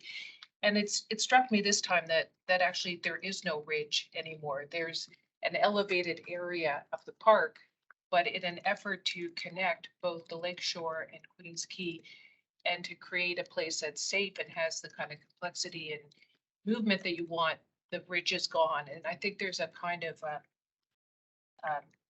drive to say, this is it, so therefore this is it. This is a bluff, so I'm going to show you the landscape that works on the bluff and the experience of being on a bluff, when in fact, that's not the case anymore. And it seems to me this is much more of a constructed landscape that has some topography. And that I think your example of Governor's Island, the Scramble, is a really great example of a constructed landscape that wouldn't give the overall impression of concrete, that it gives an impression of a landscape with landscape materials, some of which are polite and you have stairs, and some of which are really energetic and are scrambles. And I think to me that that there's a kind of conundrum at the heart of the design right now, which is it's no longer the bluff and a ridge and a background to a foregrounded park, but it's actually something that's trying to be more porous as it moves north to south and south to north. And somehow I feel like you're in this liminal zone now, programming all these areas and sort of marching it up a raised area of the park without actually having the big idea, the party that's reevaluated based on where you're at now. Thank you. Eric? Thank you for the presentation. I think I'll echo some of my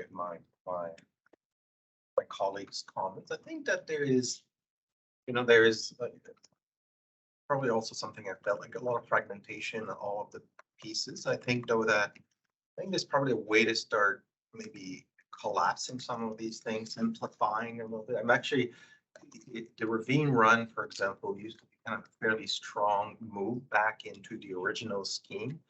But now I'm thinking, does it, how does it relate to some of the other elements? And I'm thinking that maybe there's a way to re-explore the overall circulation between the elements to see how they can maybe be regrouped, be reattached, because there's a lot of space that's detached for circulation. So I don't know if that might be helpful.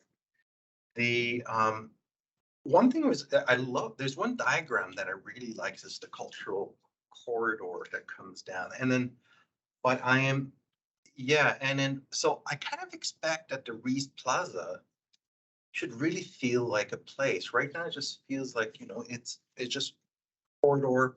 You're gonna have some stand. I just feel like, I think that's something that could be a strong move is at determination of that piece, that there is something really like, it's going to be a place for a market that should be designed to create, loads of activities that should have, they need to be special in designed in a special way. So you do feel that it's creating this really magical moment that, it's empty, it's one thing, but then it can become something else if it's like, fully utilized and thinking about how those stands going to be organized, what kind of space do you want to create? And then how does it integrate to the rest of the circulation? I found that you have too, as you come in there and you turn to, you start to look east and there's that great access, but that brings you to a bathroom entrance. I think that it can be, that whole experience as you come in there should probably just be recalibrated. Looks like, how are we going to use, the user experience, the different kind of space that it creates there. Going around, so that is the on the. I think I agree with my colleague about the ridge. I think that now that it's something slightly different, I think exploring the materiality of the wall. Like I think that I'm not convinced with the concrete paneling because it feels like not very authentic. I think looking at, what is the kind of materiality or it comes together, what are those openings, that it should be maybe, maybe it's more stone, maybe it's something more natural in terms of materials. I don't know, but it's not, and that it's not quite there. And then the way the openings are treated on the entrance to both at the back and on the side feels very much unresolved. So that's something that I think needs to continue to be explored. The edge along the lakeshore, along the basketball areas, you see on page, and it's on page one of the pages. You see the line, but it feels like, I think being able to have a little bit of a softer edge, like maybe the basketball needs to be just slightly shifted, have a bit of a softer edge. Maybe there's some seating. You had a perspective that was actually quite interesting because you could see there's like, yeah, hang on. you're trying to.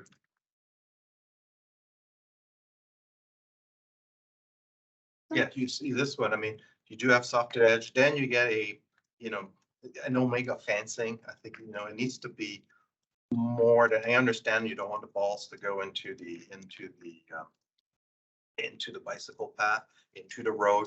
But I think here there's, a softer edge, having places for people to sit. I think rethinking that kind of the way the opening is there, I think it would be, in my view, would be quite important.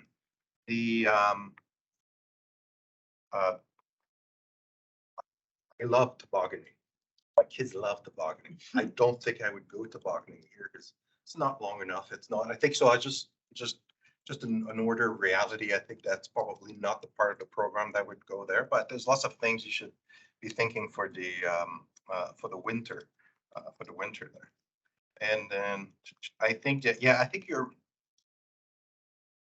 looking at, I think the fencing, and this might be my last comments, but the overall fencing that I see into the scheme, I think that, you know, looking at, you know, I think from Waterfront Toronto, there's a, I think the quality, I think we needs to raise the quality. It feels like it's it's almost, it's not to the right qualities, the not level of excellence that we would be expecting into some of how we treat some of these edges. Thank you. Okay, Pat? Yeah, thanks for the presentation. I'm not gonna pile on too much, but I do agree with my colleagues. I would say that you should ask yourself whether the original concept still holds at this point, right? So that being that you would pile, you know, protect from the gardener and, you know, make a different microclimate on the south side of that, right? So now that you don't have a lot of that, you kind of, you're not doing, so that concept, I think, is maybe should be reconsidered. Let's holding on to it, that's kind of causing some of the grief, I think. And causing this sort of strong diagonal through the site, which is program, lots of planting, topography, and then the sort of flat along, and then that strong diagonal, the only way I want to say that about that, which culminates in the kind of height of the, you know, where you're at 7.4 meters or whatever, and that culminates in the entries to the public washrooms, kind of. So I think there's just got to reconsider. You know, maybe there's still topography, but maybe it doesn't have to go up that high. You know, just to kind of have to calibrate that original concept rather than, I feel like what might kind of happen is you get a big long checklist from the design review panel and you kind of go through it and, well, we've done this and we've done that. And then you kind of at the end, oh, but this isn't so good anymore. Like it was better before, you know, you listen to all our comments, I think. So I don't know. I think you've actually just have to kind of go back and, you know, feel like, you know, what are you doing? It's probably simplifying this scheme. Thanks. Okay, thanks. Betsy? So I love the idea of masking the gardener, but you've clearly hedged the ridge with the forest. So it's kind of like you're using the forest to mask the gardener as opposed to the ridge, because the ridge is you have not made your lives easy, to put it bluntly. Executing the ridge in the way that you wanted it to happen is incredibly challenging. So you're trying to make your lives easy by programming it as a wholesome, well-used park. I think the programming is all the right programming. I generally think it's in the right spot. And this is not, I'm not contradicting the landscape architects talking about the lawn and everything. I'm just talking about the uses. So I think the dog park through the opening to the condos is the right place for the dog park. I think the court's in the right area. But it's, you've lost the resistance. You lost the big idea. So you've lost the resistance to that idea that's allowing you to move the park in a direction. I think that's getting it to a cohesive place. So I think Pat's right. I think you have to just shift the idea in a sense to match what part of the project has the legs and the best success for execution, because that's huge. I mean, the way the whole thing was conceptualized is like the bluffs are such an ironic piece to put here, because the concrete bluff, I mean, the bluffs eroded to make the Toronto Islands. And so they eroded, and they were locked in place by the TRC at a certain point. So now they're like this image that is fixed forever. And so you flip them around and you put them on a street that's called Lakeshore. So, I mean, the irony of the proposal is kind of wonderful in a sense, but I don't know if it's giving you anything. Like, I think the full forest on the hills is fabulous. I think the forested views, I mean, to have a chunk of forest like this in Toronto that kind of relates to the idea is really, really beautiful. So then you start getting down to the minutia, like there to have the bench seating on the park side of the courts, so that when you're looking at the courts, you're looking at fair space, the gardener and Lakeshore in the background isn't great. I mean, just from an experience, it's pretty clear. So pushing the courts into the park so that you can make park along the edge, which is the game changer for this view on Lakeshore, would be huge, because otherwise the basketball courts are kind of in the meanest part of the, and it's not great. And then if you're tight on space relative to the play equipment, then you're rethinking how the play happens. Is it scramble? Is it just loops of kids running in circles? Like it could, I don't know, it could be lots of different things. But it starts to help you kind of plan like the use in the way that Emily said in a much more eloquent way than I am right now. But I'd say amp up the usage. So more seating, be very specific about the kind of benches, be very specific about the kind of lighting, make sure it's all in the right spot. The fencing around the plant material is something that we talk about in every single landscape park proposal. If it's just, it's not here like that. And that's why the question's asking like, how are you going to protect that edge? Because we talk about it all the time. How are you framing, how are you making the basketball court like a great court? I think it's an amazing piece of program to have. It's really critical. The only other one that's kind of similar is the one by the airport, which isn't great because it's on that really kind of busy. Very busy corner. Yeah, and everyone is, Sidewalk. yeah, hangs on the fence and looks in. It's just not, it's not a great place. On the bluff piece, the concrete piece, I thought you were going to mention graffiti in Toronto. It's like, it may be, because Pat just finished a beautiful concrete building and it's a challenge to not have it be full of. Got a fence around it.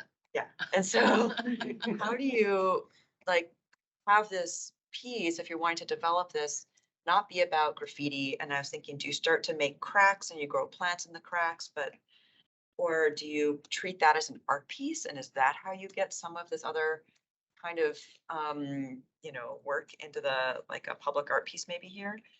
And then just to be totally blunt, the openings in that for the doors and like the garage door are a total non-starter. Like that's like not gonna work at all. These like little beige color painted steel rectangular openings in this wall that's supposed to be this kind of big built piece is just so, I don't know what you do, but that's what you've shown is not right.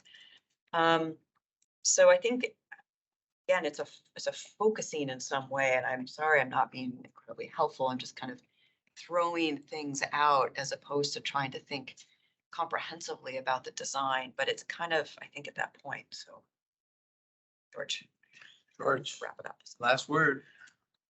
Well, it's not only going to be the last word. I'm actually going to submit a minority report. But before I do that, a few points that my colleagues have made that I do agree with, for sure, about the doors and getting the washroom doors off the axis of that path, for sure. The landscape people, you table the idea of the layers and then it turned into zones, and I do think that's clearly a mistake. You need to get the layers up the slope back. But my terrible confession is I never liked the bluff along Lakeshore in the first place. So I'm not sorry to see it gone. And I'm really fascinated by the amount of ambiguity. Like Jana, most of the way through her commentary, I couldn't tell whether she was for jettisoning the ridge or retrieving it.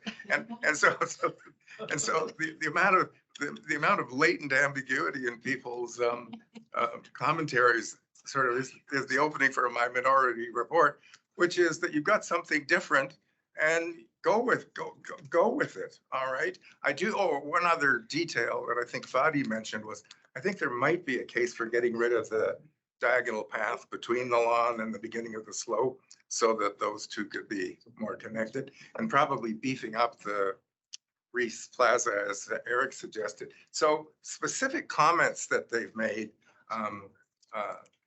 I will, as kind of adjustments, I agree with, but I have no lament for the loss of the bluff because I thought it was a mistake to start with, mainly because it's too hard on Lakeshore Boulevard.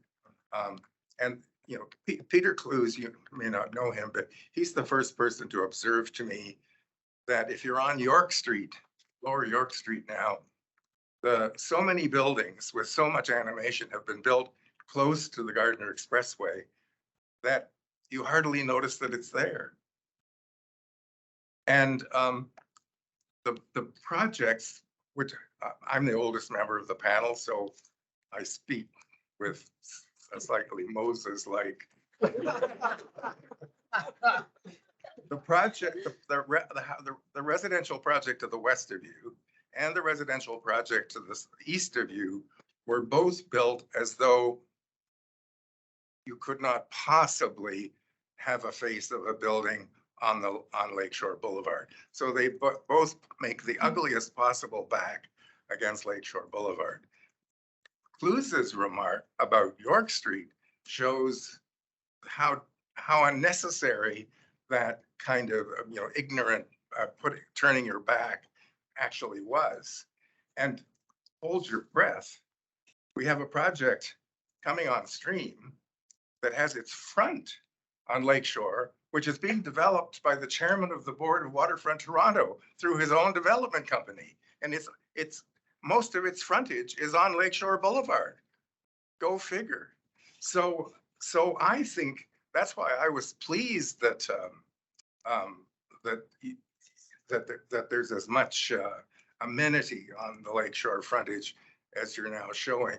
So goodbye bluff. Whatever this is, it's something new and different, and go for it. Okay, thanks, George. You just made Paul's job hard. I'm not sure where my summary is going to take us here, but I'll give it a shot. I think there's some starting points that I've observed where I think we're all saying the same thing.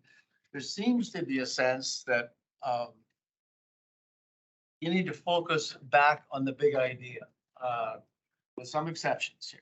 And some people have said you've lost the bluff, you've lost the ridge, and that's a concern. Should maybe look at the original concept. Does it still hold? Push harder for the bluff. Contrast to what George just said. So obviously you have different perspectives here, which sometimes happens at the panel. But I would go back to the competition, which I believe you won because of the concept of the bluff, as far as I recall. So I think personally, I think it still stands.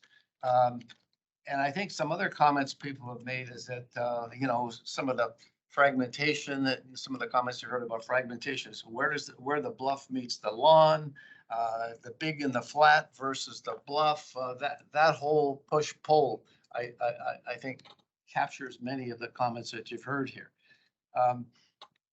I think the analogy of the bluffs is actually quite powerful, and actually I think having that feature there personally to help hide the gardener and something radically different on the waterfront is welcome. But that's my perspective. And there's no question, I know one thing everybody's agreed on. It's a very challenging site. No question. And I think we quite seriously have done so much work. And I think, there's a lot of great things that come out of this, but I think the general direction is go back to this big idea, rethink a number of aspects in terms of the lawn, the role of the lawn, the scale, where it actually is, perhaps how it connects to the ridge. Another suggestion from some of the members was related to re-explore the amount of space devoted to circulation. This view we're looking at now, the very edge of the basketball court along the lakeshore, a softer treatment along that basketball court edge needs attention. I think there was unanimity that nobody likes the back wall concrete garage door, potential for graffiti, concerns that would obviously be there, because I think that would be a real target. And another comment that I think is very useful, that one slide you had about the scramble in New York, I guess it was. But when I go to the bluffs, I mean, it's that natural material and suggestion of less concrete, more stone, scramble analogy, all that materiality concern, I think is really important. I know there's probably budgetary concerns there, but maybe if you look at other areas that are not necessary, you can capture So The basketball court. yeah, oh, I mentioned that. Oh, you did, okay, Yeah, sorry. yeah. And there was a comment about perhaps rethinking the play area, the play equipment and feels that it needs to be more embedded into nature, came out. So you've heard many different things here, different perspectives. And I'm not sure where it takes us. I think we generally like the direction. A lot of comments about refinement, detail, explore this, explore that.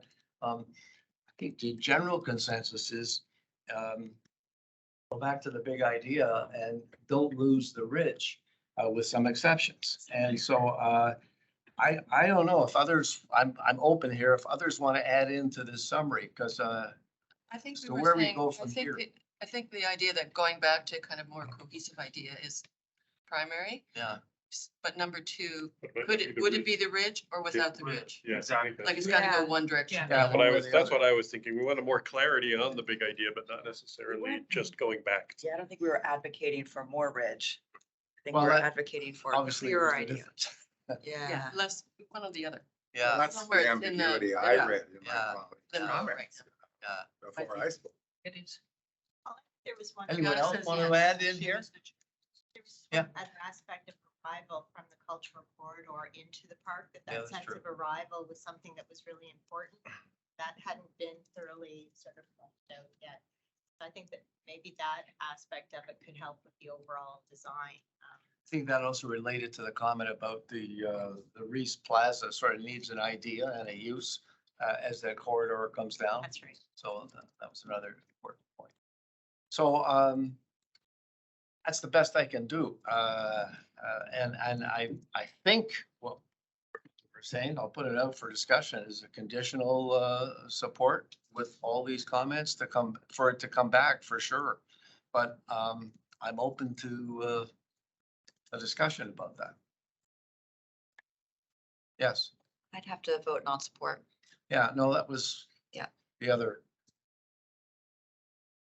comments? I mean, I think this is why we have these For frank me, conditional discussions. support seems like the answers are visible. They're not there yet, but we can see them emerging from the structure of the material that we've been presented today. I don't see how that can come through from the structure of the material that we have. It's it seems to be reading, I mean, we're reading it all as idea that needs definition. It could go a variety of different ways. There's, I think, really critical technical aspects that have to be addressed, especially from the landscape side that we heard from Emily and Gina and Fadi. And I think that it needs a bigger. Okay. There, yeah. I kind of agree that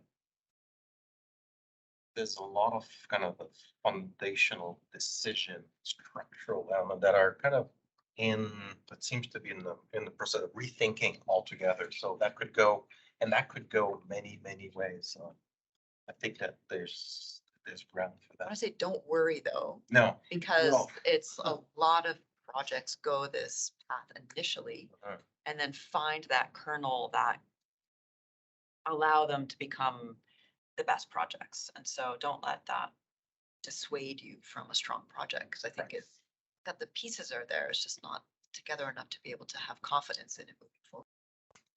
Betsy, I think that the overall section is really compelling, and I didn't hear anything negative about the overall section, about the actual fact, how it rises. And you have that idea about the bluffs and so I don't think anybody has said that that's not a great idea. I think everybody's recognized that it seems to be the detailing of it. I didn't hear that, but that could.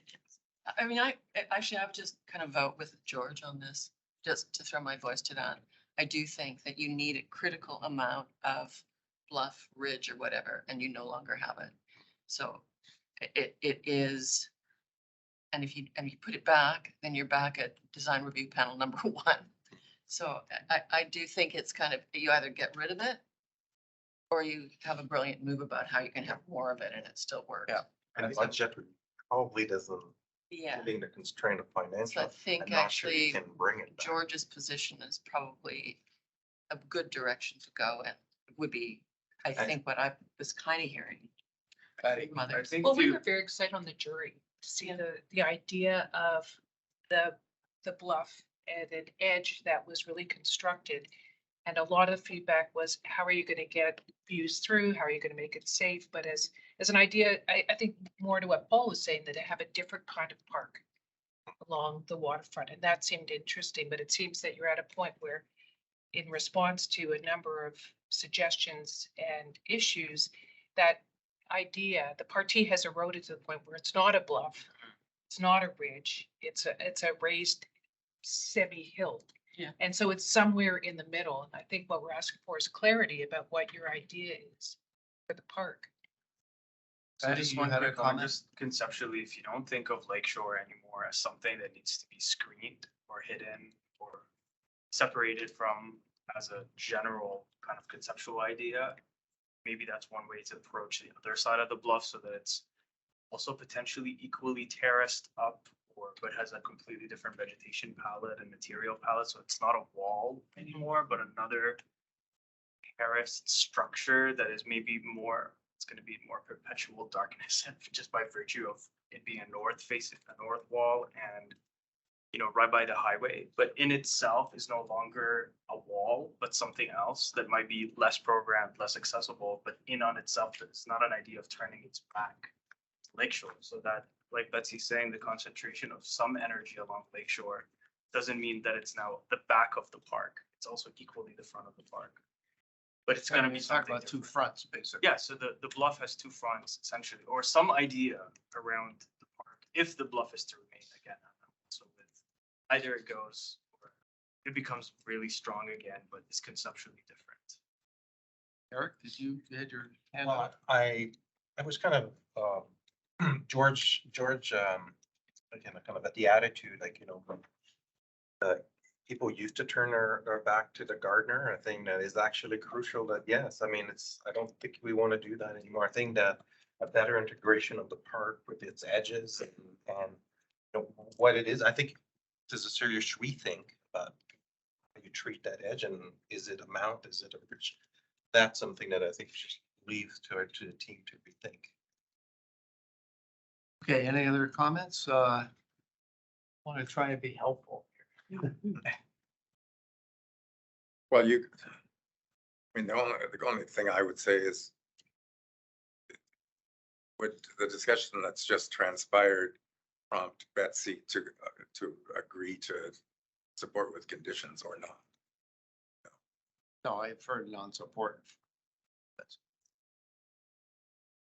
So are we ready to take a vote of non-support or conditional or split? I think want to be fair to the team and we send them away and what are we telling them? Well, let me say, given my unusual position amongst my colleagues here, I will abstain on this vote. So. Why are you gonna do that? You have to. Well, just because, because I don't, Yeah. I think non-support for me is, I mean, I So don't take vote Betsy's non-support. point. We don't all have to be unanimous. No. Anyway, I vote with Betsy. All right, so how many people would vote for non-support? 2, 3, 4, 5, I can't see, 6. And conditional? 3, 6 to 3. So that's fine. That's fine, that's fine.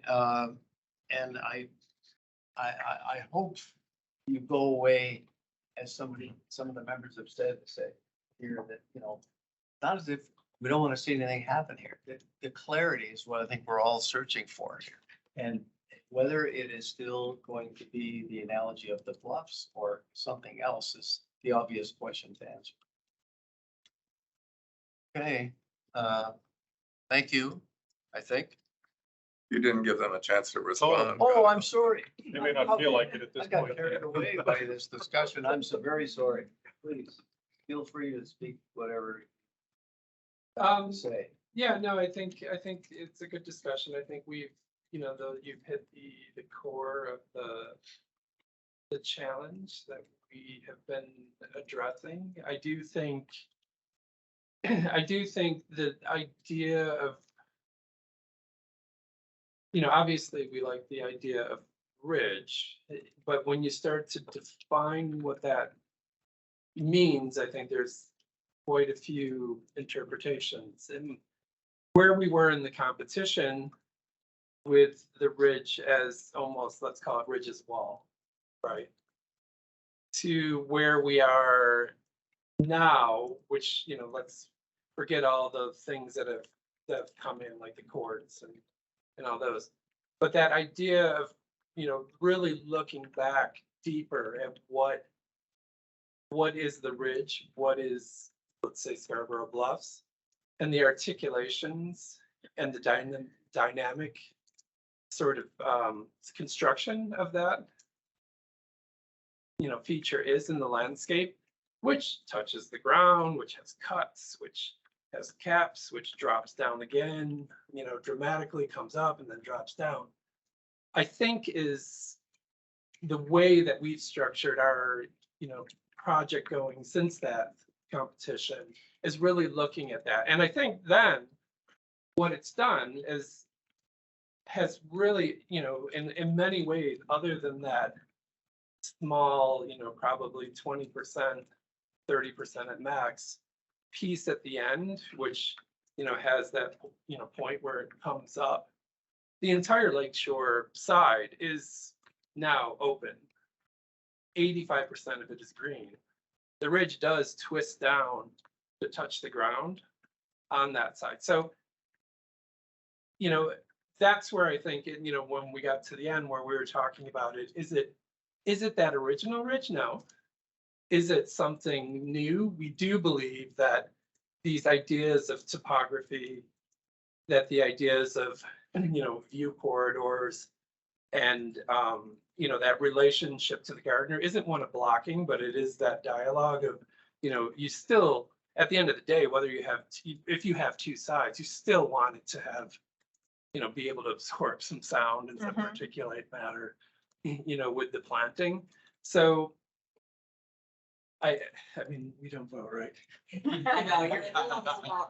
I mean, I think what we, those are the things that we're trying to do. Those are the things we'll continue to do and develop as we go forwards, SDDD, and whatever. But that is the question, is how to make an urban park that is addressing complex issues with innovative and fun elements that that hits these things. I don't think it is. We don't see it as a ridge that blocks that whole edge. And then the last thing on program, which I think is a difficult discussion always in landscape, and what we're, other than the basketball court and maybe the prefabricated play, I mean, it's really no program. It's more just spaces that people can use, whether it's lawn or a path or an overlook. So I do find those comments slightly, ambiguous still as to what is really, if it was really that discussion around that, but that's all I'm saying. Okay, well, thank you again for the presentation and all the hard work and confidence. I think we have confidence. We'll get there. Sometimes there's awkward, steps along the way, and this is perhaps one of them, but I hope it's going to produce a better end result. And I know we're about to end our public session and go into camera. So I would, unless there's anything else wants to say, happy to adjourn this meeting. And perhaps if you could stick around for a little bit. Why don't you give them like a 5-minute bio break? Yeah. And then let's come back. We'll So do we're gonna that. have another internal discussion about a couple of other issues. All right. Okay, so we'll formally end the public session and be back in 5.